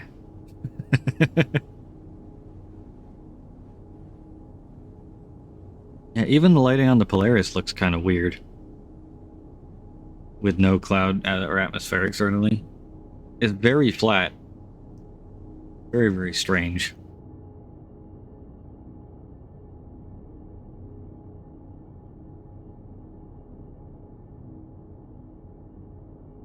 I need an orbital marker. Where's an orbital marker?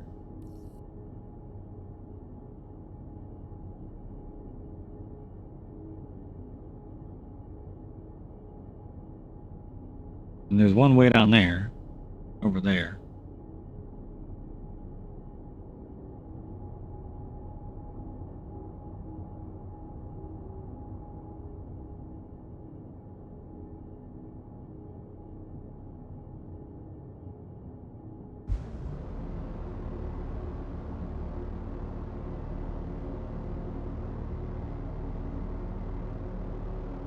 Buckle this.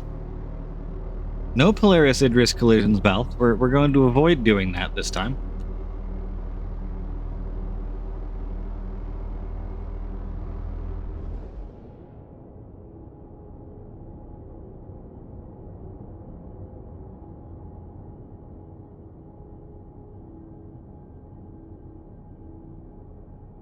Hello, Johnny. Growing up. This definitely does not fit in there.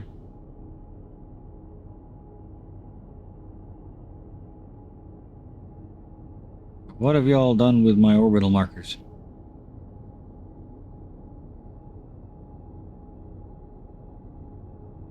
Why am I not seeing any?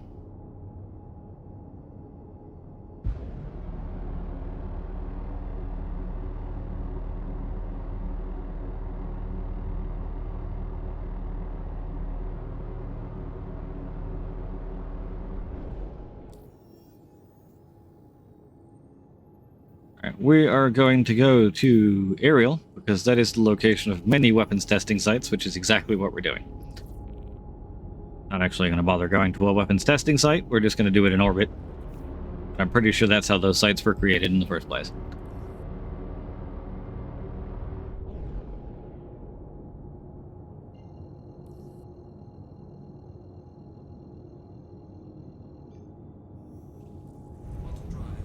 OM4 is to my right. Does OM4 still have my old Polaris, actually, now that I think about it?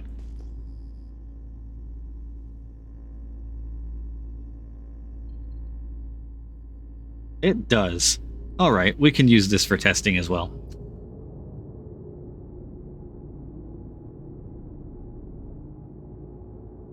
That is an old Polaris, with a bunch of dead eclipses around it.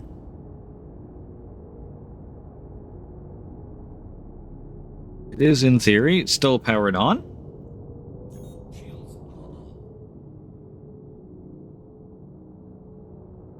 And it is now 3.2 kilometers away. Just to verify, I am in fact able to see if it's actually, is it actually targeting? Not doing the thing where the thing, like the marker used to get smaller. Well, it's targeting. And the PDCs killed it, I think. Or didn't. Hard to tell.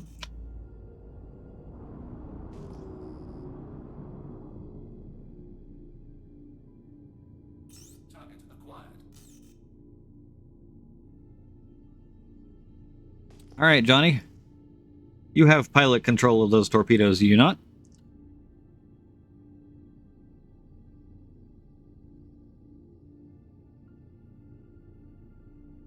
Who's this person?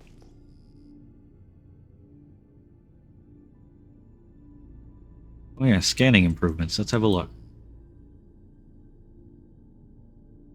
And they're gone. Alright, fine. I'll scan South instead.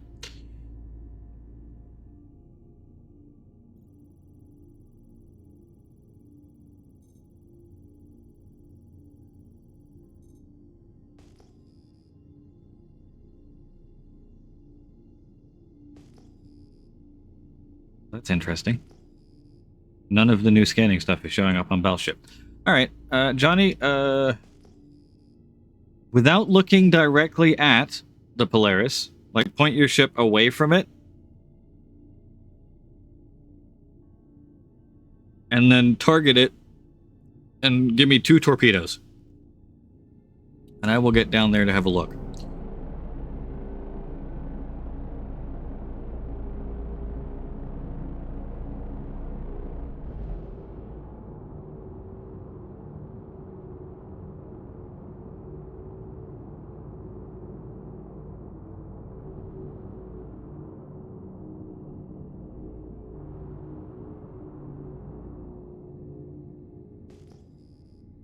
So pointing kind of off to the side, target the empty Polaris, 2 torpedoes.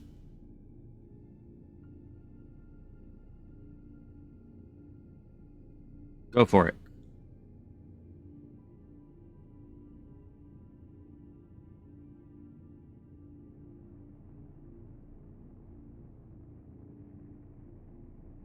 They improved tracking, they said.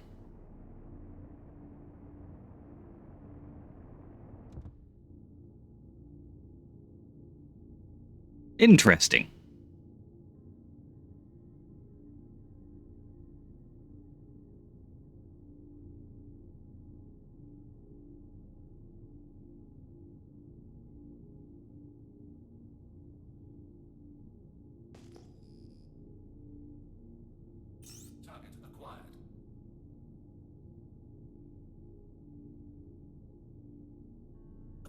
Yeah, go ahead and fire your arrestor 3s. Just do a full barrage of 4. Johnny, at the same time, do another 2 torpedoes.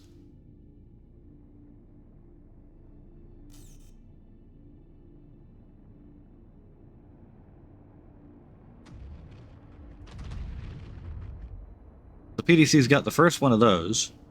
Those 2 still appear to have... Oh! Where the hell did they go?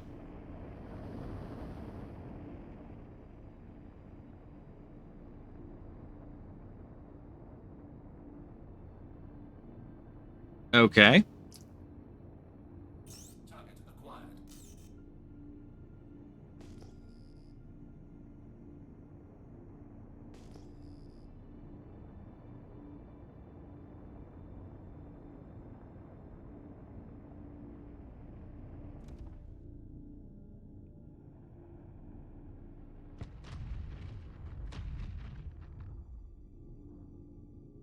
You hit it and you got a crime stat for hitting the empty Polaris? The fuck, game. Target acquired.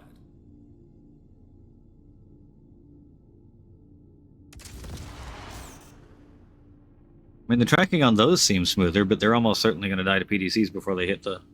Or not. Instant CS2 3 for hitting Johnny with missiles. How many times did I just get aggravated assault?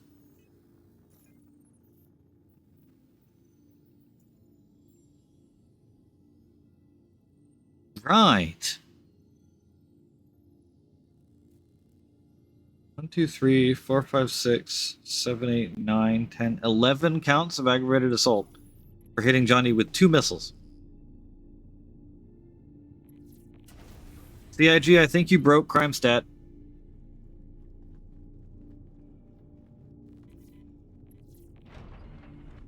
Well, I didn't have any crime before I fired those 2, Tiberius, so...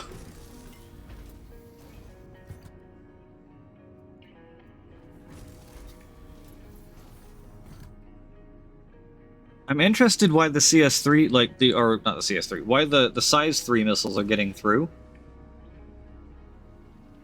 How much health did the size 3s have?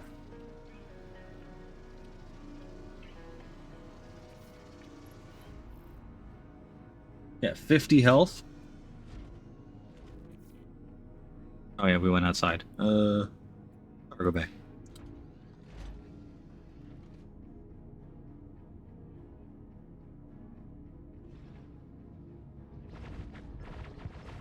Now my PDCs are going after something.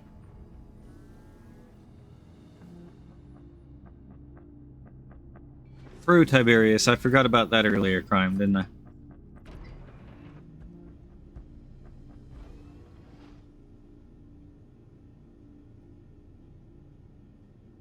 Power is on. Self status. It's doing the same thing. This is an undamaged Polaris.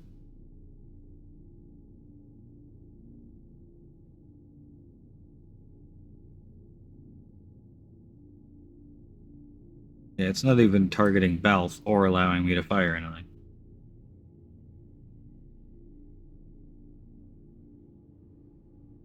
So the Idris is shooting torps. It seems incapable of actually hitting.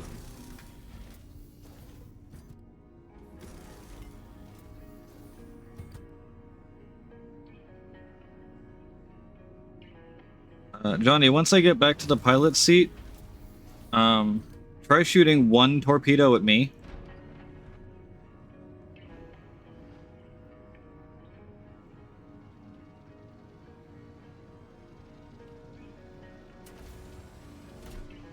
I'm gonna back off a little bit from the other Polaris here.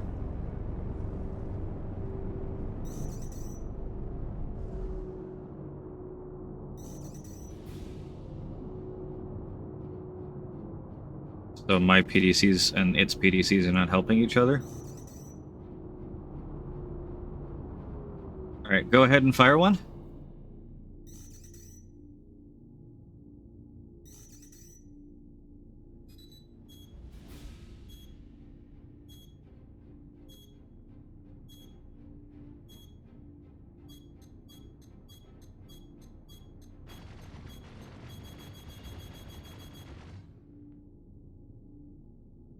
That is so weird looking. It just shoots straight out and then appears to suddenly just teleport to over here when it dies.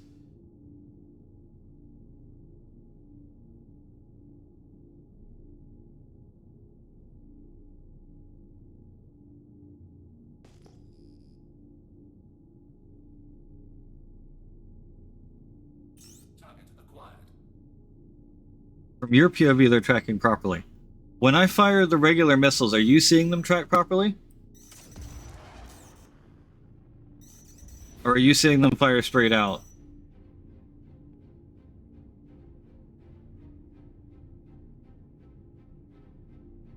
Target acquired.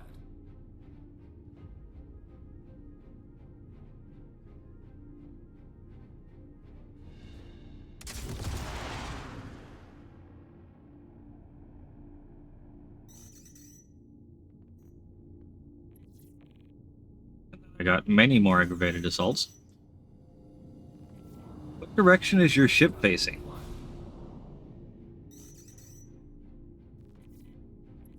You pointed away from us, or like...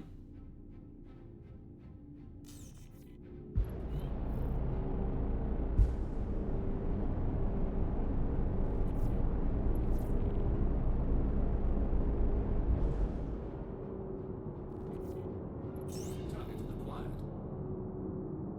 Okay, so that's the belly of your ship. Alright. Yeah, the PDCs are definitely on. Like, you watch, if I fire one, it'll die before it gets to him. Or, yeah, there it goes. Did it?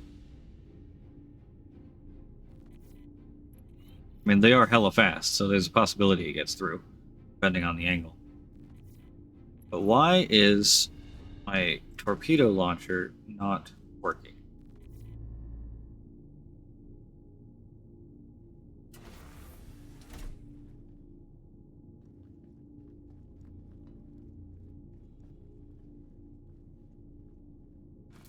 Verify that the turret is working.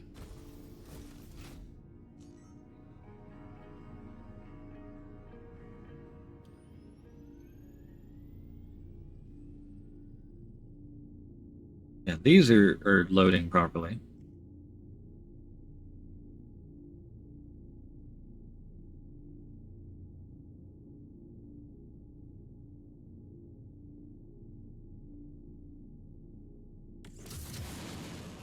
Shoot through the ship, and don't appear to actually be tracking, but yeah, they're targeting.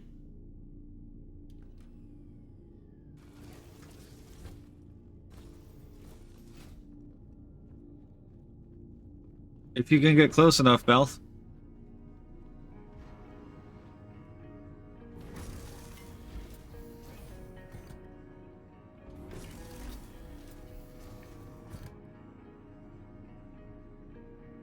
Ooh, I wonder if they changed it so you can only fire the torpedoes if there's someone in the pilot's chair. Like that it requires two people instead of one person coming down here to do it.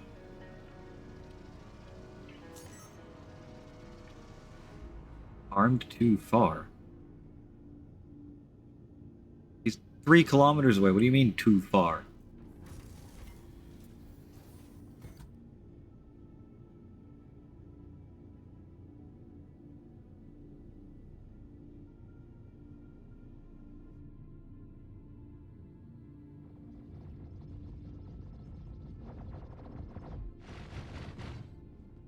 Hold on, I'm gonna go back up top, turn the PDCs off for a second.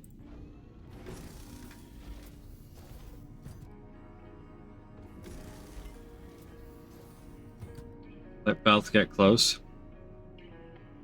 And then we'll see if it is just because, like, there's no one in the pilot's chair that's doing this. Because this is a fresh Polaris. It hasn't taken any damage. Only thing I haven't checked is if any of the, what do you call them? Fuses are broken to start with. Radar contact. Weapons system is off.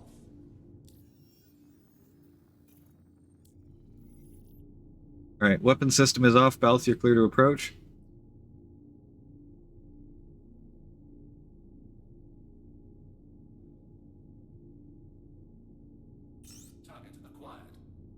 That's funny. Apparently I can still lock and fire missiles with weapon systems offline.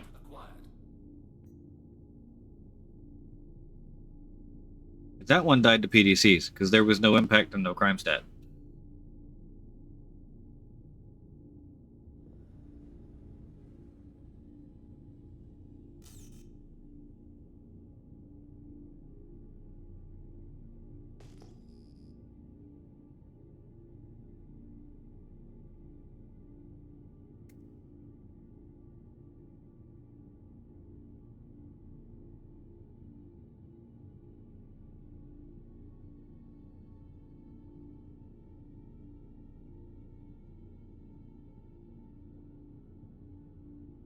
Mahoney and Beth.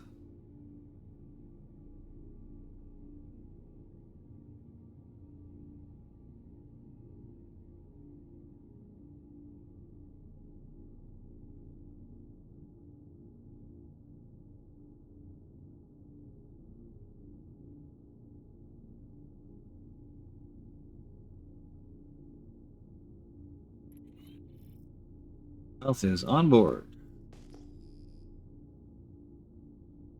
Interestingly, the ship still shows your name. Like, I can see you, but like the ship actually still shows the owner name, even though you're not inside it anymore.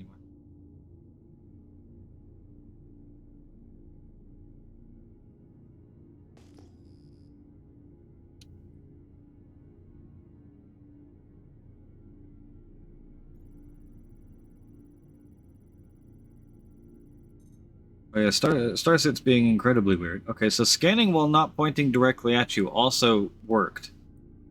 I mean, I still had to point my camera at you, but not the whole ship.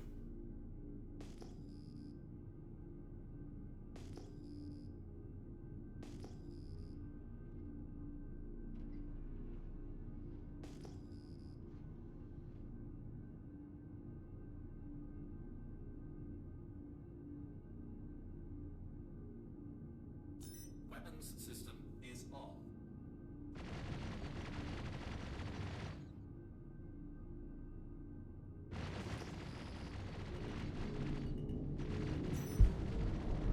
Weapons system is on.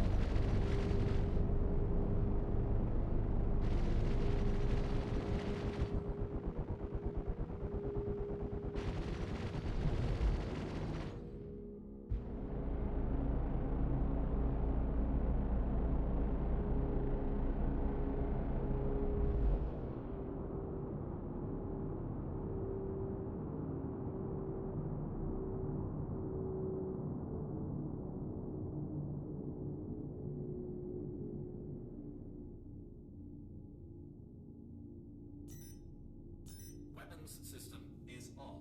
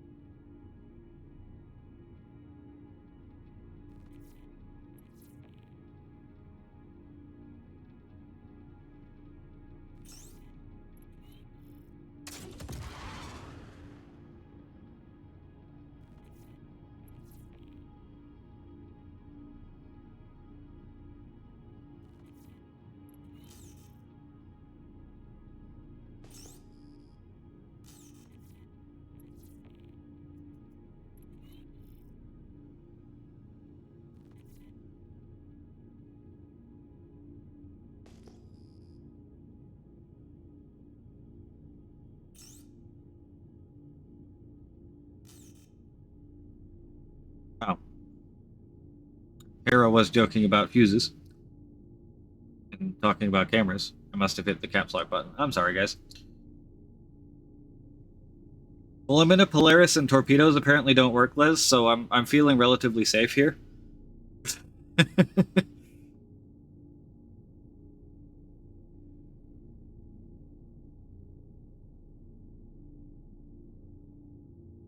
Yeah, I'm able. Kind of weird that the size 3s are able to get through that easily, though.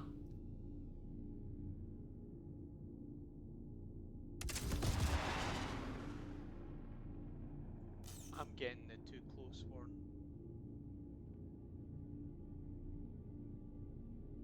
Those didn't.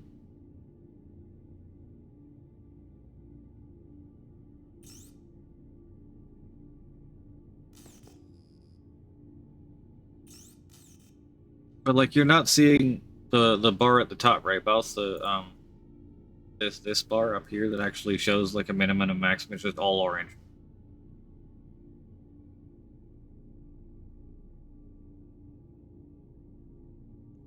Yeah, it's all orange.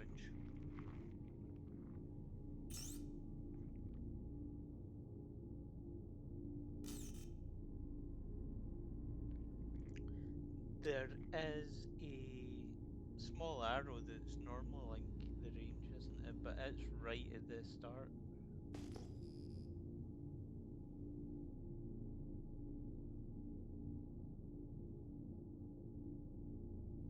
Did they increase the minimum range?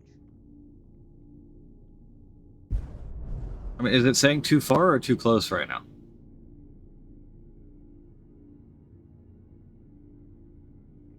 Too close. Too close. All right, I'll back off a little more.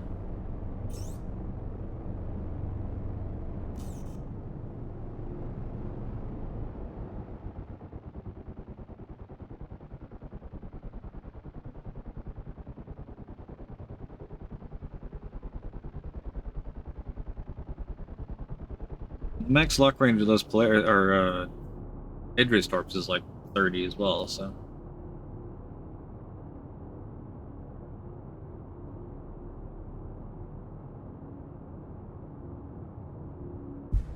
That's 10 kilometers, so we're now outside the minimum or maximum range of the size 3s.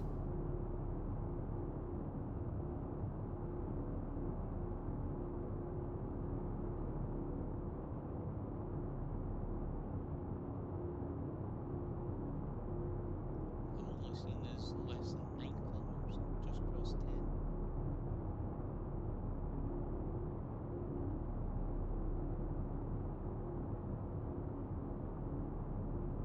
Still seeing too close.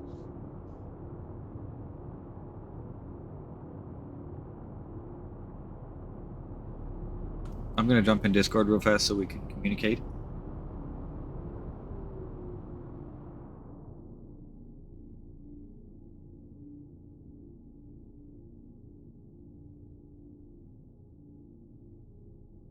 Do. There. Hello, Beth. So it's still. Ooh, somebody else just showed up.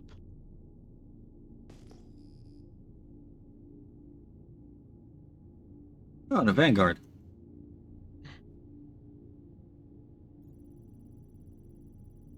Think it's someone come for all our bounties. Dragmus is the name, apparently. Wait, why am I still able to lock on that? Of course, it fires right as I lose target. There go the last two of those. So you're still not getting any lock on. I now have a blue bar up top, almost. But it's still saying too close. Okay, we'll keep backing up. Hello. Hello, Johnny. Too far. What do you mean now it's saying too far? Now it's saying too far. Okay, we'll go closer. We fire from a very specific distance. 16.7? 6? 5? Now I'm seeing it 13.1. Wait, I see it at 16.3. Are you targeting Johnny or the Rando Polaris? The random Polaris. Ah, okay. I can target Johnny if you want. New. Hold it this for a second. I want to check something. It's saying too far. I'm coming out of turret view, going back in. Still too far. Yeah, because it came in and out a turret view just when it went from too close to too far. That's why I wouldn't to show that. Gotcha. Okay. Okay. Size 3 missiles can do damage, Jack, but they're mostly cosmetic damage. They're not really doing any serious damage to something like a Polaris or an Idris. That's why I was fine with just firing them off at Johnny, because I'm not even going to blow the doors open anymore. They got 100,000 health, which I'm sure Johnny is enjoying. Yes. You've also got headlights on that thing now, don't you? Yep. And the turrets are so much nicer. They've got gimbals now, and they are so much faster. I can still lock you guys fine. Yep. Well, size 12 missile or torpedoes, they work. Alright, go ahead and fire one size 12 torpedo at us.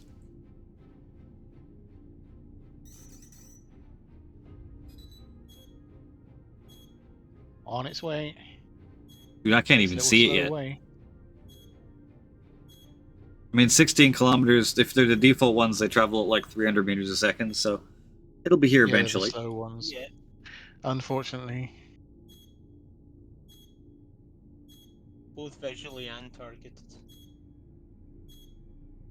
Well, it's smack in the middle of where you are, though, so it's on target for me at least. If I start moving, does it move? Yes, it looks like it is.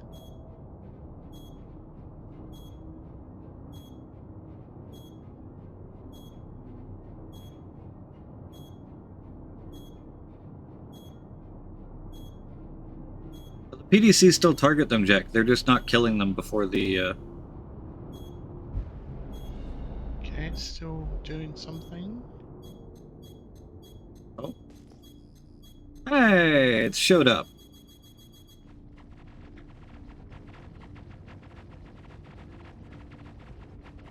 Oh god, it's still going. That actually got relatively close. Probably within a kilometer. Yeah. Alright. Out of curiosity, since it's not firing them at all, Johnny, give us a set of 4. There's all 4 at the same time. Because I want to see what it looks like firing 4. Very little from my end. I see them. Oh, I actually do see... Saw a missile.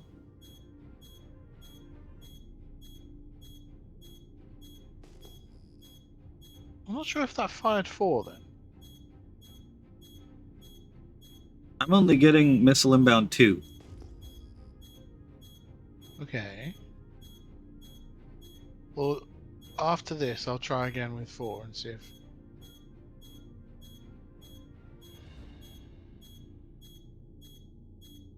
Oh, damn, they take so long to get there. And this is half of their lock range? Yep. Almost exactly half, actually, because 35 kilometers. Yeah, exactly. You don't know till the next day if you actually hit or not. At full range.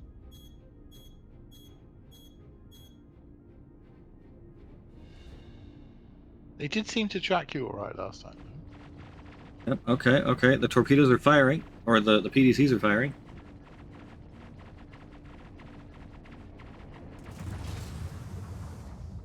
That was very close. I got aggravated assault for that. That was close enough, I think that hit. Yeah, they hit our shields. On your Polaris. It hit our shields, yeah. I see like a couple of red bits on the very outside. Oh no, that's the text over the top. Yeah, right, I'll try with like 4. Right next to me when it went off. From Okay. Okay, 4 coming up. Was just in my right.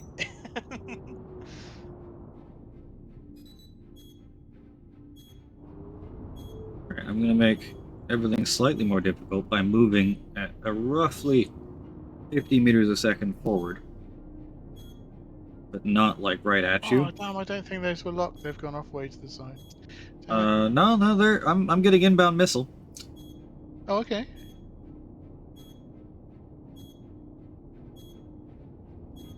They're just way off to the left of where all the others have fired. Maybe they'll curve it in at the end. Yeah, they're trying to predict where I'm going to be in like 20-30 seconds while I'm moving forward at 50 meters a second. Oh, you are moving forward. Okay, that makes more sense.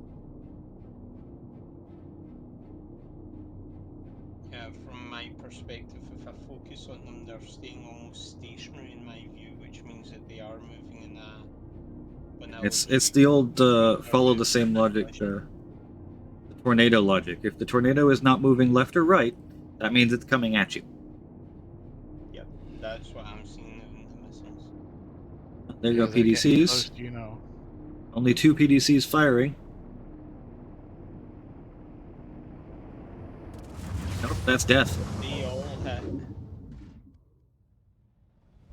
Why were only 2 PDCs? Oh, why is it holy still shit. firing? I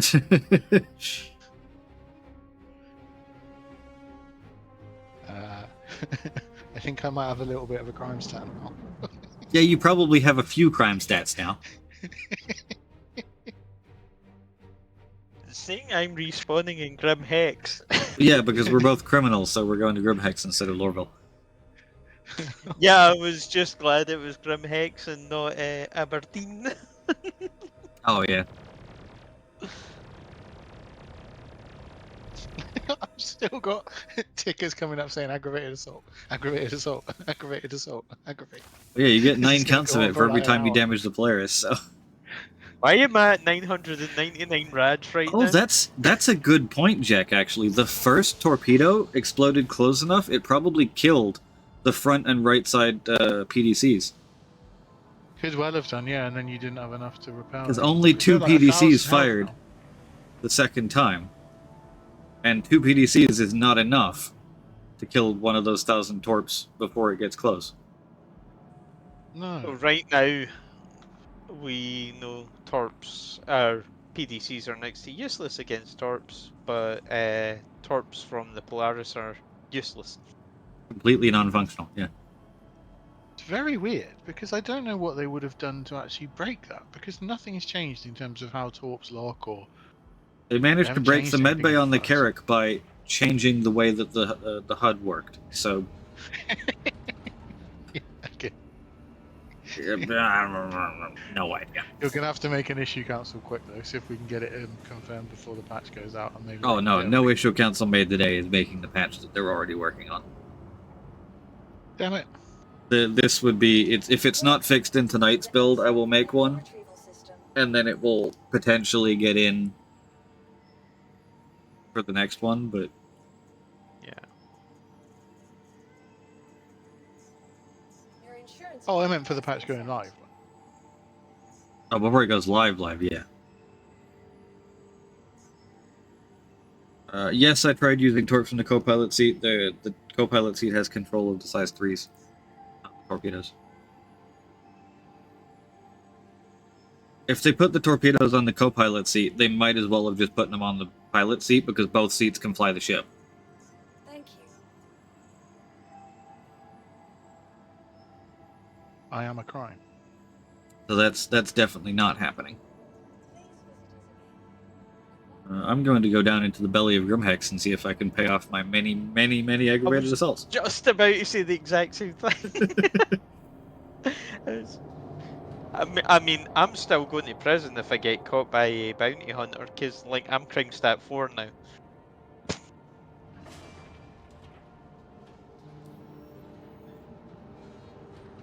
Because apparently the Asgard's missiles are very effective at hitting. Yes. Not at doing damage, but at hitting. Are you seeing pieces of the asteroid in here? Yes, I am. Okay, just Running right through one right now. Double checking, making sure I'm not going completely insane. Citations payment system. Pay all fines.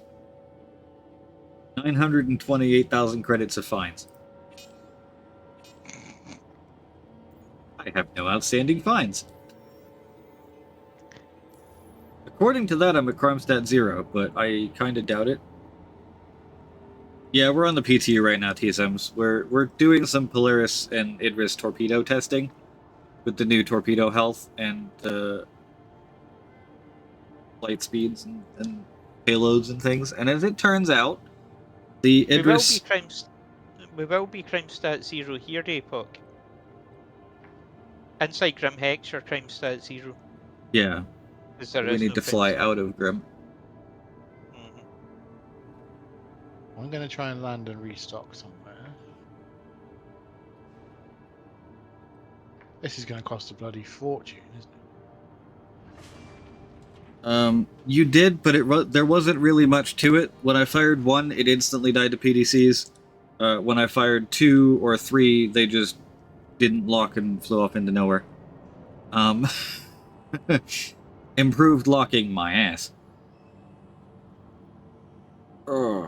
Clearly, their improved locking broke something locking. Yeah. I'm going to pull the Harbinger and we'll test the size 5s. While we're waiting for the Polaris to happen. Once you're restocked, Johnny, if you wouldn't mind heading towards Grimhex. Yeah, sure.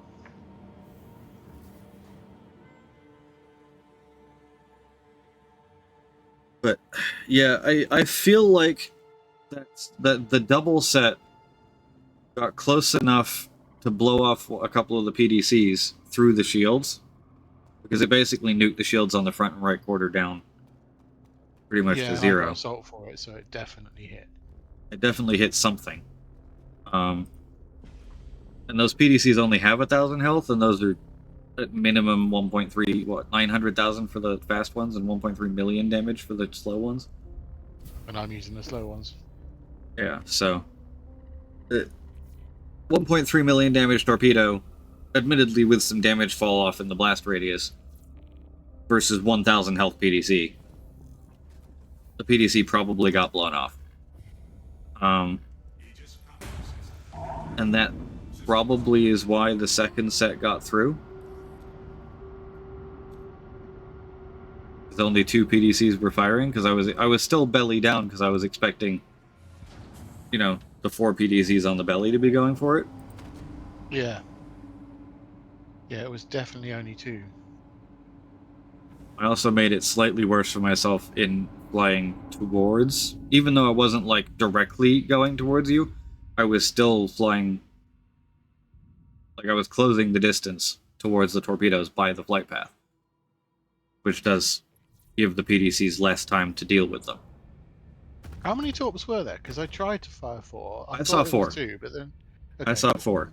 It looks like the targeting computer was only getting 2 because they were, like, it was in 2 sets really close to each other. Yeah, that would make more sense. It just looked like 2 when it fired, but they obviously fired so close it was actually Which does 4. mean they were so close together that if one had died, it almost certainly would have killed all 4 of them. Yeah. That's the negative to so you're not really gaining very much from firing 4 at once against a PDC defended target. No, you want to fire 1 or 2 until... Yeah, you definitely want to fire 1, maybe 2, and then hope that they get close enough to splash the PDCs. I think the 2 did actually work quite well, because then that was like 2.5 million damage, so even though it was damage fall off and right at the edge of the radius, it still hit hard. Yeah. This is the tactic to use. I'm going to need to go now, but interesting thing, it looks like this turret isn't working. Wait. That... Oh! Oh wait. No, it is. It's rocket pods, so... Yeah, for a minute I couldn't see rocket pods thing, but nope, they are working.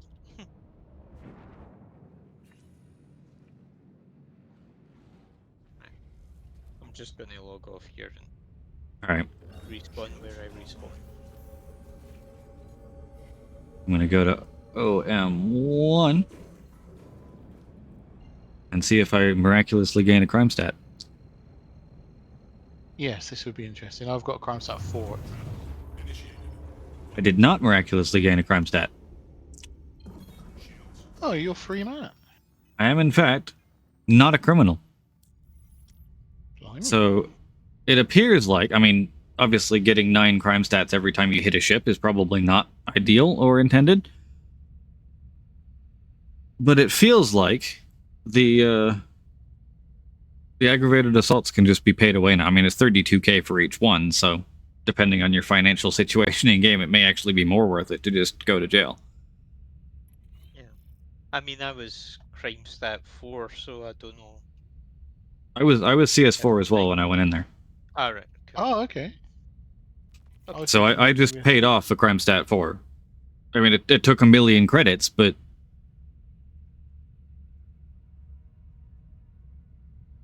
if he's already gone red, then yes, you should be free game damage.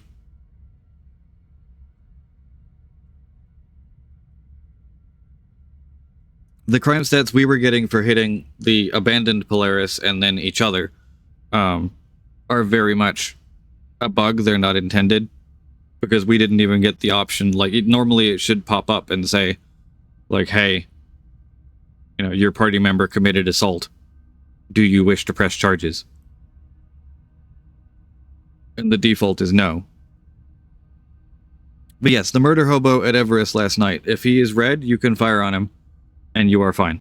He has already broken the armistice. He has revoked his privileges. You are good to go. I am screenshotting this because my restock for weapons is 31 million. I guess you're not restocking then. Like, I'll do what... Shouldn't it do, like, what it can? I think it might try. I don't know what happens if you click that button when you don't have enough. It says processing. No, it's gone back to 31 million. Well, I think I've still got 2 left. 31 million, and I've still got 2 left. Yeah, they're a little bit expensive. They are just a touch, aren't they? Oh, suddenly there's a C2 here.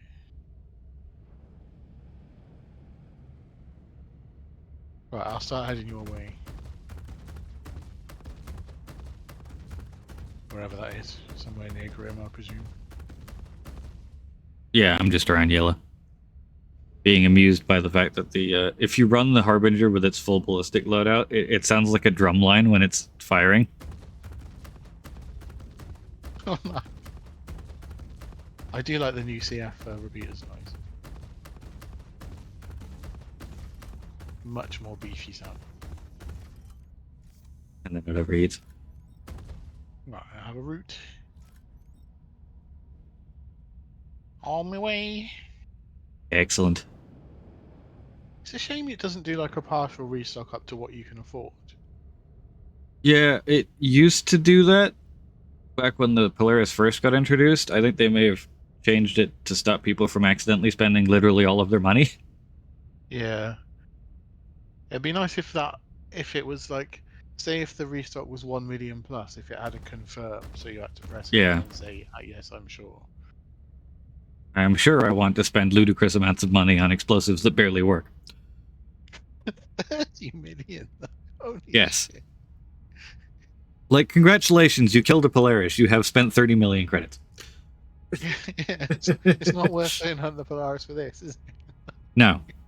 I mean, admittedly, like, if you had just fired that salvo of 2 and then the salvo of 4, I don't even think you needed the salvo of 4, the second one, to be completely honest. I think 2 or 3 of them would have probably done it.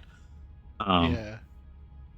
But, I mean, it held 1, probably would have done enough damage to cripple it. 1.3 million damage. Yeah, and it got really close, didn't it? Well, it actually hit, didn't it? Yeah, that second set, all 4 of them.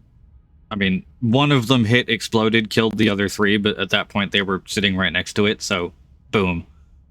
Yeah, all at once. Yeah, I clipped that from my end, so yeah, I'm sure it wasn't quite as spectacular as from your end, but still. But yeah, it's just like, you think about it, what, 1.7 million credits for each one of those torpedoes? So even firing the first, let's say first one, getting it close enough to the PDCs that the splash kills the PDC, and then firing, let's say, 2 more to actually kill the Polaris, you've now spent, what, just shy of 6 million credits? Yeah, this is very not cheap to run, this version. Meanwhile, the laser This is pointer totally free. costs you absolutely nothing. Admittedly, Yeah. you can't reach out and touch someone from 20 kilometers away. But No. at the same time, like, I had a missile incoming warning the entire time those were coming towards me. So all I really had to do was press H once. And then we're fine. And you just... do is that flares? Or? That's flares, yeah.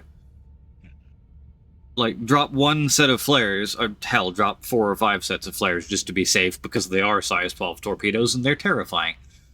But, like, the Polaris has 120 of them.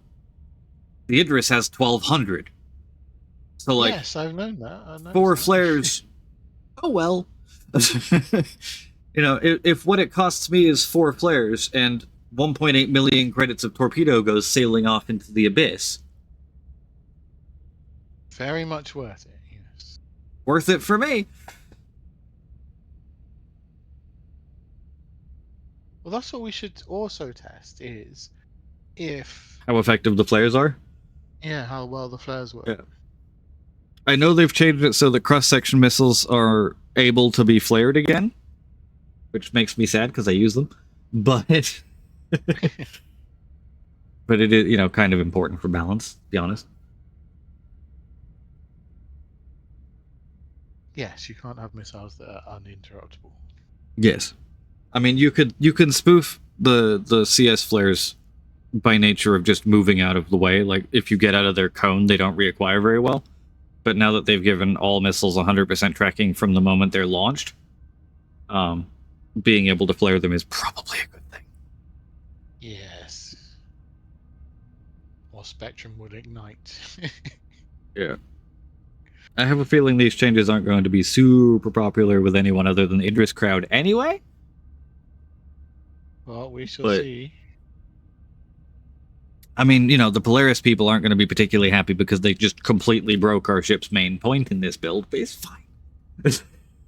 Yeah, unless they get it sorted by the time... I mean, I'm assuming, you know, something glaring and obvious like the Polaris cannot fire its torpedoes is probably going to be pretty openly on their radar already, given that one of the major features of this patch is the torpedoes. And the rebalancing of such. What, someone try and shoot at you? Yeah. Oh no, it's a criminal. Wait, he's in an Idris.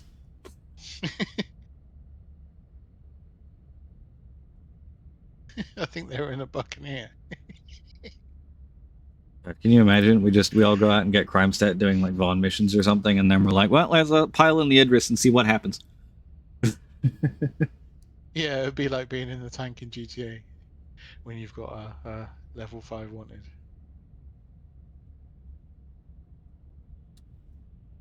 Right, I am somewhere near the vicinity of Yela. I see you are by OM. You may want to quantum directly to me as opposed to OM1 because I probably moved a good like 40 kilometers from there.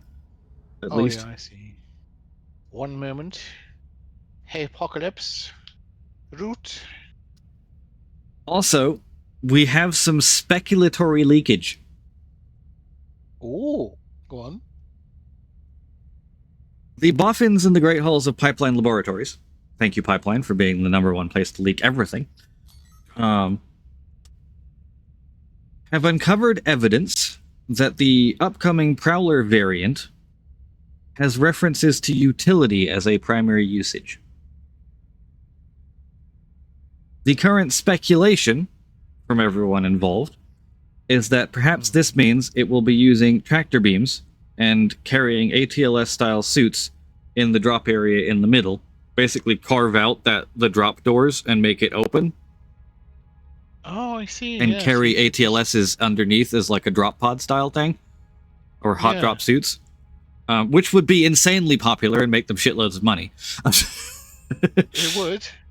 But that is the current speculation, is that That would the be really upcoming Prowler variant has the middle bit cut out and is using tractor beams and cargo grid area on that central section to carry and then drop ATLSs out of the ship. And then obviously, pick them back up again with the tractor beams. Yeah, that would be amazing. That, like, if you had even 2 or 3 of them, the amount of firepower you could deposit onto a surface of something in very quick time. Is your hangar door open, or is my MFD lying to me? No, everything's shut. Okay, my MFD is just lying Also, to me. it says Excellent. you're 10 kilometers away, and on my screen I can see I'm 20 kilometers away. Yeah, I'm definitely 21.7 kilometers away from you. You're definitely 9.9 kilometers away from me. When I fire this Stalker 5 torpedo, what happens? Yes. Let's see. Hang on, I haven't got me. There we go. The Stalker 5 has been fired. I see it coming. It's currently traveling at like 500 meters a second, because it is So on about my twice screen, as it's going fast. Way to the right. Yeah, it's just sailing past me on my screen. Off it goes. Off You yellow. just teleported from my screen. Hello. Also, we have a constellation. Okay. Hello, constellation. What are you? Long-range scanning work? Boomers are. In a constellation Andromeda. And once again, not getting any of the updated scanning HUD info at all. Cool. Fantastic. He's got a bit of damage on him. Right. We are now 3.6 kilometers apart. You see that distance, yes? Hang on, let me just flip around. I'm not actually looking at you. Yes, I see 3.8. Okay. That's nearest damage. Yeah, 3.8. That Connie is doing flybys on you. I don't know what's... I shoot a size 5 Stalker missile at a constellation. What happens?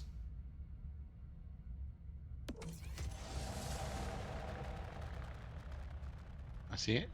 It doesn't track at all. Understood. Oh, my PDC's got it. Did they really? It wasn't even aimed at you. PDCs, fantastic at shooting things that aren't actually aimed at you. Let me turn everything off weapon-wise. No, leave the weapons on just in case he tries something stupid. Okay. He has just turned red. Yeah, he just fired a missile at me. Oh, no, Size 5 torpedo away. And he has shot ECM. Missile has been successfully spoofed. That's all my Stalker 5s. I have an Ignite too. That one tracked. He has ECM'd again. That one hit anyway. Oh, really? I mean, it was an Ignite too, so... I mean...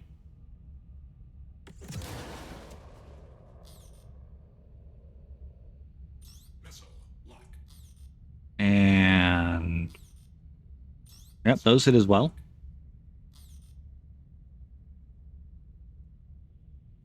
What about the Arrestor 3s? What if we fire off a pair of those? Nope, those just sail off into the distance too. Improved tracking, they said.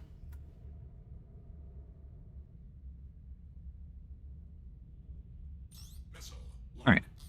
Size 2 torpedo again, or not size 2 torpedo, size 2 missile versus Idris times 4. And then I'm going to go restock. Okay.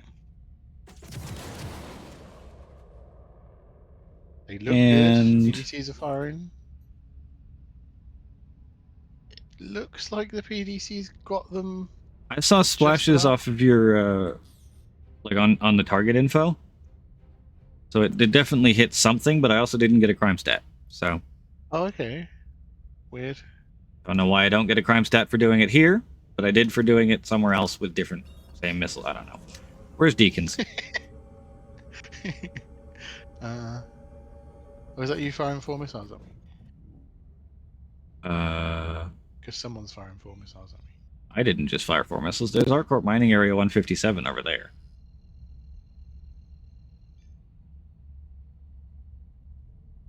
I'm going to Mining Area 157. Okay. If that fails, I'll go to Deacons anyway.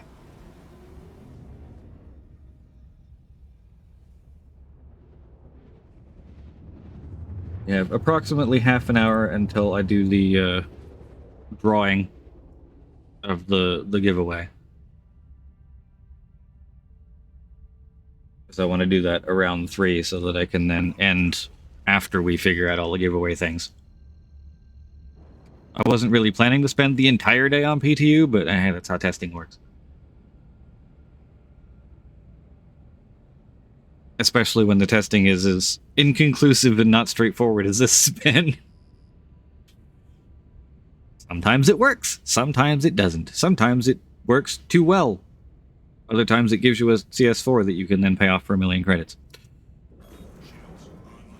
Well, somebody's firing a lot of missiles at me. It's probably that Connie.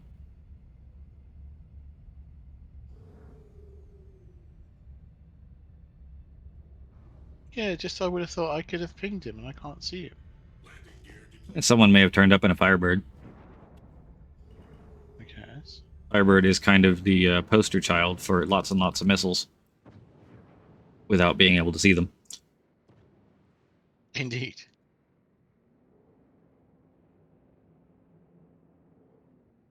Oh, I see what it is. A bit of a rolling end there. 130k restock.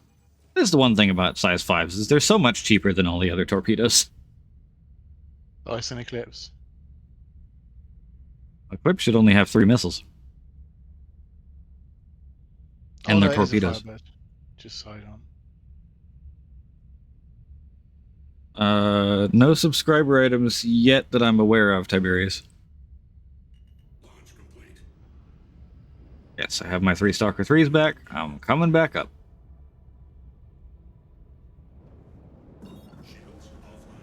It's definitely a Firebird. At least the Firebird, you know, is no threat to you, even, you know. Yeah. He's even used if to he it does as get well. him through.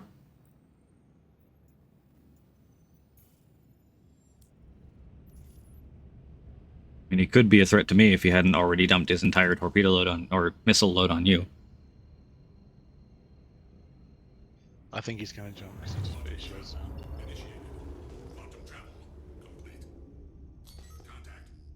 Oh, would you look at that, a Firebird. Momentarily there was a Firebird. Where'd it go? Yeah, he's gone. I think he's gone to restock. New subship seems to be the Valkyrie. That would be...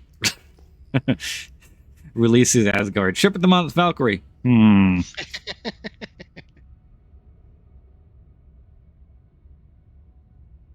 You're showing red to me.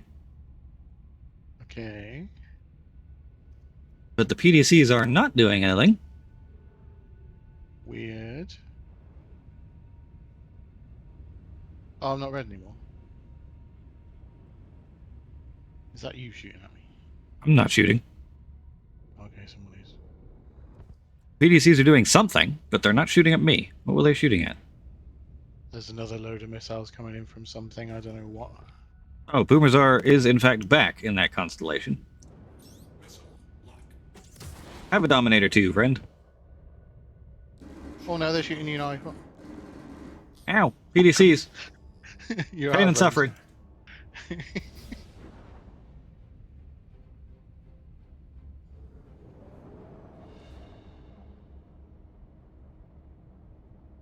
Oh god, I'm getting so low on hydration. I mean, to be fair, you could run down to the med ban and no one would really be a threat to you. Yes, that's what I'm doing. I've got my shiny gold armor on.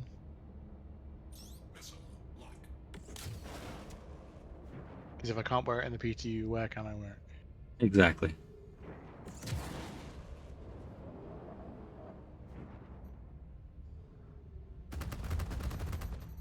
Aha!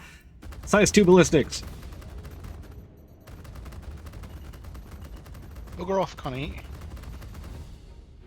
We're trying to test stuff here. We are testing. Have deadbolt. I'm only a crime because I'm testing.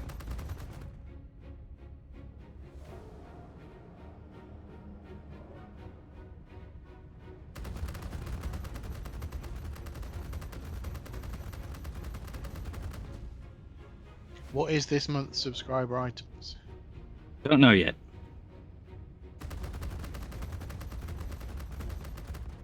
Oh, that was a little jumpy. Round we go, round we go. I think I can hear PDCs doing stuff. Definitely can hear PDCs doing stuff. Shields under fire.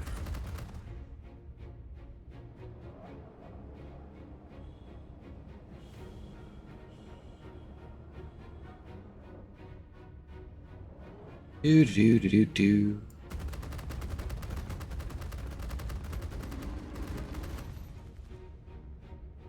There's that sound when you're getting your hull shot with something.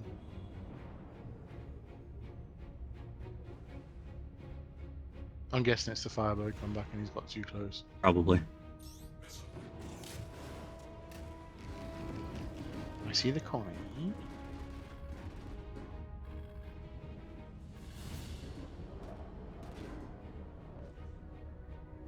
Man, those things have too much firepower.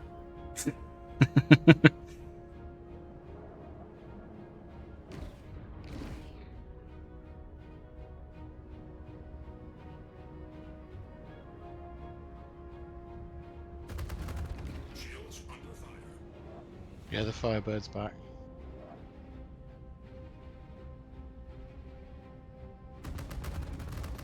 He's gone completely red in the hole from getting too close to the PDCs.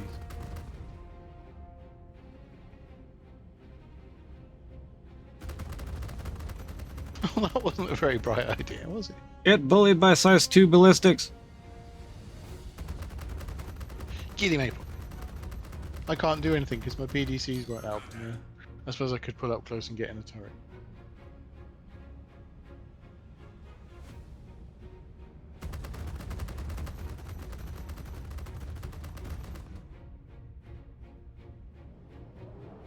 Yeah, I killed the Firebird with PDCs. Of course you did. He's a dead.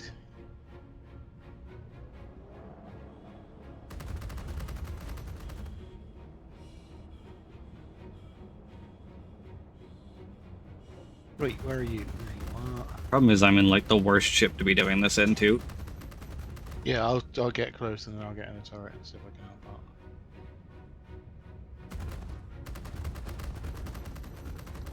Shields under fire. Hello. Hello. How are you?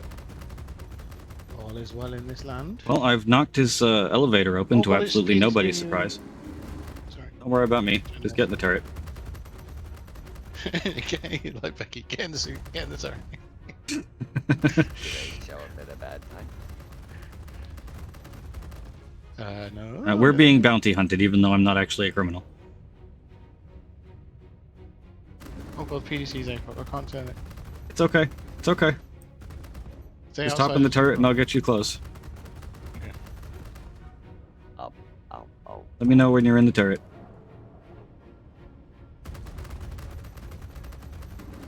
Whee! Come on. I'm getting in the seat. Going up. Which turret are you getting in?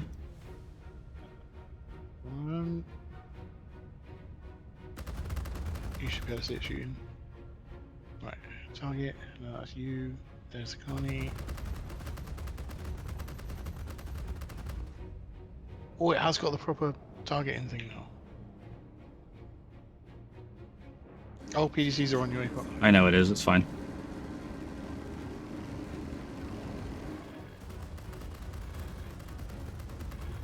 I'm just baiting him into being closer to you.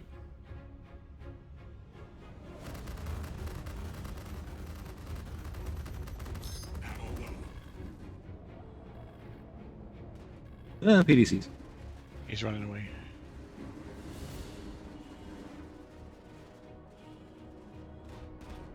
Oh, this is bad.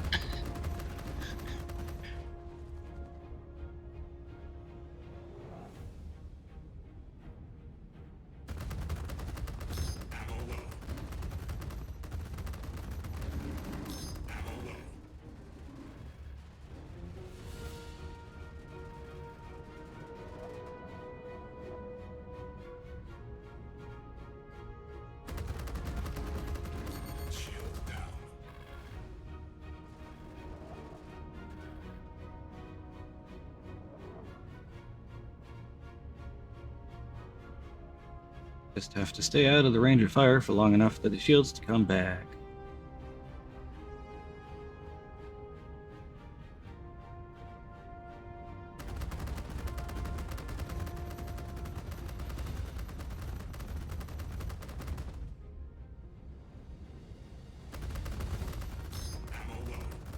I realize the ammo's low.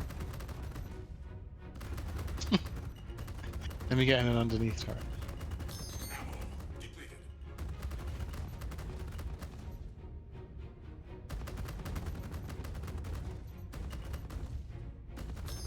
This is multitasking at its best. Up to the ridge, on this turret, back down. And he's gone. He wasted all my ballistic ammo and then he left. God damn it. Classic. Ow. Right, have you got any missiles left to shoot me with? I do have the 3 Stalker 5s left. Cool. Back to testing, at least until that Firebird shows up and sends me back to Grimhex.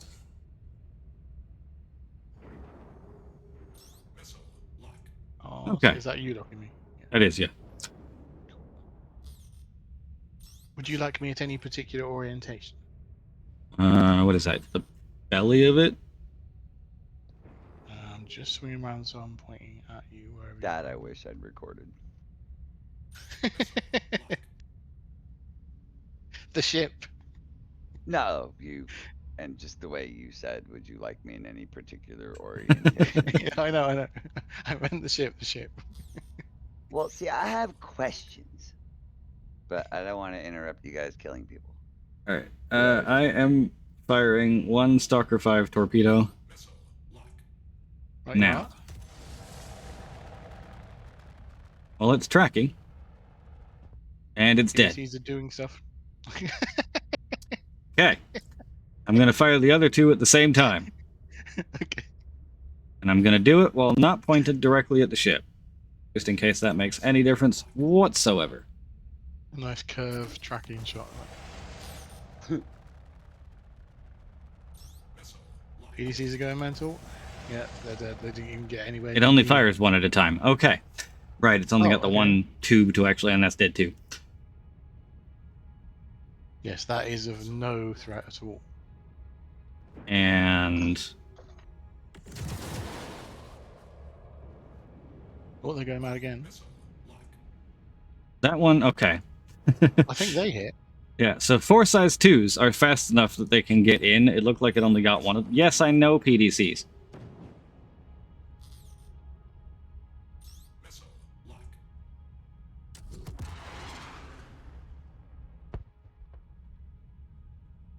That blew it up right by you on my screen. Yeah, it didn't even make it barely out of the tube. Bang, bang, and bang. Yep. God, those PDCs are fearsome. Yeah, it's not. Well, it's a bit sneaky how they put the extra 5 in one of either pack, and it's the K pack that's got the laser ones. But still, it gives you a 11 total, which is a lot. Thank you for the follow, T-Sims. Appreciate you. I'm going back to the place. You know the missile ones? They're not available in this PTU, and I don't know why. What, the missile PDCs aren't showing up? No, they're just not a thing you can equip. They're not there at all. Huh. I wonder They're if that's front. because they haven't copied for some reason to this build of the PTU, or if there's something wrong with them. Well, I copied my account yesterday, so that should be fine. The front gun is, or the front like torp launcher's obviously copied across because I've got it on. Yeah. So it's not the whole pack that isn't working. So yeah, maybe there's just a problem with them, or the fact that they don't reload. They're trying to rework it or something. Yeah. I'm not sure. Well, I'm headed inside a Grim Hex because by now the Polaris should be back again, and we can try a fresh Polaris again with the Torpedo attempting.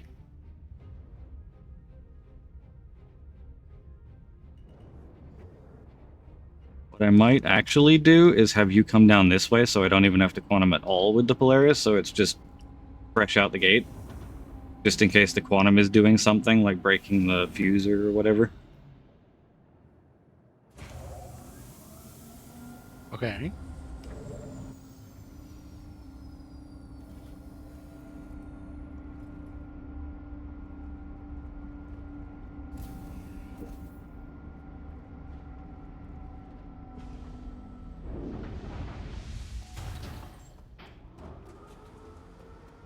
The Vanguard Harbinger. Pilot weaponry, not fantastic. No, I just it's such a nice looking ship. I just don't like that front gun at all. It's too far forward and way too. It just looks out of place. Yeah, it does look really derpy, and then the 4 little size 2s in the nose don't really add very much, and they're at a different velocity to basically any of the weapons you can get for the size 5.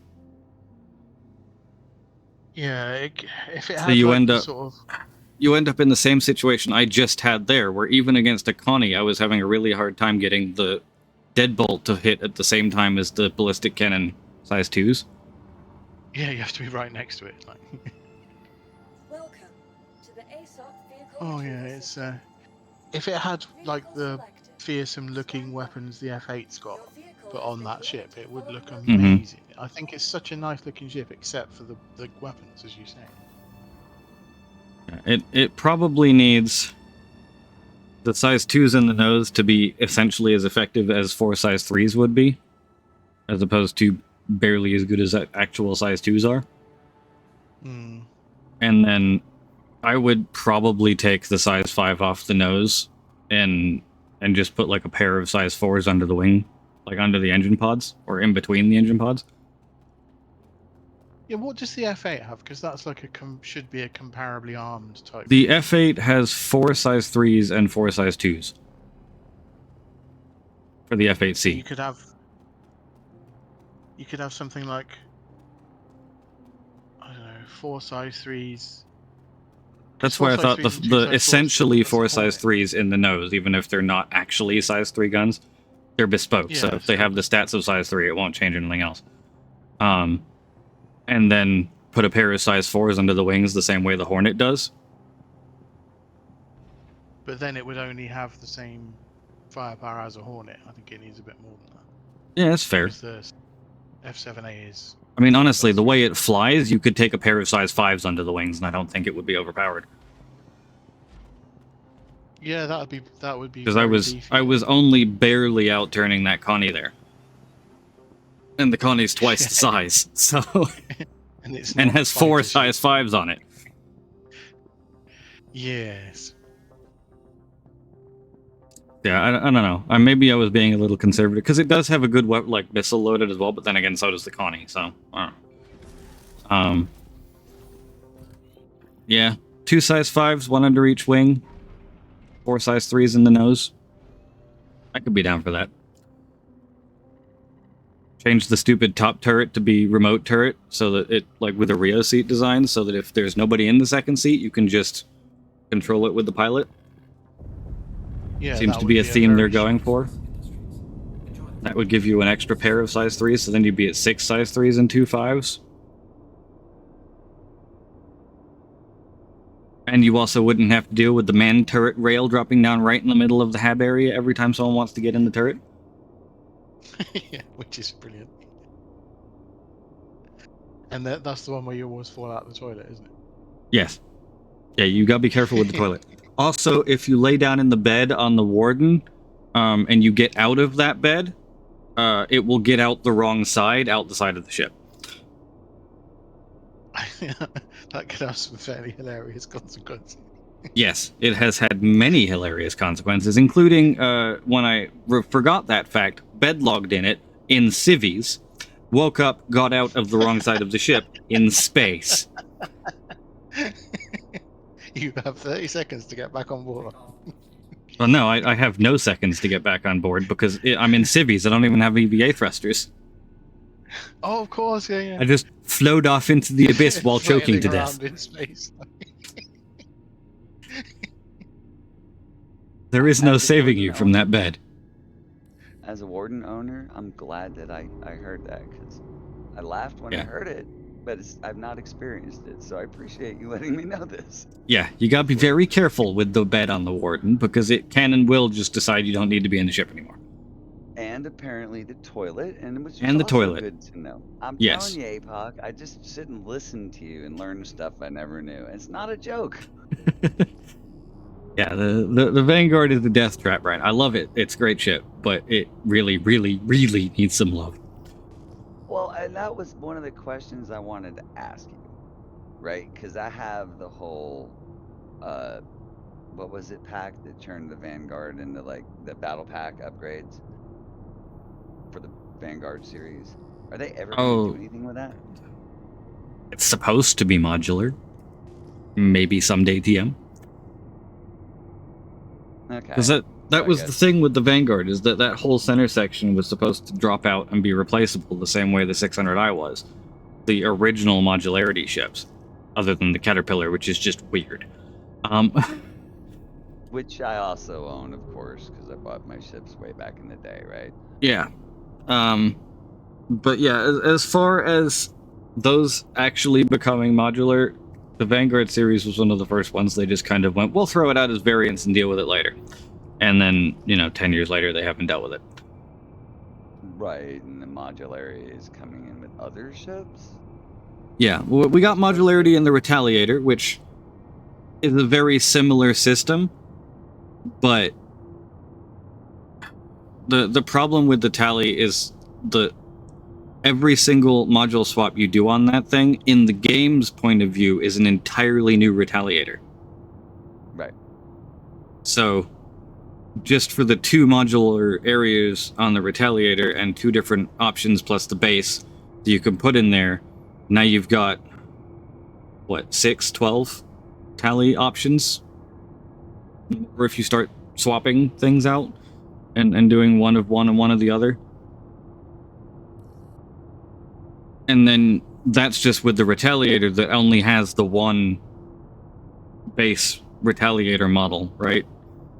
You've got the Vanguard where they've sold it as Sentinel, Warden, Hoplite, and Harbinger. With the Hoplite being the only one that's got, like, significant structural change, and that's why they didn't put in the battlefield upgrades, because, like, the floor plans. The Hoplite is significantly heavier than the other 3 are. And flies like it, too. Which is why it's kind of the black sheep of the Vanguard family, because it sucks. But yeah, the Sentinel, the Harbinger, and the Warden all being hot swappable. Then you can have, like, a Warden with a Sentinel center, and it starts getting really weird because they decided to sell them as distinct ones. Yeah, because that applies to the Hornet series, right? Where you're, in a way, because you're supposed to be able to take out the center ring, so I could put a ghost center ring into I don't know. And with the Hornet series, it does currently work that way with the Mark IIs. Not necessarily the Mark Is. Those are old and not really working that way. But with the Mark IIs, you can take any center turret, even the, like, ghost heatsink cap thing, and put it on any of the other Hornets. With the exception of the F7A nose turret with the 2 size 3s, only goes on the F7A and the Super Hornet. Check Discord General. What am I checking in Discord General? Subscriber store ships. So it's the Valkyrie. And the Cutlass Steel. Oh my god. Oh god. Oh no. CIG releases Asgard, most successful dropship pretty much in existence. CIG a week later. The subships of the month are the 2 least successful dropships of all time. Other than maybe the Prowler. But I'm pretty sure they're not doing the Prowler because halfway through this month they're going to do a gold pass and release the variant. So they don't want to give that away for free to subbies. I mean, the variant will because it's a new ship, but the gold pass won't.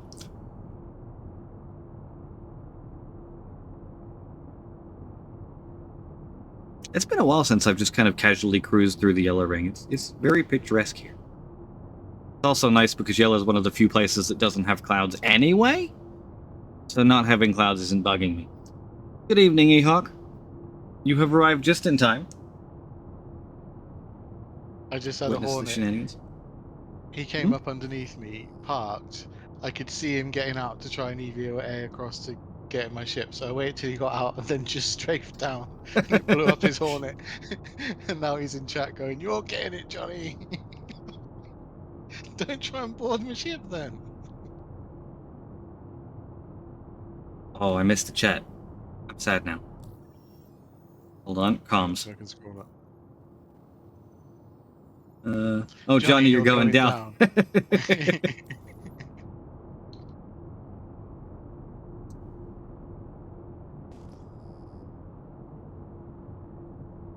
Oh, you got the poo back. I did get the poo back. If you could quantum travel down to me. Hang on one sec. I'm completely out of missiles now. Yeah, that's fine. The main thing I want to test is whether I can fire at you. And how effective that is if it decides to fire. Because that was like the one thing I really wanted to test today. Was like, I mean, I kind of figured the Idris could kill the Polaris with the torp module that no one uses because the laser pointer is free. And the railgun is badass, and even though it's not free, it's got like 500 rounds, and they cost almost nothing to resupply, so it's essentially free. Yeah, it's really bad balance between the 3 options, cost-wise. We've been doing some One is testing, free, one is Ehawk. We always were free. doing some torpedo testing. The Polaris has been entirely uncooperative when it comes to that torpedo testing.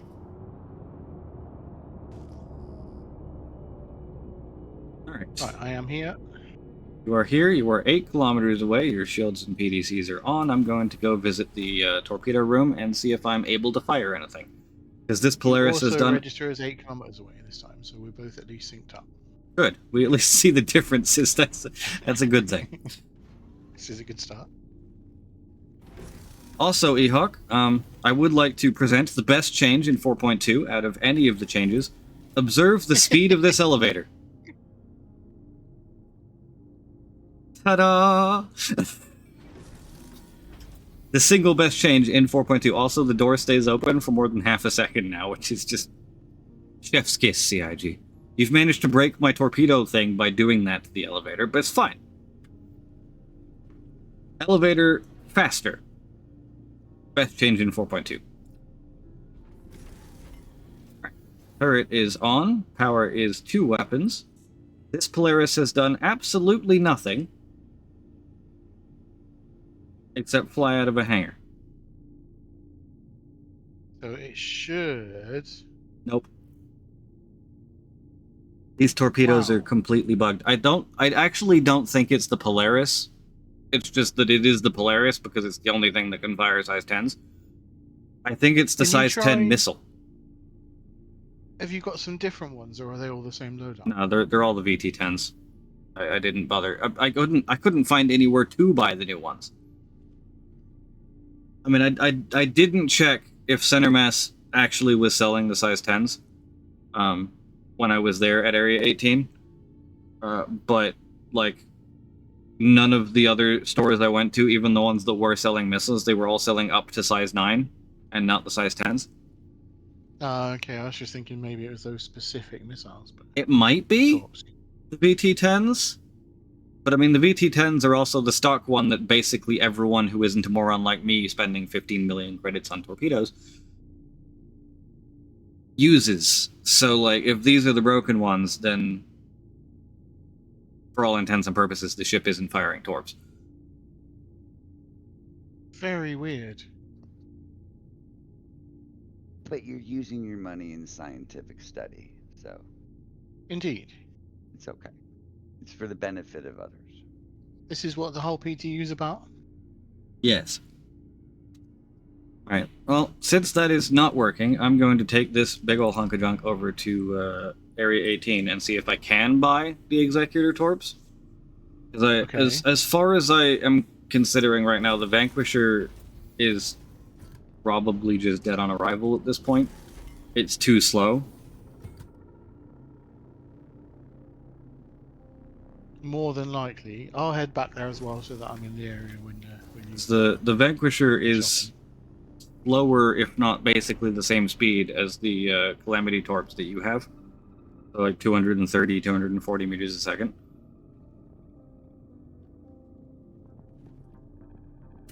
Whereas the Executor Torps are like 325, I think.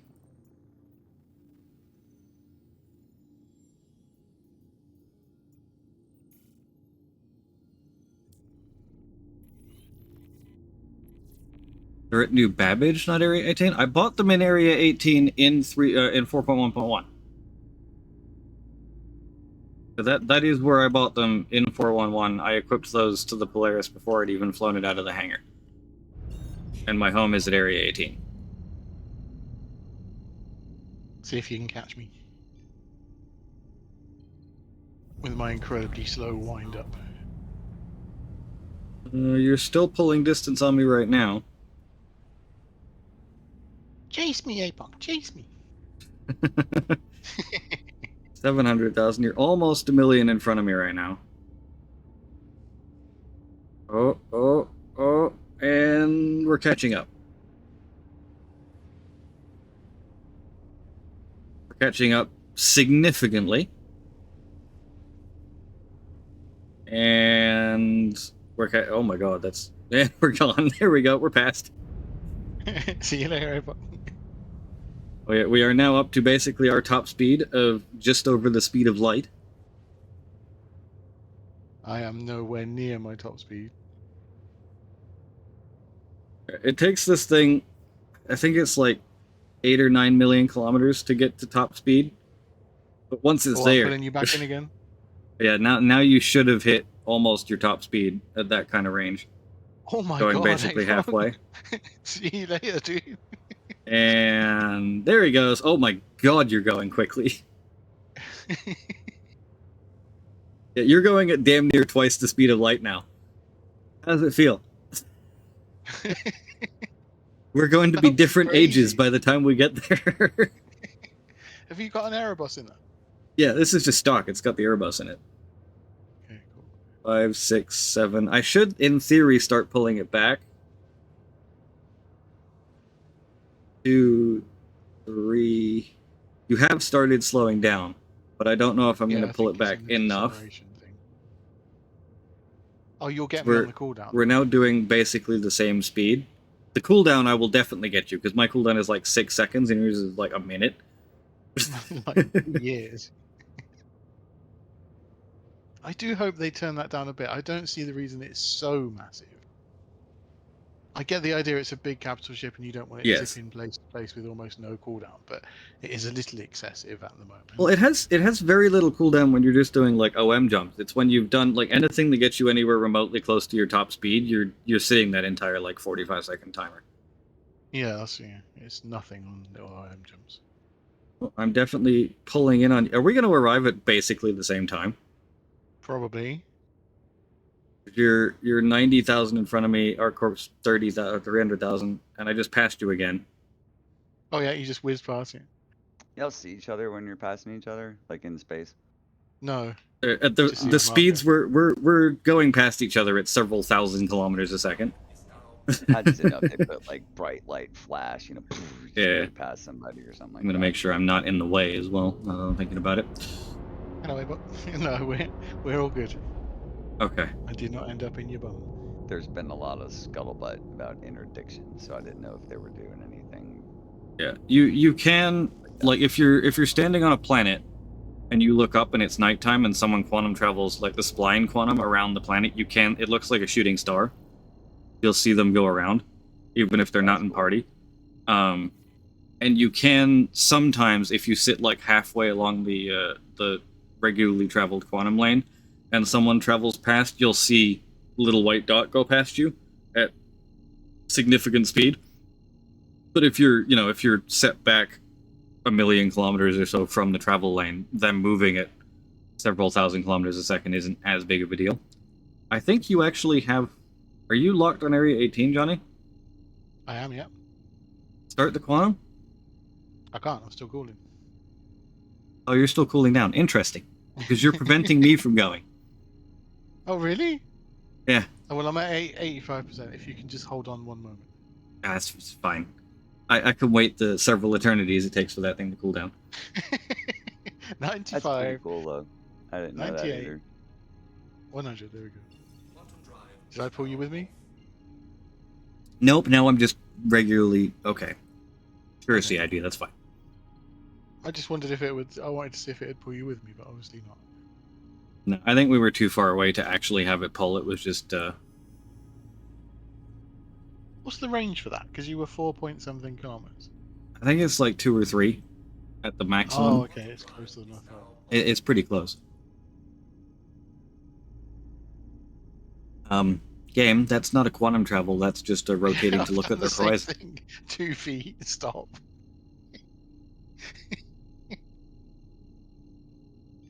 Oh, God. Right this time.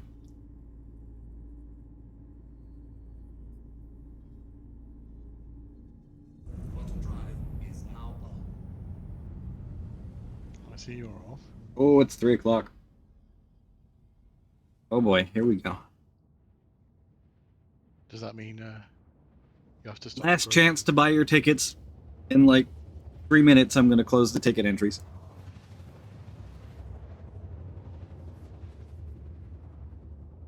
Was exciting? Much excitement. It's a C8R, isn't it?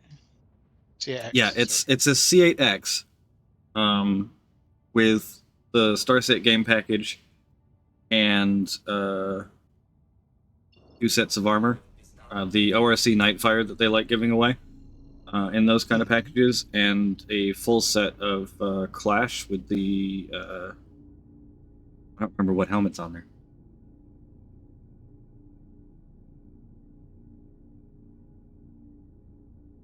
Game, what helmet's on there?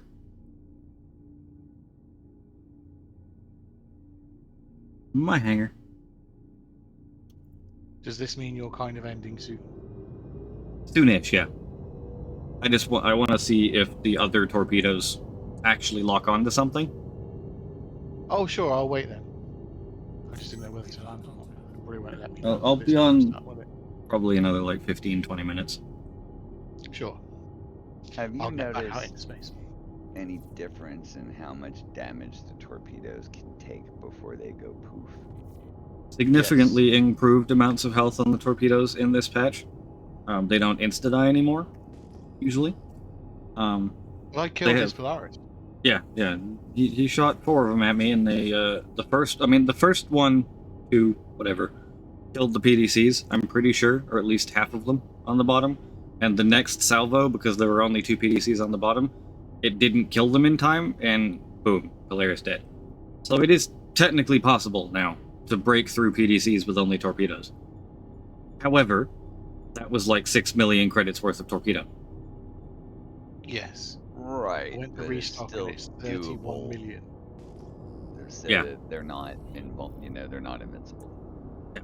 And you also still have a decent chance, at least with all of the other torpedoes. I didn't see the Idris ones really ever do them, or do this, but you still have some chance of the torpedo just deciding it wants to fly off into nowhere land for reasons. It happens. And that's a very expensive flight off into nowhere land for that torpedo. Then be nice to your torpedoes, and they'll stay at home. And then, of course, the other thing is, like, I sat there and didn't fire any flares with a missile warning for, like, 45 seconds. So... I got nothing for the homing joke, did I? No, you get nothing for the homing joke. Oh, okay.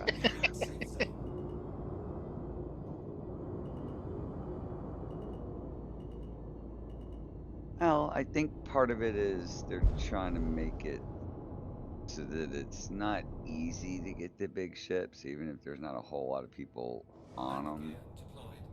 I think, so you can Yeah, have like more the big that ships were are this still big. a giant floating fortress. There's nothing to be taken away from that. It's just the torpedoes are so prohibitively Right. expensive compared to every other Yes. type of weapon, and also the most unreliable kind of weapon. Yes. Well, that's when you have to make your executive decisions. Yeah, my executive decision is, please can we take the torpedoes off of the Polaris and give me a laser pointer? See, Johnny, he couldn't tell that that was a setup for another one of my moments, could he? He's lining them up tonight. I have a tendency to. Oh, don't go to the expo center.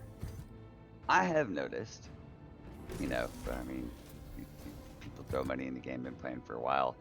You get to Space Marshal, stuff. And I've kind of noticed that some of that seems to be in the loot pool now. Yeah, a lot of the various sub-gear and that stuff is in the loot pool. The executive stuff, for some of it is. I haven't seen any executive arrowheads, but I've seen plenty of pieces of executive armor. What kind of pieces of executive armor? CBH, the PAB 1, ADP executive, ORC Mark 5 executive. Mark X technically exists, but I've only ever seen one, and it was several patches ago.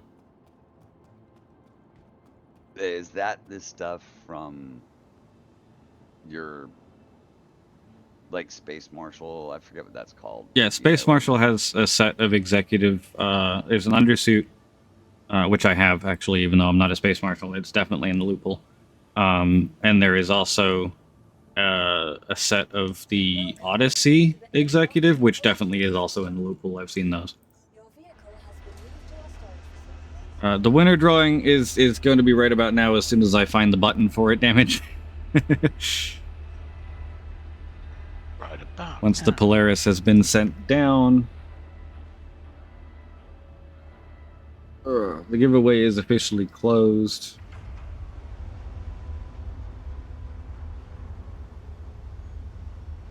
And the other helmet was a Death's Head helmet. That's what it is. With a full set of Clash armor and a Markanda undersuit. And then the full set of RSC Mark X armor and the Stone Skin undersuit. You also apparently get the blue and gold paint for the Pisces in this pack, which I didn't realize until I just opened it right now. Okay. And in 3, 2, 1, and clicking the button. Relson has won the giveaway with a 3.58% chance to win. Congratulations, Ralph. Congratulations. Congrats, Relson. I don't know if Relson is here. Relson is here. Would you look at that? Send me a DM on Discord with your RSI email, and we will get that sent off to you right now.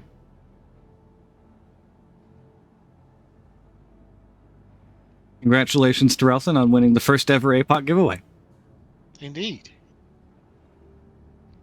Cheers.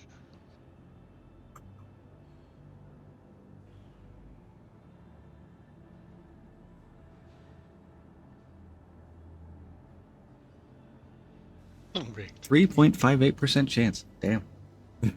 I didn't realize the chances were that low. With there was 31 people in the giveaway. Yes, Stream Elements, we don't need the giveaway thing again. Thank you. It's just trying to help.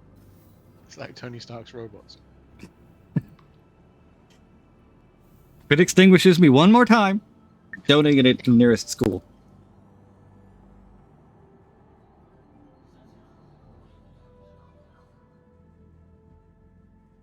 And gift. My password. That email.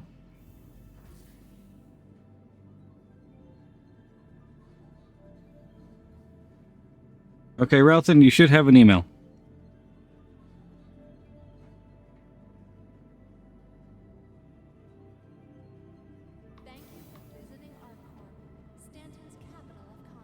I'm not quite done for the day. Probably another like 15 minutes-ish, maybe 20. Depends on how long it takes me to test these torpedoes if they're here.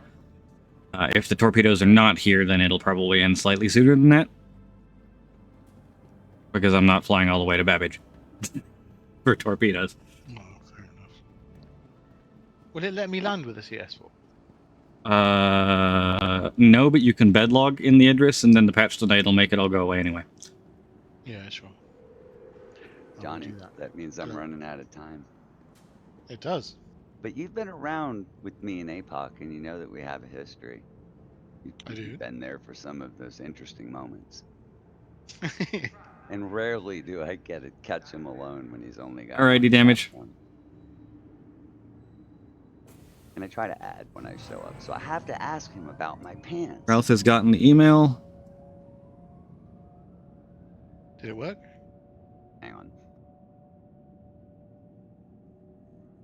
Well, it just poofed out of my hangar, so I'm assuming it's now in Ralston's hangar. Congratulations again. Congratulations again, Ralph, and I'm going to go turn that bot off before it does things again. See you later, damage.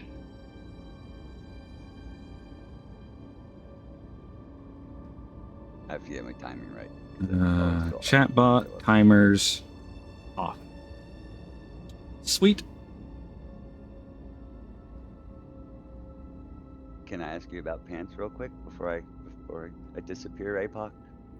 You are welcome to ask me about pants. I can't guarantee I have an answer. Well, I feel justified in this. Nobody picked the setup on that? Come on, dude. You've been around for my armor hunt, right? So, have you seen that there is a set of ADP Mark IV core justified legs now? Yes, there's a full set of ADP Mark IV justified armor.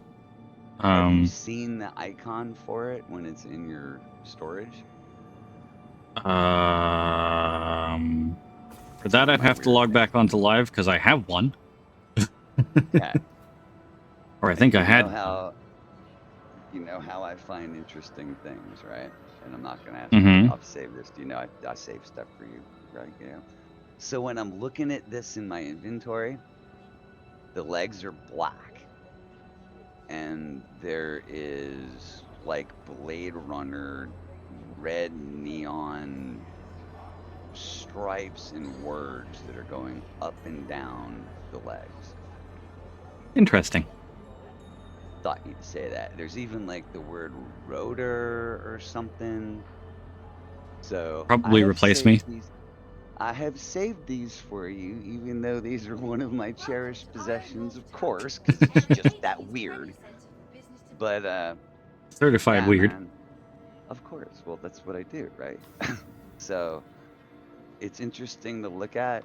I don't know if you'd ever want to put it on a stream just to be like, this is crazy, because it looks like a 1980s Blade Runner old-fashioned bar sign. And I cannot figure out why this would be on a set of white armor. Yeah, the sad part is I really like both of those sets, the Justified and the Righteous set. If they didn't have the Spatesnasli logo in the middle of them, it'd be fantastic.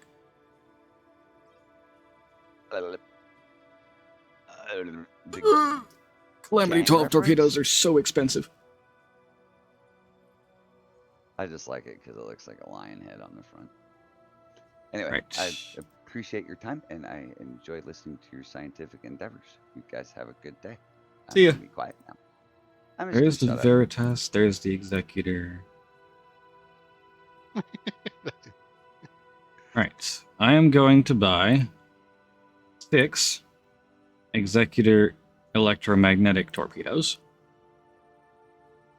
And 6 executive... Oh, I'm out of money. Okay. I'm going to buy 2 executive IR torpedoes.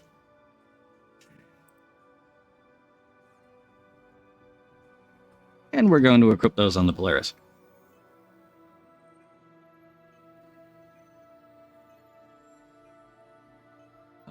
Vehicles.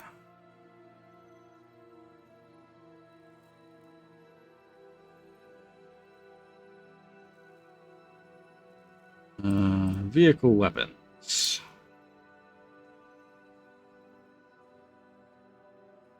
Take the Veritas off. Put the Executor EMs on. You put your left leg in. 1, 2, 3. Are they really? Are they 7? Damn it. Oh, damn it. Last time I bought torpedoes, I bought sets of 8, and there were too many of them. This time I bought sets of 6, and there's too few of them. It's okay. It's fine. We don't need to do very much testing. We're just going to do some testing. There. I now have torpedoes of not only different types, but also different homing types, because the VT-10 is a... No, it's also IR, isn't it? It's not cross-section.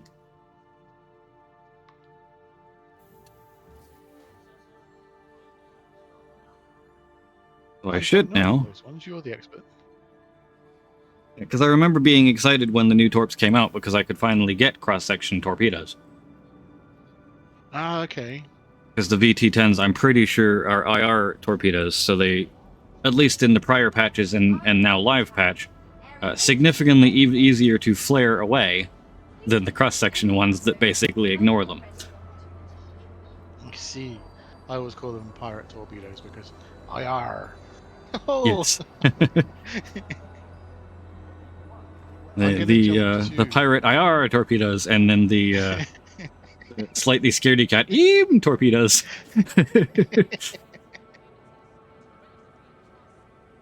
I'm jumping to OM6. Okay, I'll be there in a minute. Oh, sure. Just so you know where I am. Right? Yep. Just got to escape Area 18 again. In its weird flat state. I hope they enable clouds again tonight.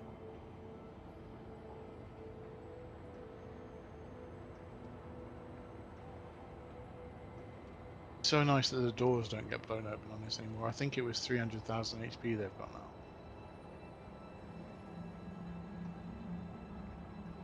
God, it looks so weird from up here without clouds. You can just see it really does across the entire planet. And it's funny because like ArcCorp hasn't really even had clouds for that long. It's been what, since like 324? Yeah, recently. It's been about a year since ArcCorp got clouds, and it already feels so weird seeing it without the clouds. Yeah, it's what, like, I think because we play so much that we don't see these like gradual changes because we just adapt to them and get used to them straight away. But the thing that really shocks me is like when I watch a YouTube video of gameplay from 2 years ago, suddenly it's like everything's different. The UI is different. The way you interact with stuff is different. You know, like it's like, oh god, this. But you don't realize because it's so gradual. Especially when you get patches like 324 that changed so much about how we interact with the game around us.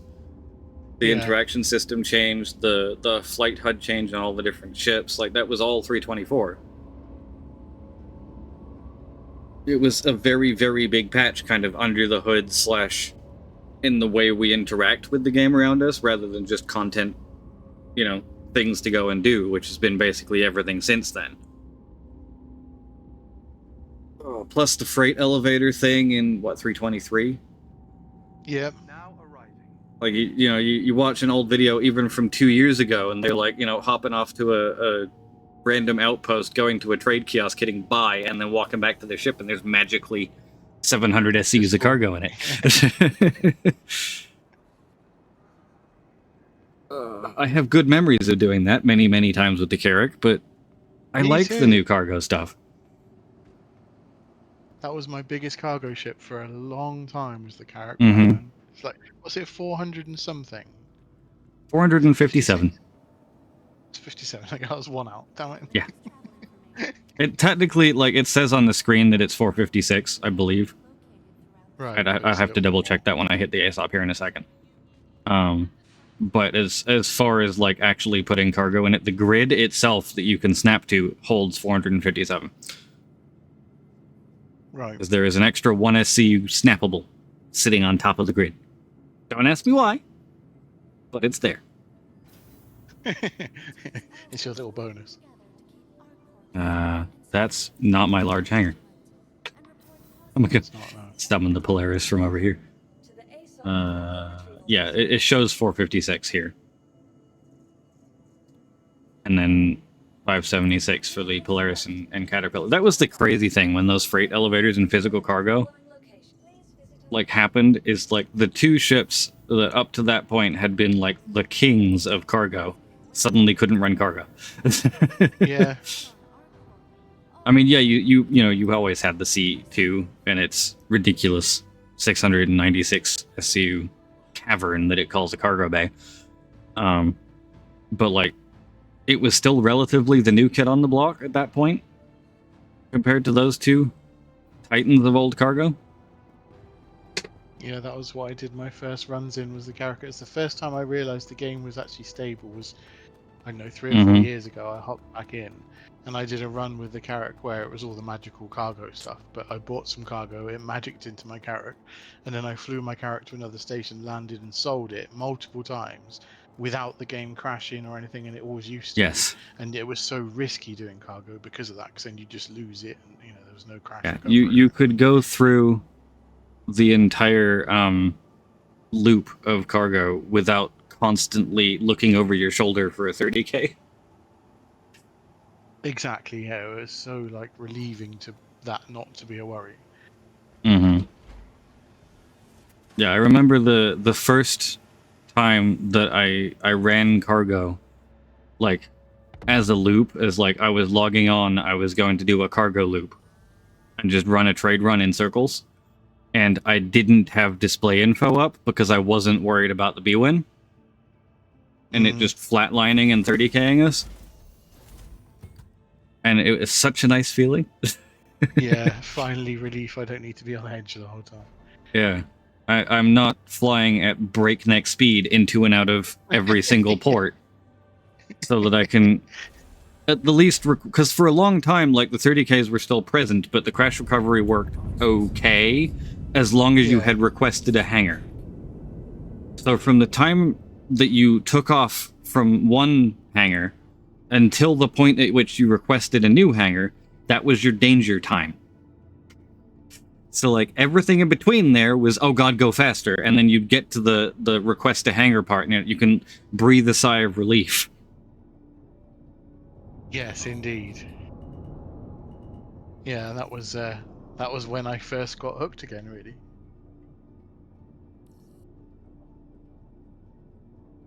Yeah, it's definitely when my playtime kicked up again, was when the 30Ks kind of mostly became a thing of the past. I think it was, 318 I dabbled in a decent amount, but 318 was a shit show. I missed all that. 317 was really good. Like, genuinely, 317 was a fantastic patch. It was incredibly stable. You still had the occasional, you know, the server's been up for longer than 8-9 hours. You start looking over your shoulder like, how long do I have? But, like, as far as going out and playing the game, like, if you logged into a nice low pop shard and there wasn't, you know, 20, 30, 40 people maybe on the shard, and it hadn't been up for super long, you could always tell because the B1 was alright and the frame rate was still up there above 20. You knew that you were going to get 4, 5, 6 hours out of that patch. There wasn't a crazy amount of stuff to do. It was a lot of bunker running and bounties, because that's pretty much what worked. And or running cargo in circles with the magic cargo. But it was a very stable patch, which is part of why 318 came as such as a shock to so many people. Weren't people just locked out for weeks and weeks and weeks? Yep. We went from a patch that generally just kind of worked to a patch where around half the community couldn't get past the launcher. Like, the launcher would start the game, and then it would crash out or error out of connection failure before you even got to the main menu. Like, it was bad. And then if you did get in, you were still running the gauntlet of 30Ks and trams deciding they wanted to go to space and trams deciding they wanted to go to the center of the planet. Elevators that just kind of dropped you in the middle of nowhere. I had that one a couple times where I got in the elevator. I was like, aha, the elevator, it spawned. I made it past the tram. I get to go to my hangar. The elevator got like halfway to the hangar and then despawned. Brilliant. And I would you will be going further down, sir. I will now be visiting the center of the planet. Yeah, 317 was great. 316 was all right. 315 and before that, you're getting a lot of the 30K instability. The Great Laranite Rush of 312 was definitely constantly looking over our shoulders for the 30Ks. And then after 318, 319 was better,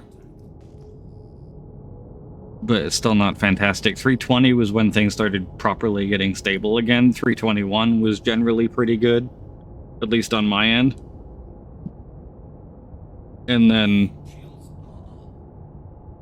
322 and beyond is basically recent at this point. Yeah. Still a lot has changed, though, as I say, in those... A lot has changed from 322 to now. There's a lot of changes. It's nice that there's so much more to do, like the paths and the contested zones. And, yes. You can go out and mine and salvage. I will admit, I was a little bit worried when they said that this year's focus was going to be on bug fixing, and that they opened the year with saying, like, hey, the features are going to take longer. They're going to be delayed. They're going to take a while to come out because everyone's working on bug fixes. And I was sitting here being used to the drop cadence of the last couple years where we're getting like one, maybe two major patches a year, a couple smaller patches, between those. And like it's very feature heavy patches. Without the features, it's just a couple of ships. Yay! Yeah. And then, to have them, we're in June and we're on like the 5th patch of the year. Yes, it's a big change. And every single one of those patches has not just had like new ships and massively requested bug fixes, but also Hathor's come in, contested zones are now in. The Lazarus stuff is in the next patch. We've got the new mining base exterior locations all the way around Stanton and Pyro. And they've run a few good events. They've run a couple events at the same time. The amount of sandbox things you can do are just exploding everywhere, and it's great. And I can target you. Oh, I hear a lock. Now, what's interesting about this is it still says it's too close, but now I have a blue bar. Okay. What's that? That's with the EM torpedo. I don't know what that was going past you. He buzzed you and then vanished off my radar. Well, let me back up from you then. And see if you get See, according to I can still lock you. I'm not hearing any lock sounds, but that's because the lock sound actually happens at my character, and my ears are currently in the camera. Yeah, sure. So that's not new for the Polaris. I don't like the new lock animation. Like, it makes it a lot less clear whether you're fully locked or not, because it used to sit here doing this, and then contract an extra set and start spinning once it was done. And then you knew you were locked. And you knew you were locked. This, it's just like, I'm not locked. I'm locked? ? And yet Urkel says it takes 7 seconds for these things to target. That definitely isn't 7 seconds. You're 10 kilometers away. I'm going to fire 2 of the IRT-10 torpedoes. I'm bracing myself. I have incoming 1, it says. Yeah, it's working on the second one. Give it a chance. There goes the second one. This is the Polaris thing where it does the thing where it doesn't fire them all at the same time. On my screen, they are way off. They're like nowhere near me. Oh, Jesus, camera. Right. remote turret. PDCs are shooting. Oh, PDC blew up one right in front. I see the other one coming in. PDC's got it. Yeah, The they're PDC's got too that like 200 feet in front of me. they're too staggered. I will try a salvo of 4 just for PTU testing. Yeah, sure. But because this one is actually saying now that it's in the correct blue range, which is nice. Okay. But it's so firing that them. Particular thought. How odd. Yeah, it looks like it's just the VT10s. I'm going to swap back to the VT10s because I still have 2 racks of them equipped. Oh, okay, yeah, that would be the final test to prove. Okay, I've got 2 incoming. Visually, they're definitely broken because the jet stream is like way off to the left for some reason. Yes, my ears are currently in a camera, Tiberius. You did in fact hear that right.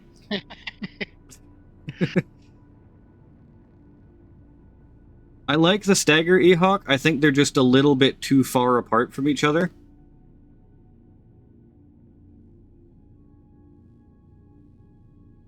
Yeah, the PDCs are having no problem with these. They're not even getting remotely near. Yeah.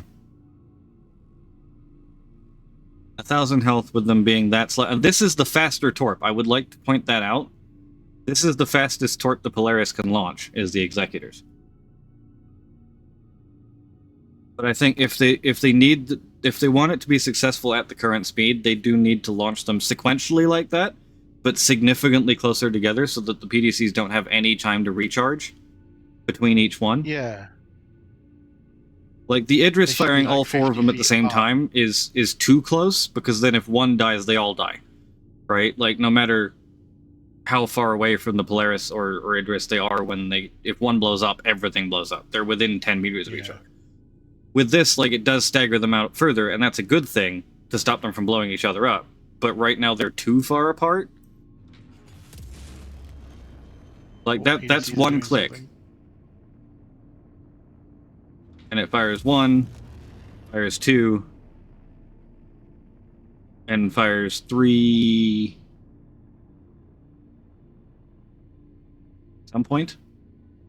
Yeah, yeah. Like you said, Okay, I reckon apparently they need it's to only be gonna like fire 100 feet apart, so that they can't influence each other if they explode, but they're close enough that the PDCs would have to be continuously firing. Yeah, and none of that's getting anywhere close to that Idris. I can't wait for the True Sandbox Valacar either, Ferk. The choke point of those tunnels is just too much. Like the shuttle. I don't like it. Alright. VT10. Oh, would you look at that? It works now? The VT10 is now locking. Weird. So in order to get these to realize they were torpedoes, I had to take the other ones off and replace them with new torpedoes.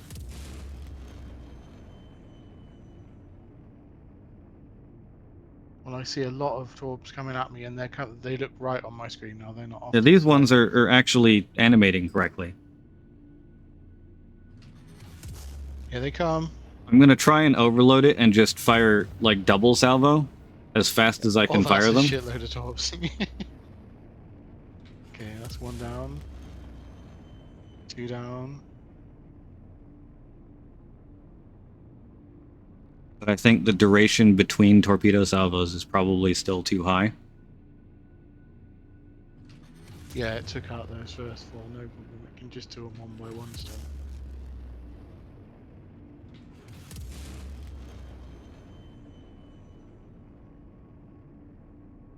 Are these getting anywhere close, or are they just exploding right on the edge? They're probably 200 feet away. I'll record it in a sec once the last lot have come through. This is going to be a set of 3 that's coming in at the end because I got a little impatient with the clicking. Fair enough.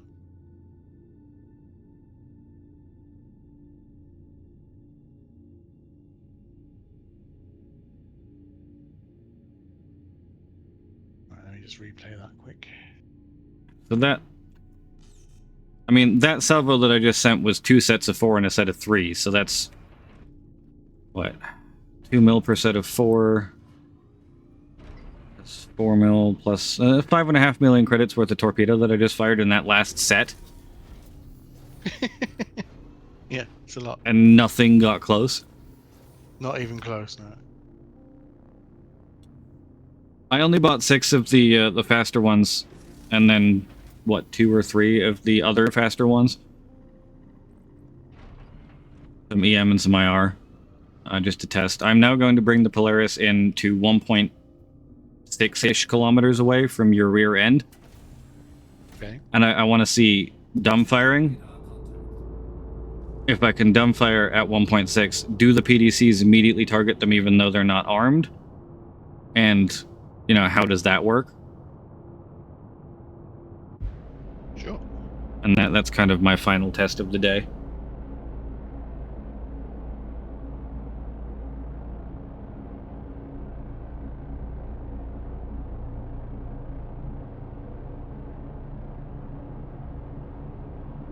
Oh, I'm just clipping that down. I like PDCs, Ehawk. I think that they're a useful addition. I just think that missiles need to have significantly more health, especially the torpedoes if they're going to be this slow. And cost that much. And cost this much. The torpedoes need to be very tanky so that, yes, the PDCs might be able to take one of them, but, like, firing a salvo of, what is that, 11 torpedoes? Essentially, at an Idris. Like, that should require a turret gunner being on point and being like, yo, there's a fuckload of torpedoes coming in. Let's bring some size 3s to bear instead of, you know, just relying on the PDCs doing it. Or the pilot saying, yo, I need to flare now.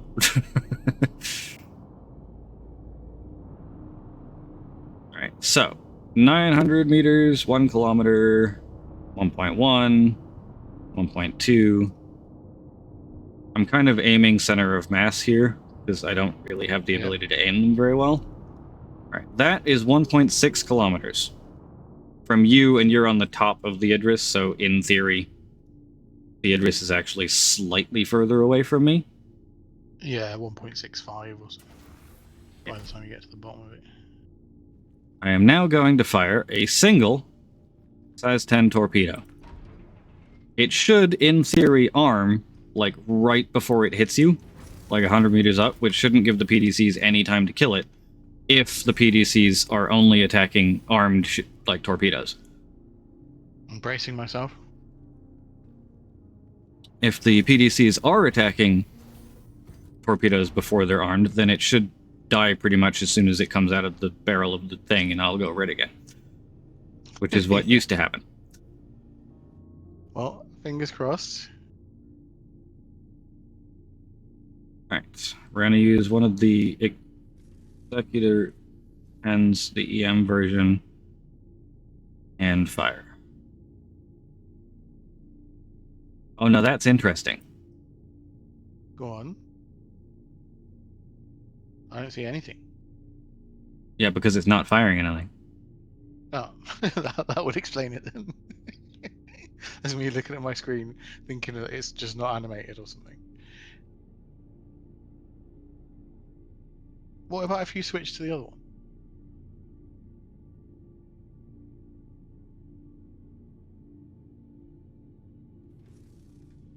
Nothing. That is so weird.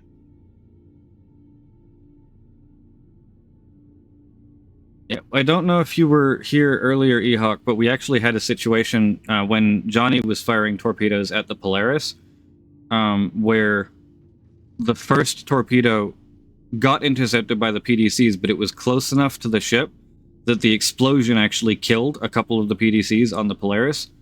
And so the second torpedo he fired, or second volley, technically, because there were only 2 PDCs firing at it, actually got to the, like, it fully impacted and I died. The Polaris just straight up died.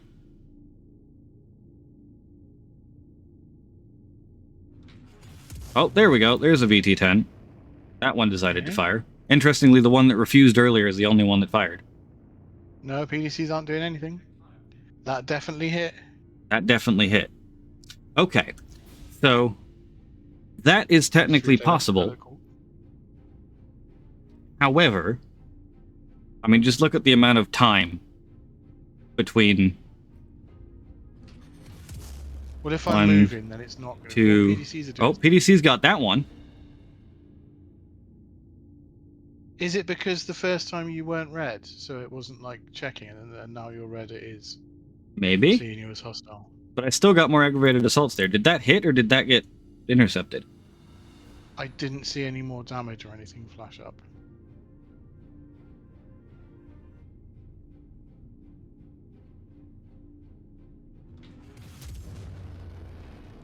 Yeah, they're definitely targeting those. Maybe it sees because it's like... I'm not even seeing it explode. Owned by you. No, me either. But maybe it's because like the torp... Oh, because it's dying before it's armed. Oh, okay. It's like an extension of you, so it's the PDCs are shooting it because you're red, so therefore the torp is also red. Whereas the first time you shoot, the torp is not got any hostile or friendly status associated with it, maybe. It's just neutral.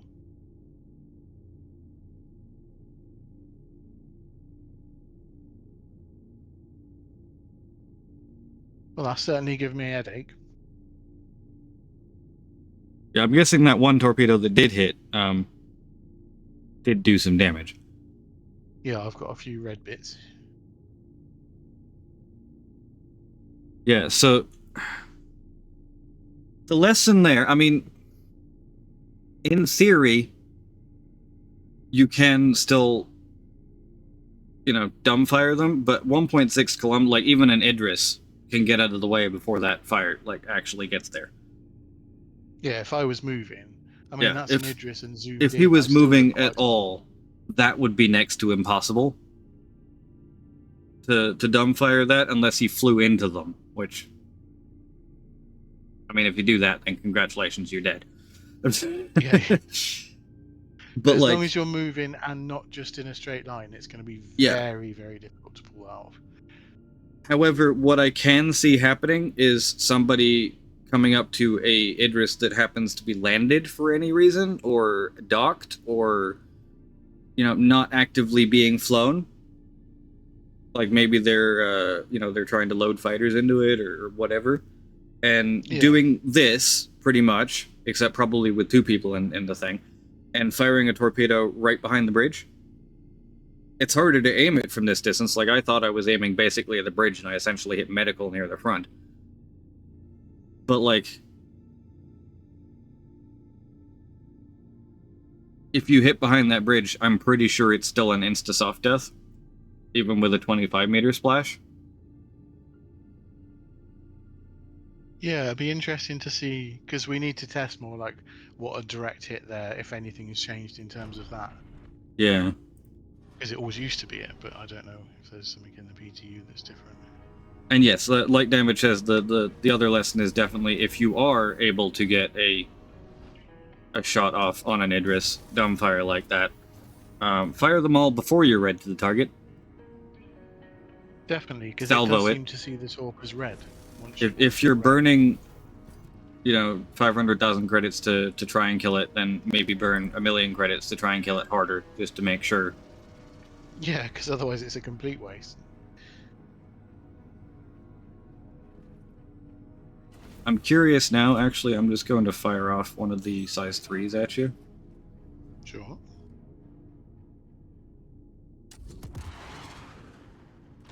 No, PDC's popped it. Amusingly enough, the PDCs are actually hitting me when they're aiming for that, too. Capital on capital PDC action.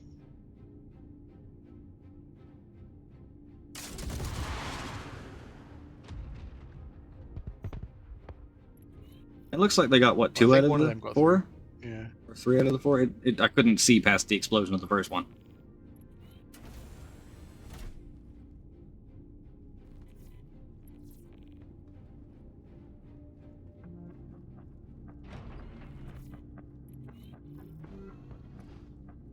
Just reading back a little bit, Ehawk, as I head back to the torpedo room to attempt to fire one more torpedo.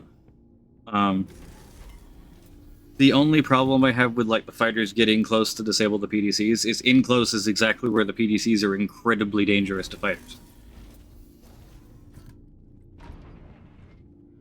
So like, you really need something heavier like an Ares to nuke the PDCs down, like on a pass.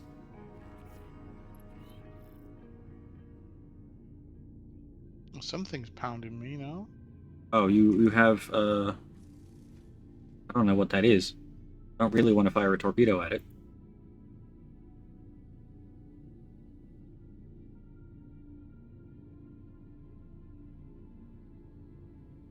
It's too close for me to fire a torpedo at.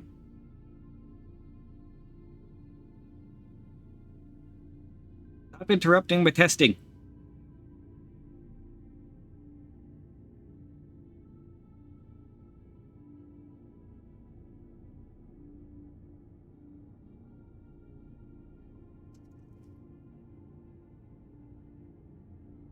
I don't think it's going to be any problem, really.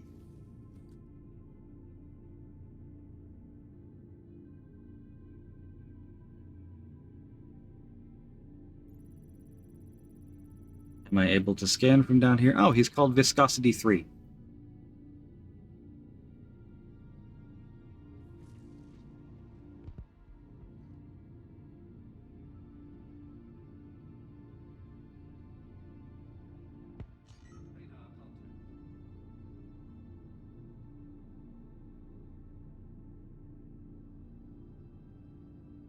Is he gone?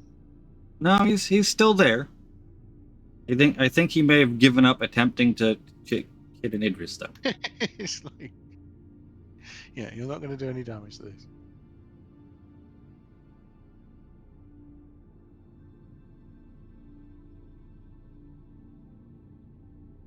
It is weird though, like being in this, because normally, in almost any ship, a hammerhead, fully crewed enemy ship is terrifying, and in this it isn't. And it's weird because you still get that oh shit minute, and then you're like, oh, it doesn't matter.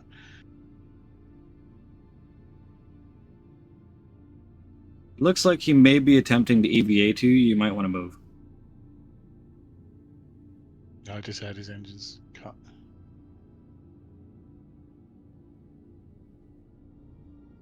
Basically, Ferk, the answer to that is no. I fired a salvo of 11 torpedoes at him from range. Nothing got through. I then tried to go close. We did get the first torpedo through, but then after that, the moment this ship is red to his ship, the PDCs target the torpedoes as soon as they're fired. And as soon as they're fired, like, it's dead long before it gets there. It doesn't even explode because it's not actually armed.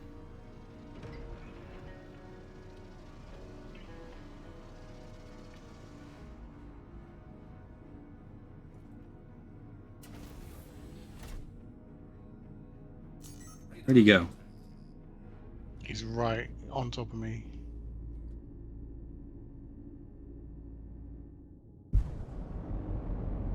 One, two, three, four. No lock sounds.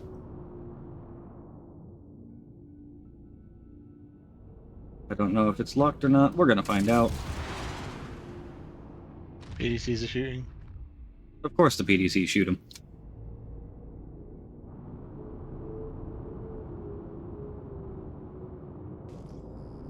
He's parked again, careful. Yeah.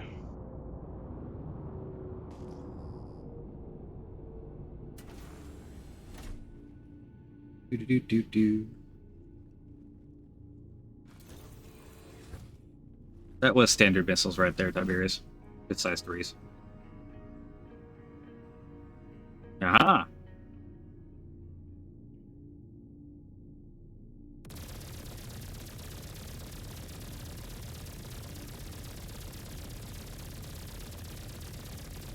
I mean, you could probably just ram him, to be honest. Oh my good lord.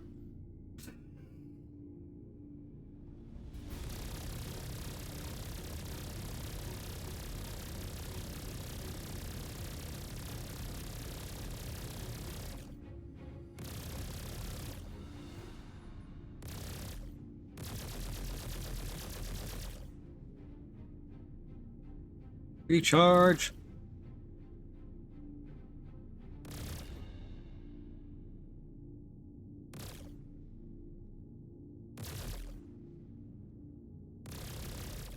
Oh, I'm in nav mode now. He's pretty much done. Uh-oh. Here we go.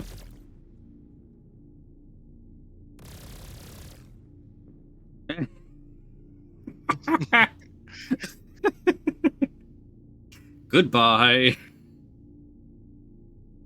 Oh, man. Oh, boy. Okay. Rest in pieces, Corsair.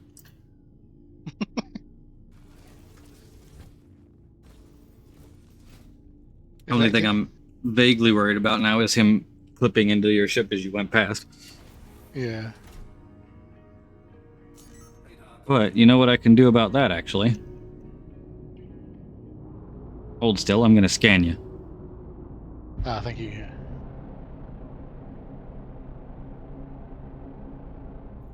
See if I've got any sneaky little buggers on board.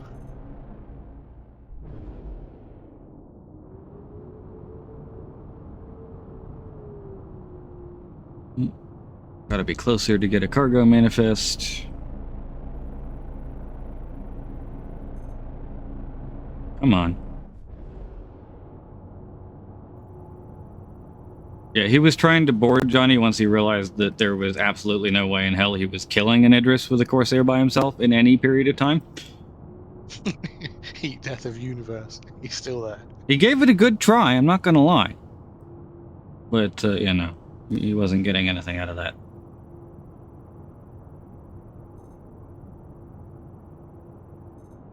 He is on board. He is definitely on board. Barricade the barricade the bridge. Damn it. Oh, did he get you? Not yet.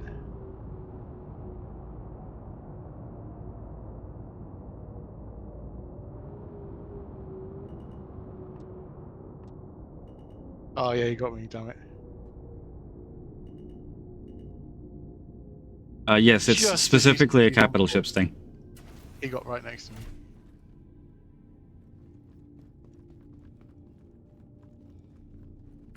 Charge! I don't know if I'm going to be able to get there in time, and I'm pretty sure I only have a pistol, but it's okay, we'll try. See what you can do, eh? He's probably going to fly off somewhere. Yeah, probably.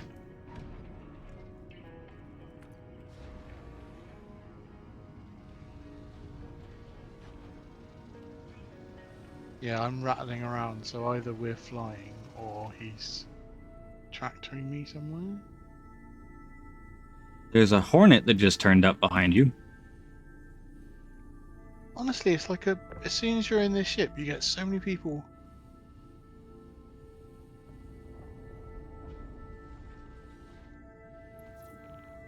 I am on board.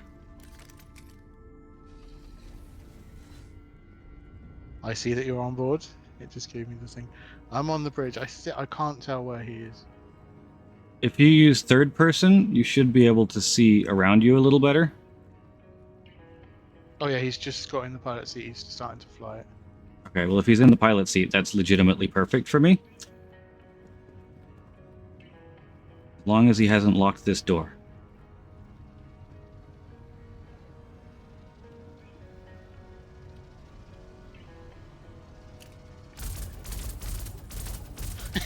Nice job, April.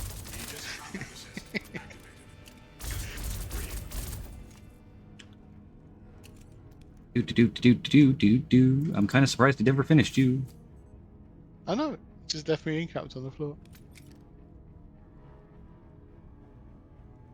I did just leave the Polaris wide open for that Hornet pilot. However,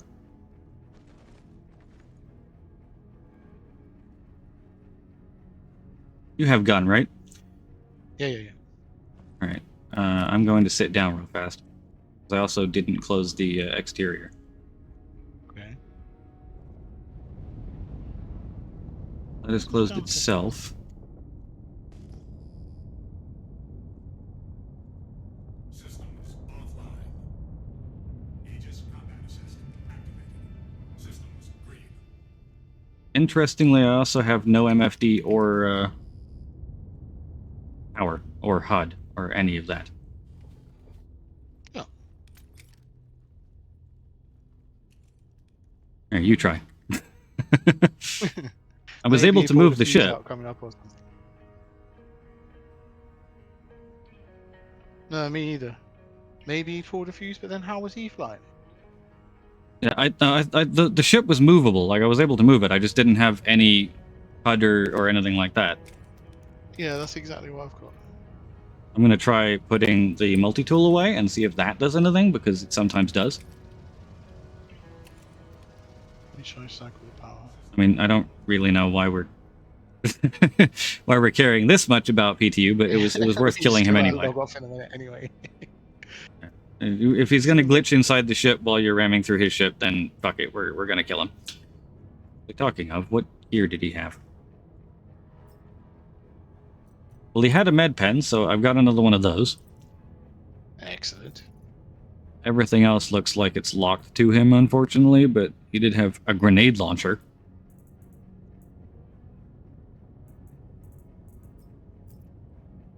Yeah, the only ship I'm seeing now is your Polaris. Yeah, I'm gonna go downstairs and double check the status of your hangar bay, just in case he tried to open all so that the Hornet pilot could get in. Yeah, you could have done. Let me just check outside. No, none of the exterior doors are open anymore, if he did do that. Alright, I have now locked both of the bridge doors. Thank you, thank you. Yeah, you should probably scan my Polaris to make sure it doesn't have any passengers of its own. Just about to. Except I can't see on the MFD. Oh, yeah. Let me switch seats if I can do it from the co-pilot seat, if that's got an MFD.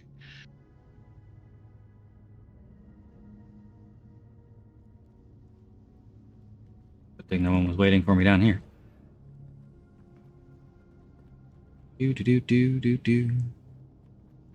Me. I'm going to end in 20 minutes. Also me, doing a friggin' security sweep of an Idris. Okay, I've got MFDs on this one. Okay. Right, scanning. Cargo. Says nothing yet. Let me just scan again, because sometimes it doesn't work on the first. Yeah, you need the scan where it does the, like, goes to 80% and then stops. Yeah, and then scans again afterwards. Alright, hangar bay is clear. Cargo is empty on your ship. I think the Hornet's just buggered off. Yeah, the Hornet probably saw the Idris move and pooped itself.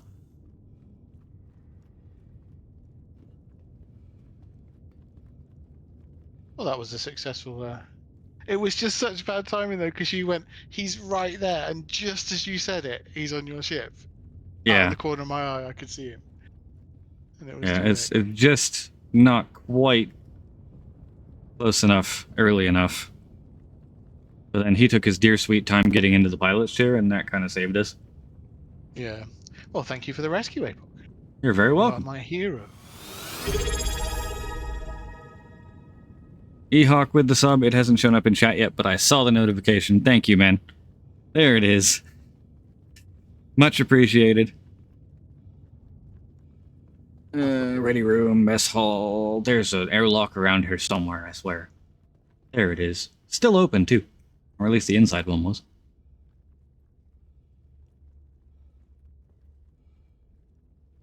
For some reason, I actually can't close that inside one. Weird. It must have been... Maybe it was shot open then, and that's how he... Yeah, it could be he actually didn't glitch inside and he just got into this. But I was able to open the outside door. Yeah, because this is on the other side of the ship. I hear your cat as well. Yeah, Sue has decided. Hello, Fox Cat. Hi, Sue. Yeah, scroll down on the stream. There's a tip button on the right. Donations button in green. If you click on that, I have an incoming call. You know what? It's PTU. Why not? Hello?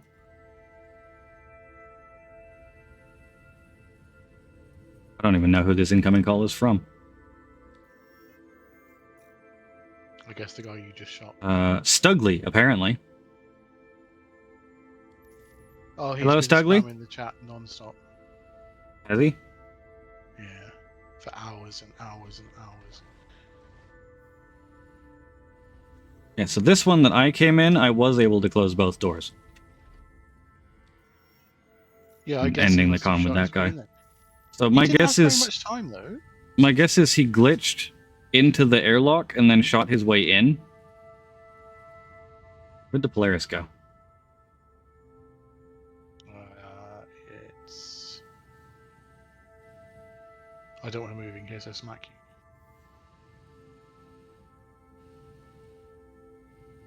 In relation to you, where is the Polaris? Oh, it could have been damage from the torps, actually. It did hit up there near the front. Yeah, that's a good blasted that one open. Whoa. Good point damage. Hello there. Well, hello. I see your MFD's working on that one. Yeah. I don't know why it's not working on the other one. It's cool you can see the MFD through the window. It is, yeah. Although I don't think I can see when you change it. I think it's just stuck on self status. Right. Let me try changing it and see if it... Can you change it now? Nope. I know if it's on, like if I manually switch it to power, and then you change power settings, I see those changes reflected. But as far as third-person viewing MFDs go, I'm the one, like, I could go down there and press the side button to switch the MFD, but you wouldn't see it change, and I would see it change. That isn't synced up yet. Would be funny if I just did this, and that's me. Oh, it's you. Okay. I'd say it would be funny if I just kind of shot the Idris like this, and then the PDCs just nuked me out of existence. Did you see last night? Matt was shooting the Exodus laser right next to Becky, and she was like, "It's not hurting me, it's not hurting me," and then she jumped into it. Dead now. It definitely hurt. Yeah. It's a little bit overkill. Where has that Polaris gone? Hang on a minute. Are you like somewhere where I can't hit you? I was gonna say yes, and then that engine started looking ominous. Okay, yep, you're good. Okay. I'm just trying to work out where it is because I don't have a targeting marker for it in this. Oh no, there it is. Wait, no, that's you. Yeah, it may have actually flown off. I'm still targeting it though. I can see it on HUD, so it's somewhere close. But is that it? Let me ping. It's just weirdly not showing up. You know, like you normally get the directional thing. Yeah. Well, I've got a red target marker. You got a red target marker. Oh, there it is. It showed up again. That's probably you.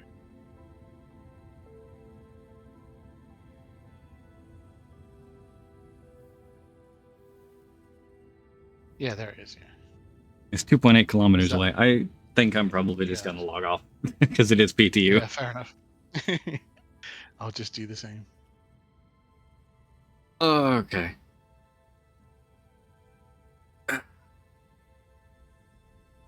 I will just go to that screen and log out of there.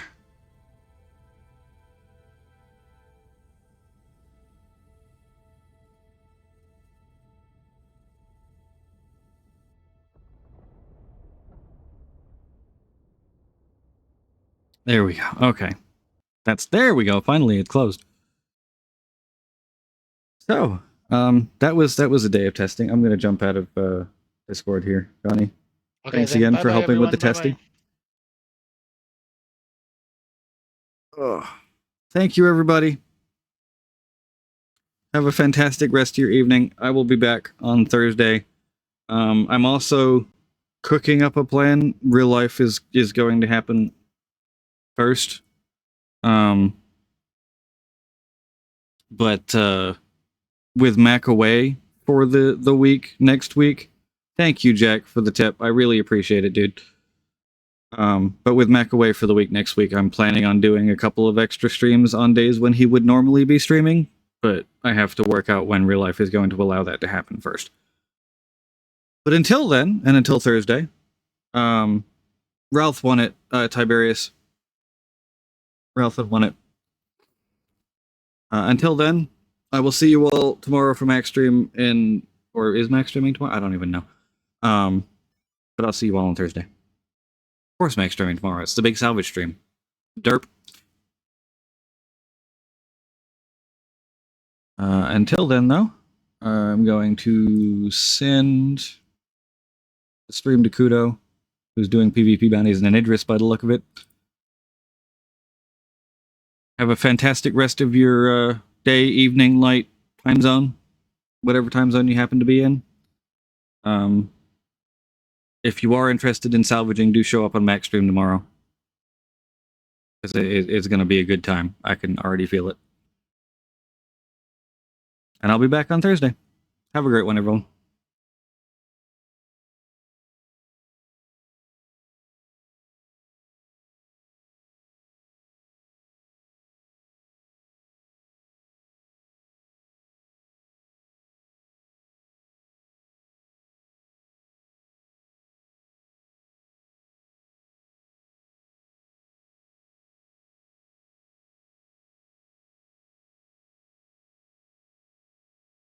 I only have 7 shots.